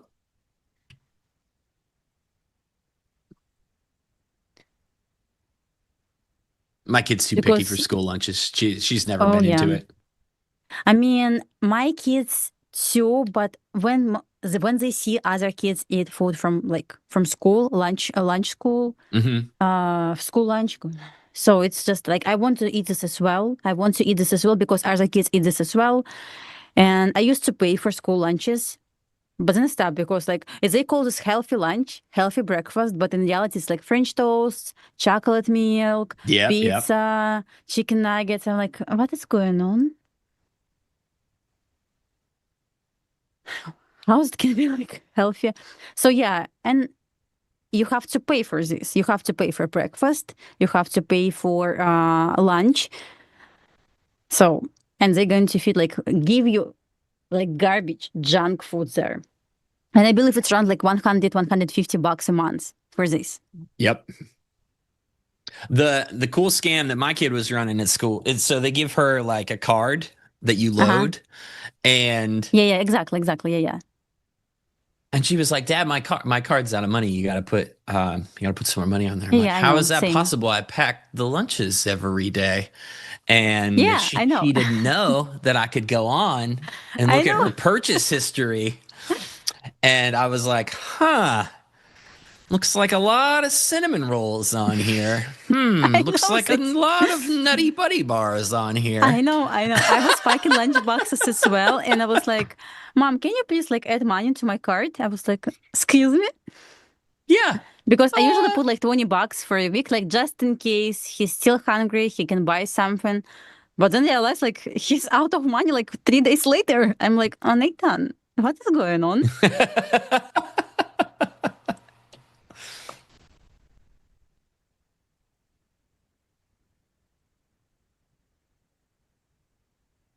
I appreciate the hustle.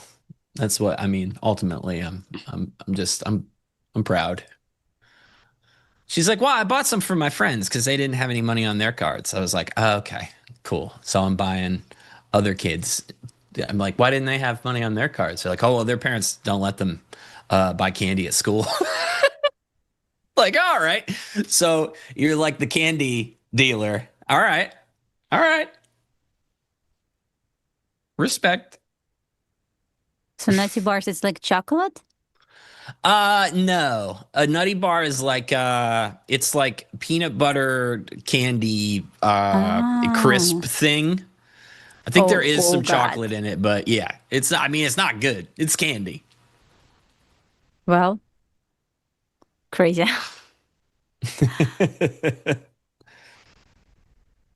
Burke says his daughter got in trouble for selling sodas at school. Nice. Good scam. Oh, wafers. That's what it is. It's a wafer. Thank you, Matt. Oh, I see. No. Ingredients. That's crazy. Let me read ingredients there. I believe it's bad. Palm oil by default is bad. Let me check.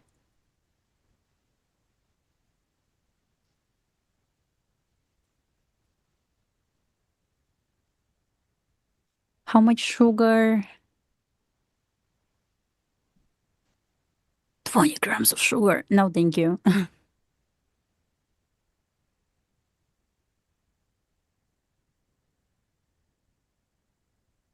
Yeah, palm oil. Nope. I might put MenQ on here too if this runs this little 96 low.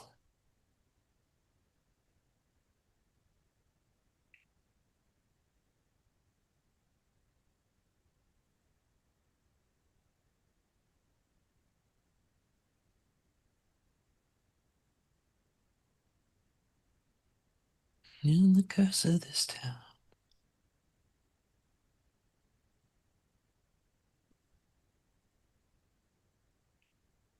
It's doing something.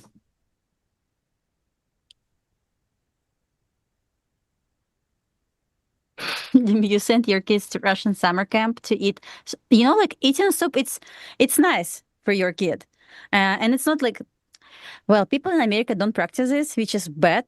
But in my country, when I was a kid, soup was like must have in our lunch. Okay. And in Belarus, Ukraine, Russia, Kazakhstan, we still eat soups for lunch, and it's like normal. So for your body, for everything, for your skin, for your hair, for everything, especially with meat, with bones, meat, chicken also good.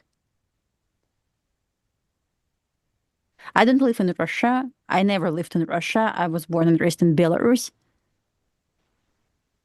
You can stand soups. I mean, depends which soup you ate before.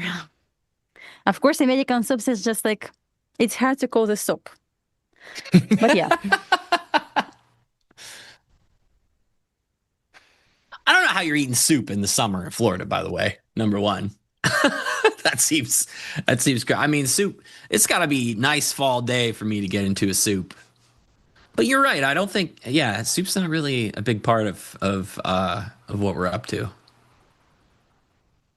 I think you're right. I think you're right.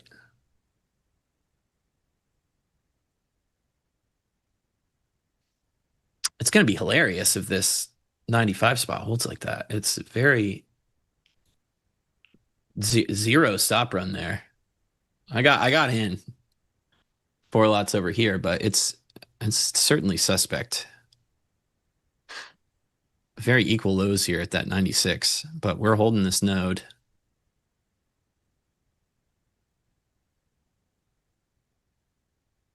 I like drinking coffee, hot coffee in summer. Man, it's me. I can Really? go to the beach with, yes, I can go to the beach with hot coffee. Like, it's fine.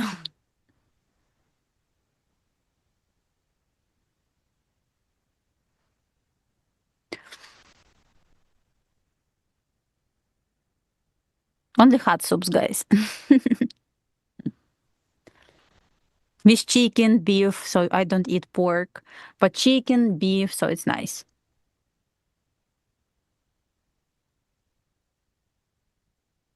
I don't like cold coffee. Like, how people can drink this? That's insane. Oh, Iced that's all I do all summer, man. Yeah, cold brew. Got to do it.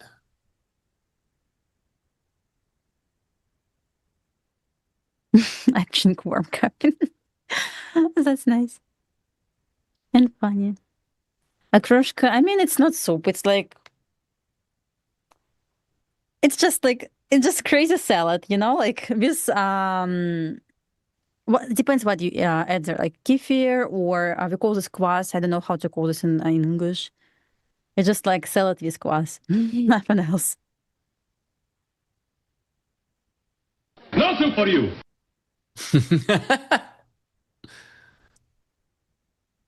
It's summer soup. So summer soup, it's like cold, you know, like with beets,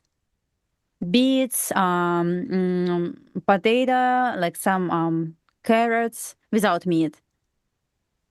What else? Like kefir as well, and eggs, boiled eggs. So we call this. It's not really borscht. It's like what's the name of this actually? Let me see if there's name in English. No, there is no name. It's like холодник. We call this холодник. You can Google this as well. No, guys. We call this холодник in Russian, but I'm not sure about like English version. Probably there is no English version, but it's like Russian cold soup, summer soup.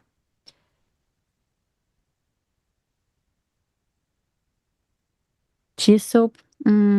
Cheese soup, never tried.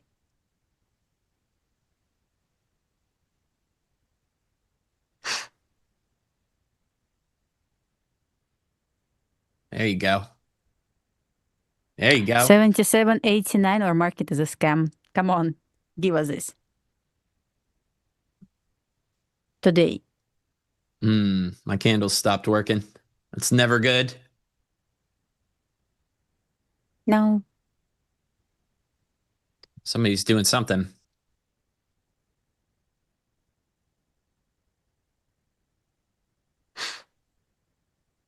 I guess Trump said something. Yes, he did.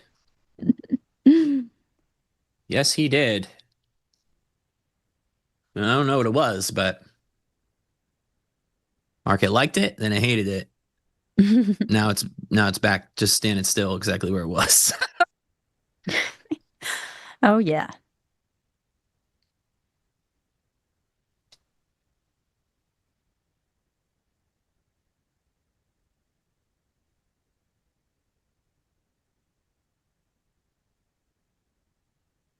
Got a lot of people filled there. I was a good little iceberg guy at 76.75. I want to see what happens. My stop's still in a good place.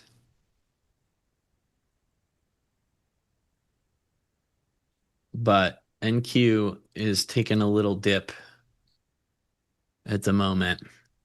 Nah. Classic. Got me. So talking about SPX, so we shorted SPX today, this morning. So what happened? Right in the open, first 15 minutes, SPX hit buy side liquidity level, nearest buy side liquidity level. After this offered 2-minute reaction. So I shorted SPX and I was aiming for OT of current RTH gap. Why? Because buy side was taken. If let's say buy side wasn't taken, like it fails to be taken first 15 minutes, I would probably wait for a move towards 25-50% of current RTH gap, and I would probably long to this buy side.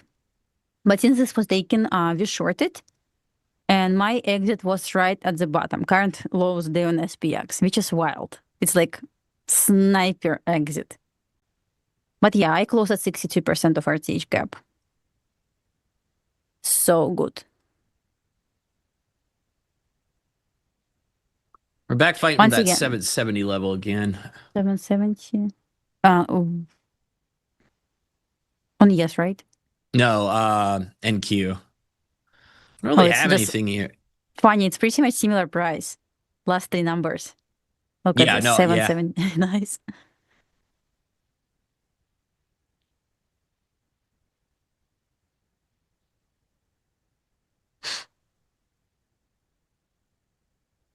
It seems like this seller is getting rewarded, though. Let's see.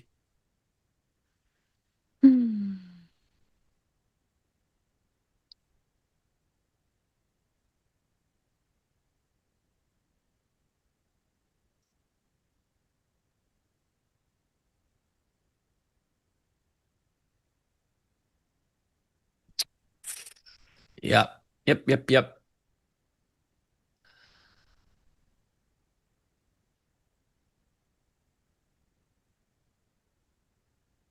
Good drop. Yeah, nice one.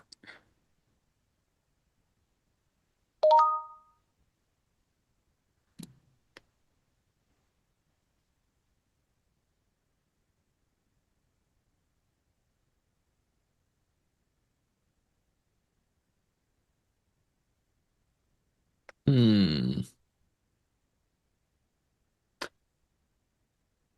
think it's gonna drop? Some people in the chat think it's gonna drop. It's really hard to say because it's Friday.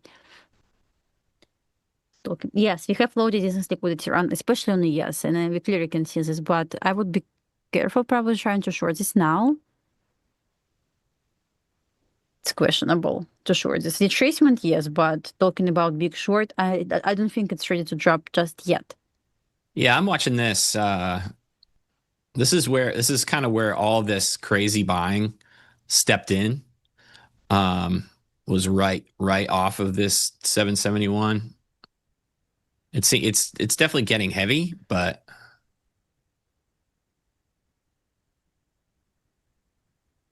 I mean, we have previous day high to retest here.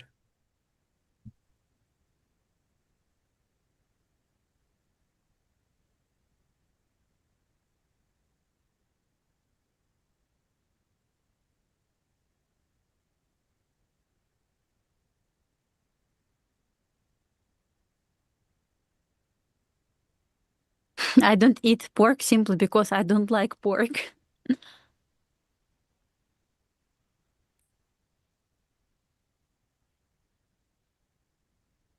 Wow.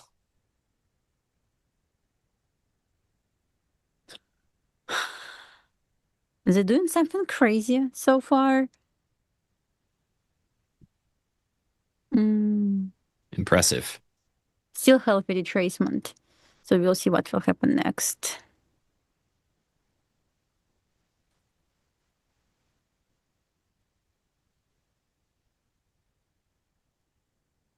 NQ back at its RTH open, which was a good scene of the crime.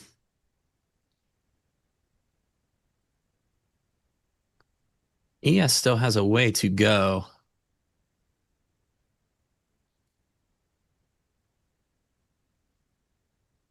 So I believe if he is gonna break 77.54 level, like 10 points lower, yes, we will see some solid drop to 77.36. So it can be like pretty nice and solid scalp, 20-point scalp. So 77.54 break, short to 77.36, 77.34, maybe, I like it. But I still consider this as retracement. We're above 9:30 AM open, we're above 10 AM open, so I don't really want to short this yet. But once we lose 77.54, I might scalp.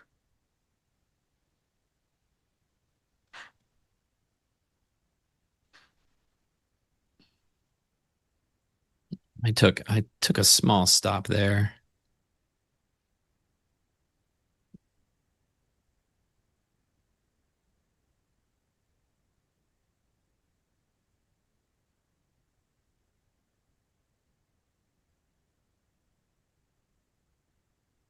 Pretty impressive liquidation break. And NQ hasn't run its overnight high or low yet.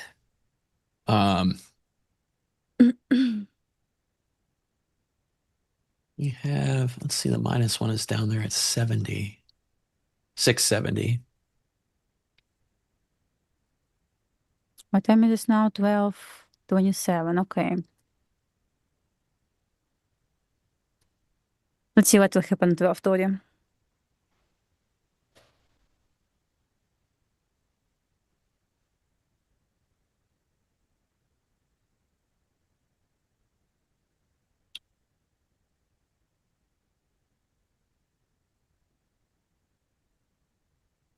You're showing some positive delta, but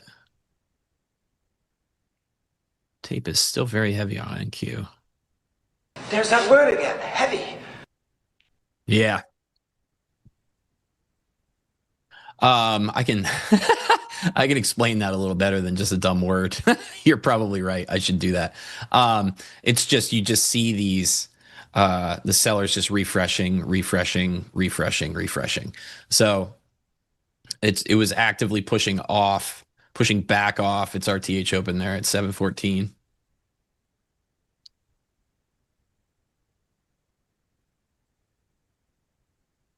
We could go to 77.44. I think technically, yes, we can go, but I don't see like good confirmation for big drop just yet. He is still holding 10 AM open, as well as NQ holding 10 AM open. Once again, I still consider this as like healthy retracement. Same. But yeah, not truly reversal yet. But once again, 77.54 on is broken. I would like to see lower. I would like to see a new lows day. At this point, not now. As I usually say, I'm not ready to be first seller here.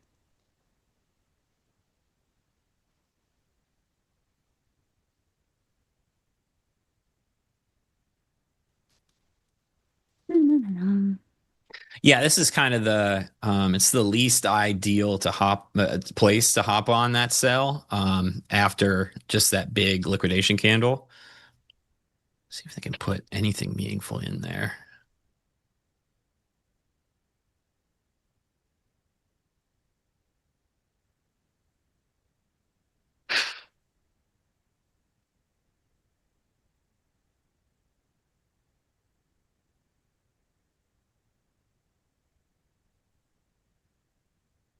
Ah, terrible, terrible entry.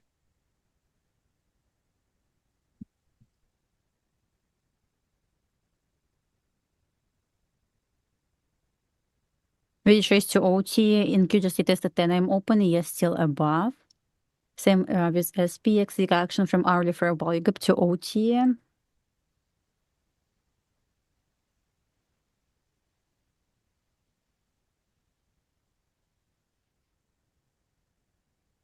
Let's see, we got 71 guy. Let's see if he gets a fill.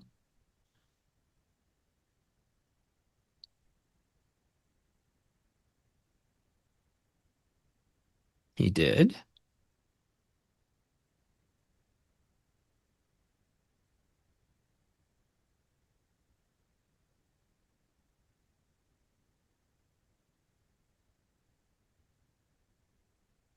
Below previous day high on NQ now also.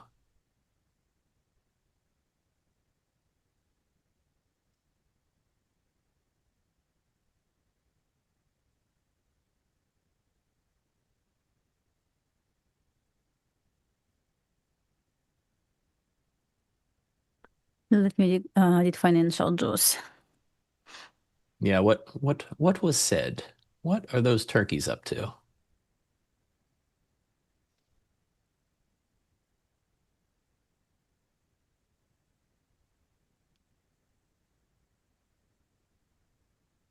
That's all I see so far posted in the chat at 12:30.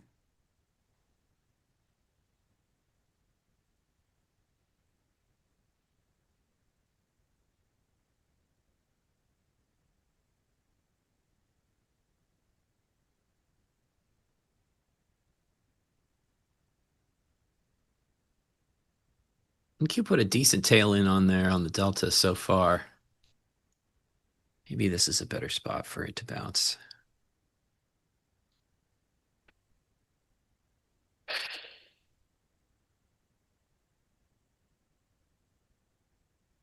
You just swept an AM open at 679. Interesting support here. Cannot break below. Same with ES. We tested 10 AM open. Cannot break below just yet.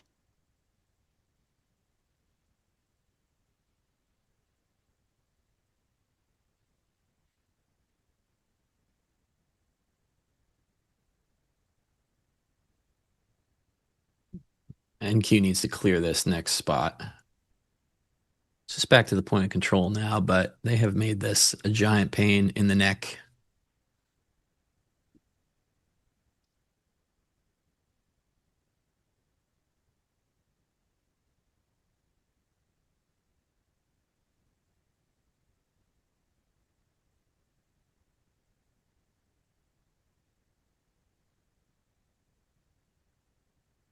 Dang. Oh, terrible. Terrible execution for me trying to get long there at 63. Ended up getting filled at 64 and then got stopped out at 60. Not good. Not good. Should have waited. Fine. Should have waited.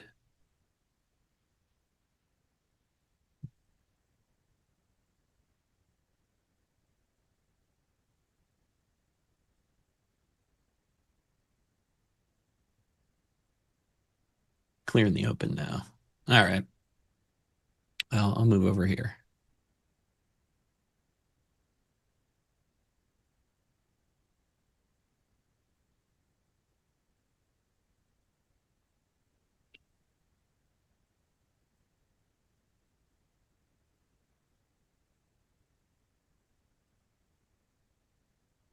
Kind of like it as well.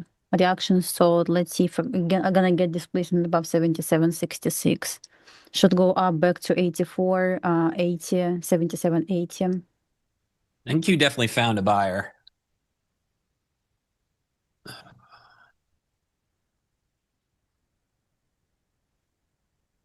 As impatient as I was on ES there, I was patient on the NQ side. I should have just waited for that low to exist.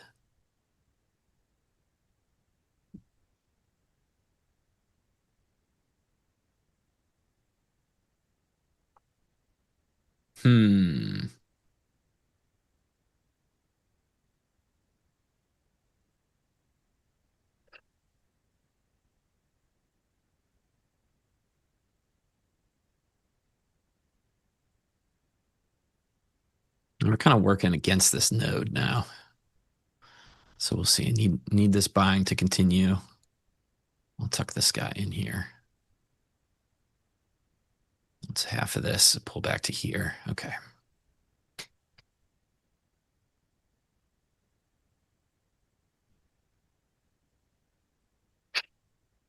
Okay. Maybe a good trade. I'm still looking for overnight high or low in NQ. I like this placement here. Let's see how big stop loss can be, like around 10 points. Let me measure something.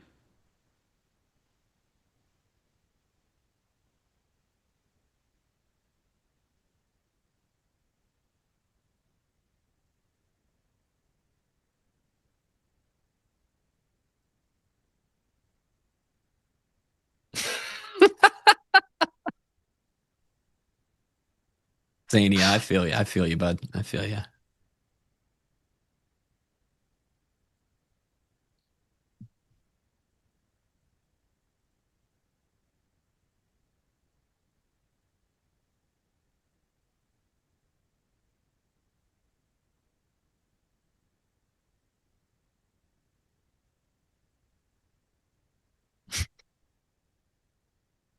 Hey, good short.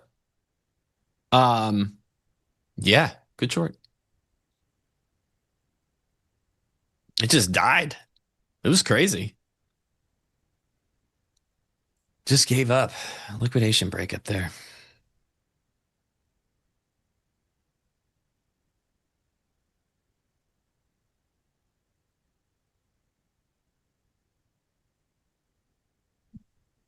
Oh, wait. I got to get these eye patches. All right. Business duck me. We're going to Makeup Town or whatever we're calling this.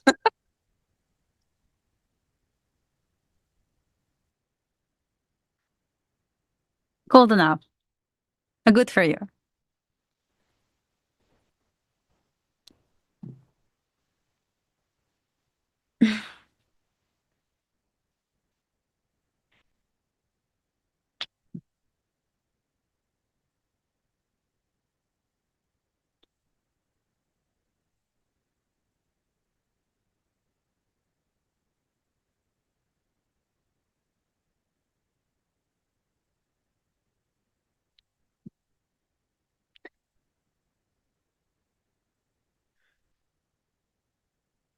Yeah, open them. Open them. Okay. Are they cold? Yes, they're very cold. It's got a little lid. Ew. You know, I usually throw this away like second lid. I don't need this. Why is there a stick? There's like a stick in here. What's this for? It's like it's easier for you to get one. Oh, okay. So I gotta fish them out. I usually use my fingers. Yeah. All right. Ugh. Look at this thing. Oh my God. All right. So how's it go? I should take off my specs, I guess. I have one here as well. It's so slippery. Tutorial, guys. Slippery as an eel. Let me show you. Okay, yeah, show me. How's it go? Oops. Keep in mind, I can't see much without my glasses on. Is my stop in profit? All right, good. I have one. See, I apply like that. See? Okay, yep. All right. Like that. Oh, this look nice on a yes. Do exactly same from other side. Okay. I put another one, not same as yours. Oh yeah, nice. I get it. Yeah. Way better. I feel like I put it in my eye. All right. Another one. Well, let me get my stick. Oh. Ugh. They don't tell you this, but skincare is disgusting. Oh, I had 2. Do you want to look young? I don't know. Not really. I think I put 2 on the one eye. I think I'm doubling. I doubled down. All right. Hold on. We got this. We got this. Oh, God. Piece of cake. Piece of cake. All right. We're in. They're quite cold. 1 second. Hold on. All right. How am I doing, chat? Am I okay? Is it working? Am I young? I feel good. All right, hold on. Yeah. My glasses go.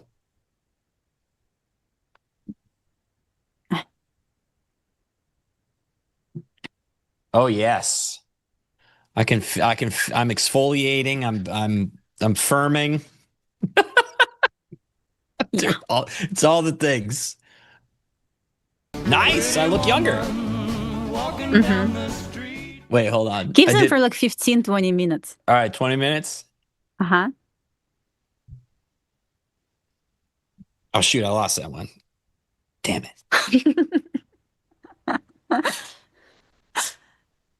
Okay, we're good. I can. That's good. funny. Dosh is having fun. We're having a good time. All right, good. I feel a little bit like Silence of the Lambs, but other than that, contact stove. okay. Again, guys, you're so funny. All right, bit delivered. If Selma asks, I used them. She's been bugging me. She's like, please just put them on. I'm like, all right, well, I got to do it on the show if I'm going to do it. I guess I'll put this stick back. This is not unlike fishing out night crawlers to put on a hook. It was kind of the same. So you look so funny now. Hold on, I can just switch back. Of the land. Exactly.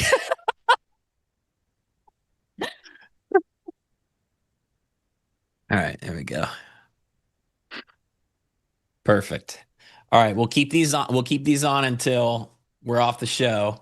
20 minutes. That's perfect. Exactly. Unless they just slide off my face.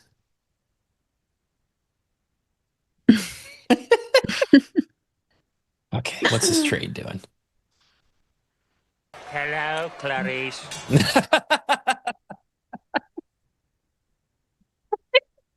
I can't laugh. They slide off when I laugh. They slide off. All right.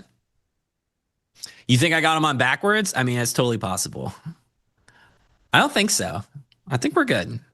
I watched Dasha put hers on, and that's I usually put like that. It's the best way to apply them. Okay. See? But I would say there's no right way to put them, so it's up to you. Okay. But this one is best.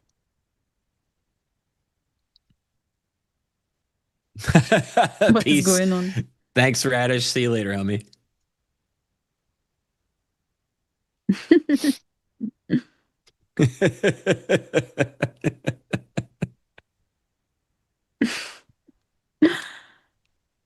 I mean, to be fair, somebody says we're here to learn charts. Yeah, Dutch, it does. It feels like baloney. Also, it feels like if somebody slimed up baloney. They're sliding down a little bit. To be fair, I did take a trade before I did this, so I have been trading as well. So no complaints. If I could get some likes in the chat, that'd be cool. I'd appreciate it. Yeah, guys.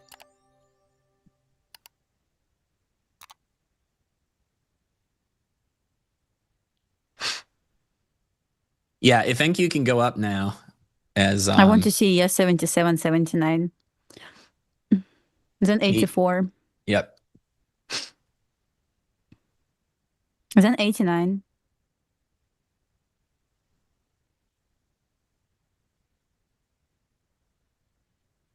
I told it's healthy retracement, especially in the US. Yep.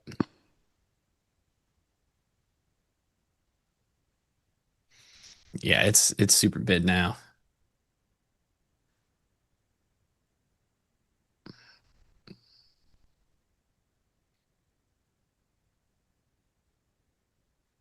Get this seller out of here at 770. This is what I don't want to see. I might take one off. I might take one off if this 770 is resistance again, because I have fought with them enough times today. They're loading up the offer in front of it. So we've retraced the entire move down now on ES, and we're back at 75. So if that seller is still here, they should be right here. Yeah, NQ kind of fighting, but I really want to see ES going to 77, 79 at least. Preferably 84 retest.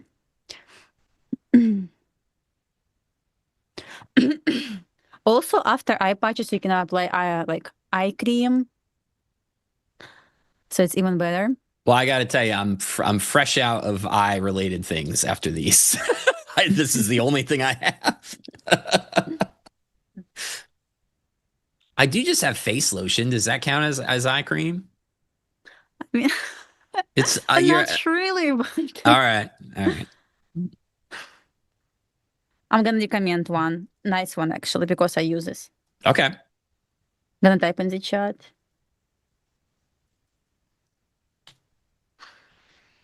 This one is nice. I got 2 packs of this. Nice one.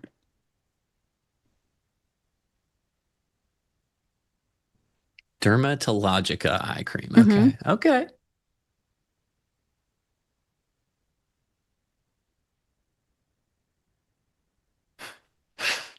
The ads. The product description. God, that's funny.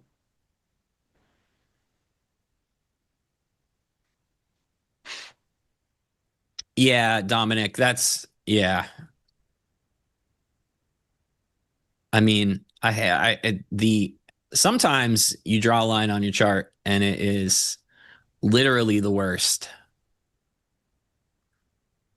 And we did leave a lot of volume up there, so that's not like an insanely bullish sequence up there. If I didn't have that higher target, and like it's gonna pull back a little bit, so they're gonna have to have a conversation here to get out of this main node anyway.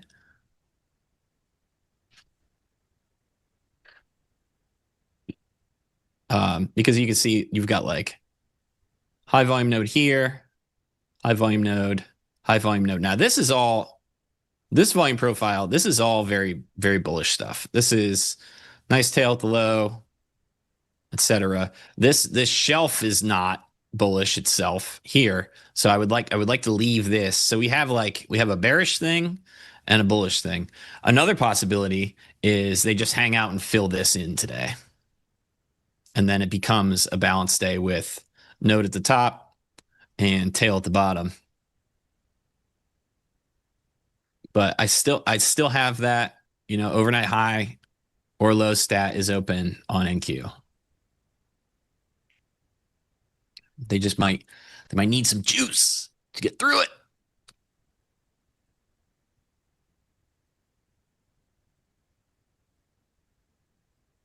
I don't know ticks and trades. I don't really know. Like, I don't do things like that. Like, I don't think like by the end of the day this should happen, because we have a 291 point range in NQ. We've got 43 points in ES. That's a lot. Like, that's already plenty. This could be all that it does today. So I don't really like to think about like we should do this by the end of the day. Typically when I think that thought, it doesn't happen. And then also when I think the thought, we probably won't get that done today, we usually get that done today.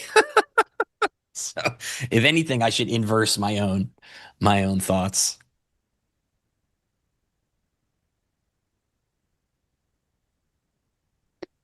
Guys, I'm not on trade. I see people asking, so I look out accounts, all my accounts, because like guys, enough for me. It's Friday. I made my money today. I'm good on all my accounts. So yeah, I definitely like this long, and probably I would take this if I did not lock out my accounts. But I like this long. I want to see 77, 79. So I'm in my mental long now. So just assuming I entered at 77.65, I'm aiming for 77.79. 9. Yeah, 9. Yeah. So yeah, it's my mental long. I'm blowing up Salma now because she missed it.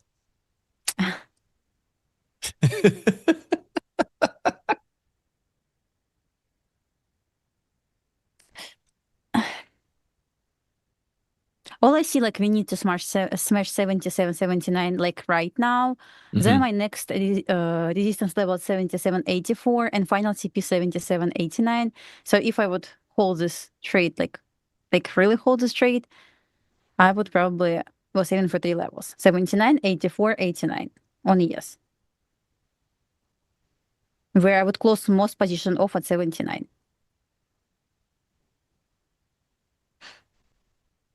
Did you see guys new update on NinjaTrader? They updated desk app. Oh, no. So right now you can log out accounts there. Oh yeah. I just updated a couple of days ago. So right now I can just log out like one account or all accounts That's very for 15 minutes, 20 minutes, 30 minutes all day. So before this I had to go on like web version and I had to like log out accounts there. But right now, since I trade on NinjaTrader app, I can do this there, which is absolutely amazing option. Nice update. Oh, good. Salma's in the chat. All right, you didn't miss it. Good. I always pay off a bit, Salma. Every time.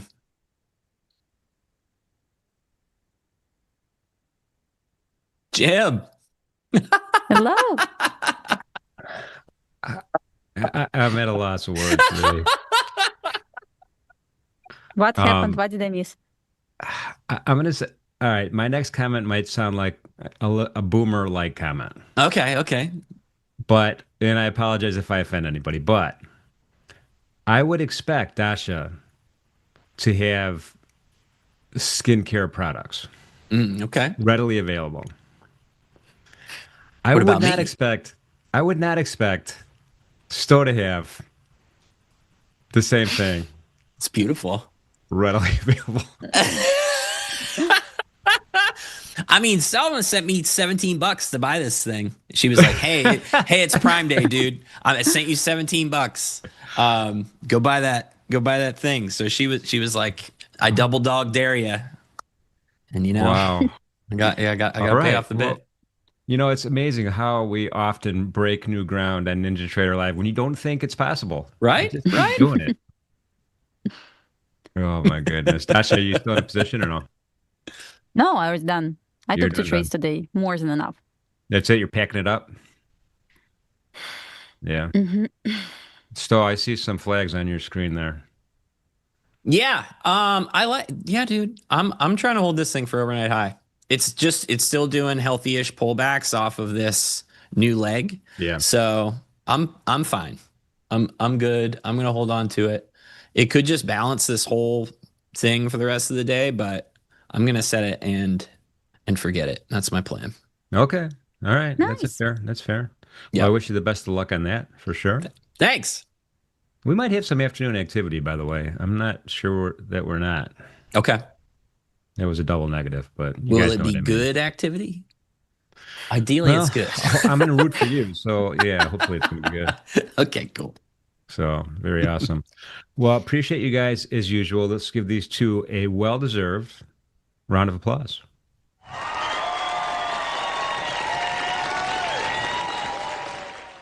Man, that was very awesome. You guys, before I let you leave, I do want to tell you, next Wednesday, we have a special event. Jared Tendler is going to be with us for a retail therapy session. It's going to be awesome. He'll have a couple of traders that are going to come in, and they'll discuss what's happening with their with everything related to their trading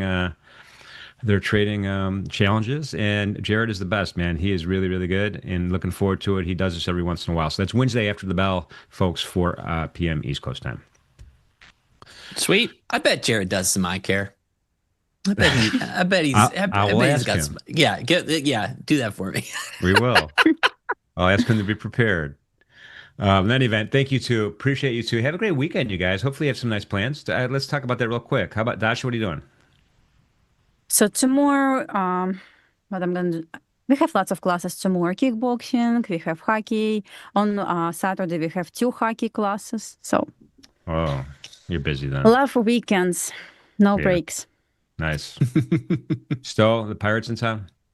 Yeah, Mets. Hopefully we are going to face a team we can maybe beat. So, all right. Freaking nightmare over here. Tell you what. Very awesome. We got a cheerleading game, so that'll be fun. I'm excited. Oh, yeah. What team are we rooting for? We're rooting for the Warriors. Go Warriors. Yep, go Warriors. All right. Very awesome. All right, you guys. Well, I appreciate you as usual. Have a great weekend. Be safe. And I look forward to talking to you guys next week. Sounds good. Bye, Dasha. Bye, chat. Bye, guys. All right, let's do the last edge report of the week. Let's look at the E-mini S&P right now. Actually, let's go back to a daily candle chart really quickly here and just kind of check that out. I drew a line. I drew a line, a label line, they call it, and I lined it up with this close here. This was Tuesday's close, right? Yeah, Tuesday's close, the August 4th, and we closed at 77.65 half. We're trading, I don't know, about 5 handles above that right now. And the million-dollar question is, are we going to make a new high? Are we going to have a higher close today or a lower close today? That's top of mind for me. Right now, the candle looks pretty robust. There is a shadow at the top and a shadow at the bottom of the candle, but the body of the candle is almost, not quite, a bullish engulfing candle from the previous day. RSI is pretty strong, and it's not looking like it's breaking. It's driving up toward that 70 level right now. So, again, it just seems we're at price happiness right now, especially if we close at the same level. Intraday, when you kind of drill in a little bit, and what I did was I drew a fib on the left-hand side of my chart just to measure the bottom of the initial balance, because we haven't broken the bottom of the initial balance to the session highs, right? And right now we are trading between the 38.1%, which aligns with previous sessions highs, by the way. So that's an important point. And then that 50% retracement as well, which aligns with the VWAP, which is also an important point. So there's a little range of activity here that I have my eye on. The million-dollar question is Stowe are we going to get some highs, and are we going to pick this off for Stowe? I'm going to hope so. But again, we have a long way to go. R2 rather, kind of framed the top of the conversation. We never got there, but that was dangling up there ahead of us. It still is 77.88 and 3/4, and then that one-day max from MenthorQ right above there, 77.94 and 1/4. Going into a weekend, it could be a risk off, could be a risk on, could be profit takers taking money off the table, or folks just saying, "Hey, we're good here." This crude oil is at 78, still less than 80. So they're keeping an eye on that while kind of gauging the idea of what's going to happen in the Middle East over the weekend. On the downside, VWAP is held pretty nicely here. We did have that VWAP touch. That was at 12 to 12:30, but we did wick through it a lot. So there was a lot of a lot of heat you would have taken if you would have pulled the trigger immediately to try to get long at 64. But again, it's always best to wait for that confirmation candle, and you got it, but it didn't last long, right? It didn't last long, kind of popped right up there. We're trading right around previous day's highs as we speak. The CCI is it's dragging now. It's negative now. There's not a lot of velocity on the CCI. It took us a long time to get to 100 status all the way down to 0. So again, the velocity's kind of slowed down a little bit on Friday. So that's the story of the E-mini S&P. My guess is we'll stay within the value areas, my guess. Point of control is going to be kind of important, even though this profile, especially the value area, is almost rectangular. I mean, it's not very round or Gaussian. It's kind of tight. So yeah, that point of control, competing point of control at 69.5, another competing point of control at 65, and 59.5 would be the third one. So those are those things to worry about at this point. But I'm combining that with the VWAP to see if buyers are in charge or sellers are in charge. Before I let you go, I do want to remind everybody too that we do have 6 o'clock. Craig Shapiro and company are going to be live here on NinjaTrader Live. Craig's going to be doing the Sunday show again with Blake Farm and the Mighty Pack. So looking forward to that. Followed by 7 o'clock with Crypto Closeout Show. So Sunday night will be the next time you hear from us. Appreciate everybody being here with us on NinjaTrader Live. Thank you for the subscriptions and the thumbs up and the great camaraderie in the chat room for sure. Appreciate that as well. It is Friday, so every day we have an important message. This one is more important because we are going into a weekend, and sometimes people celebrate on the weekend. So please be safe out there, be good to each other, and we will see you soon.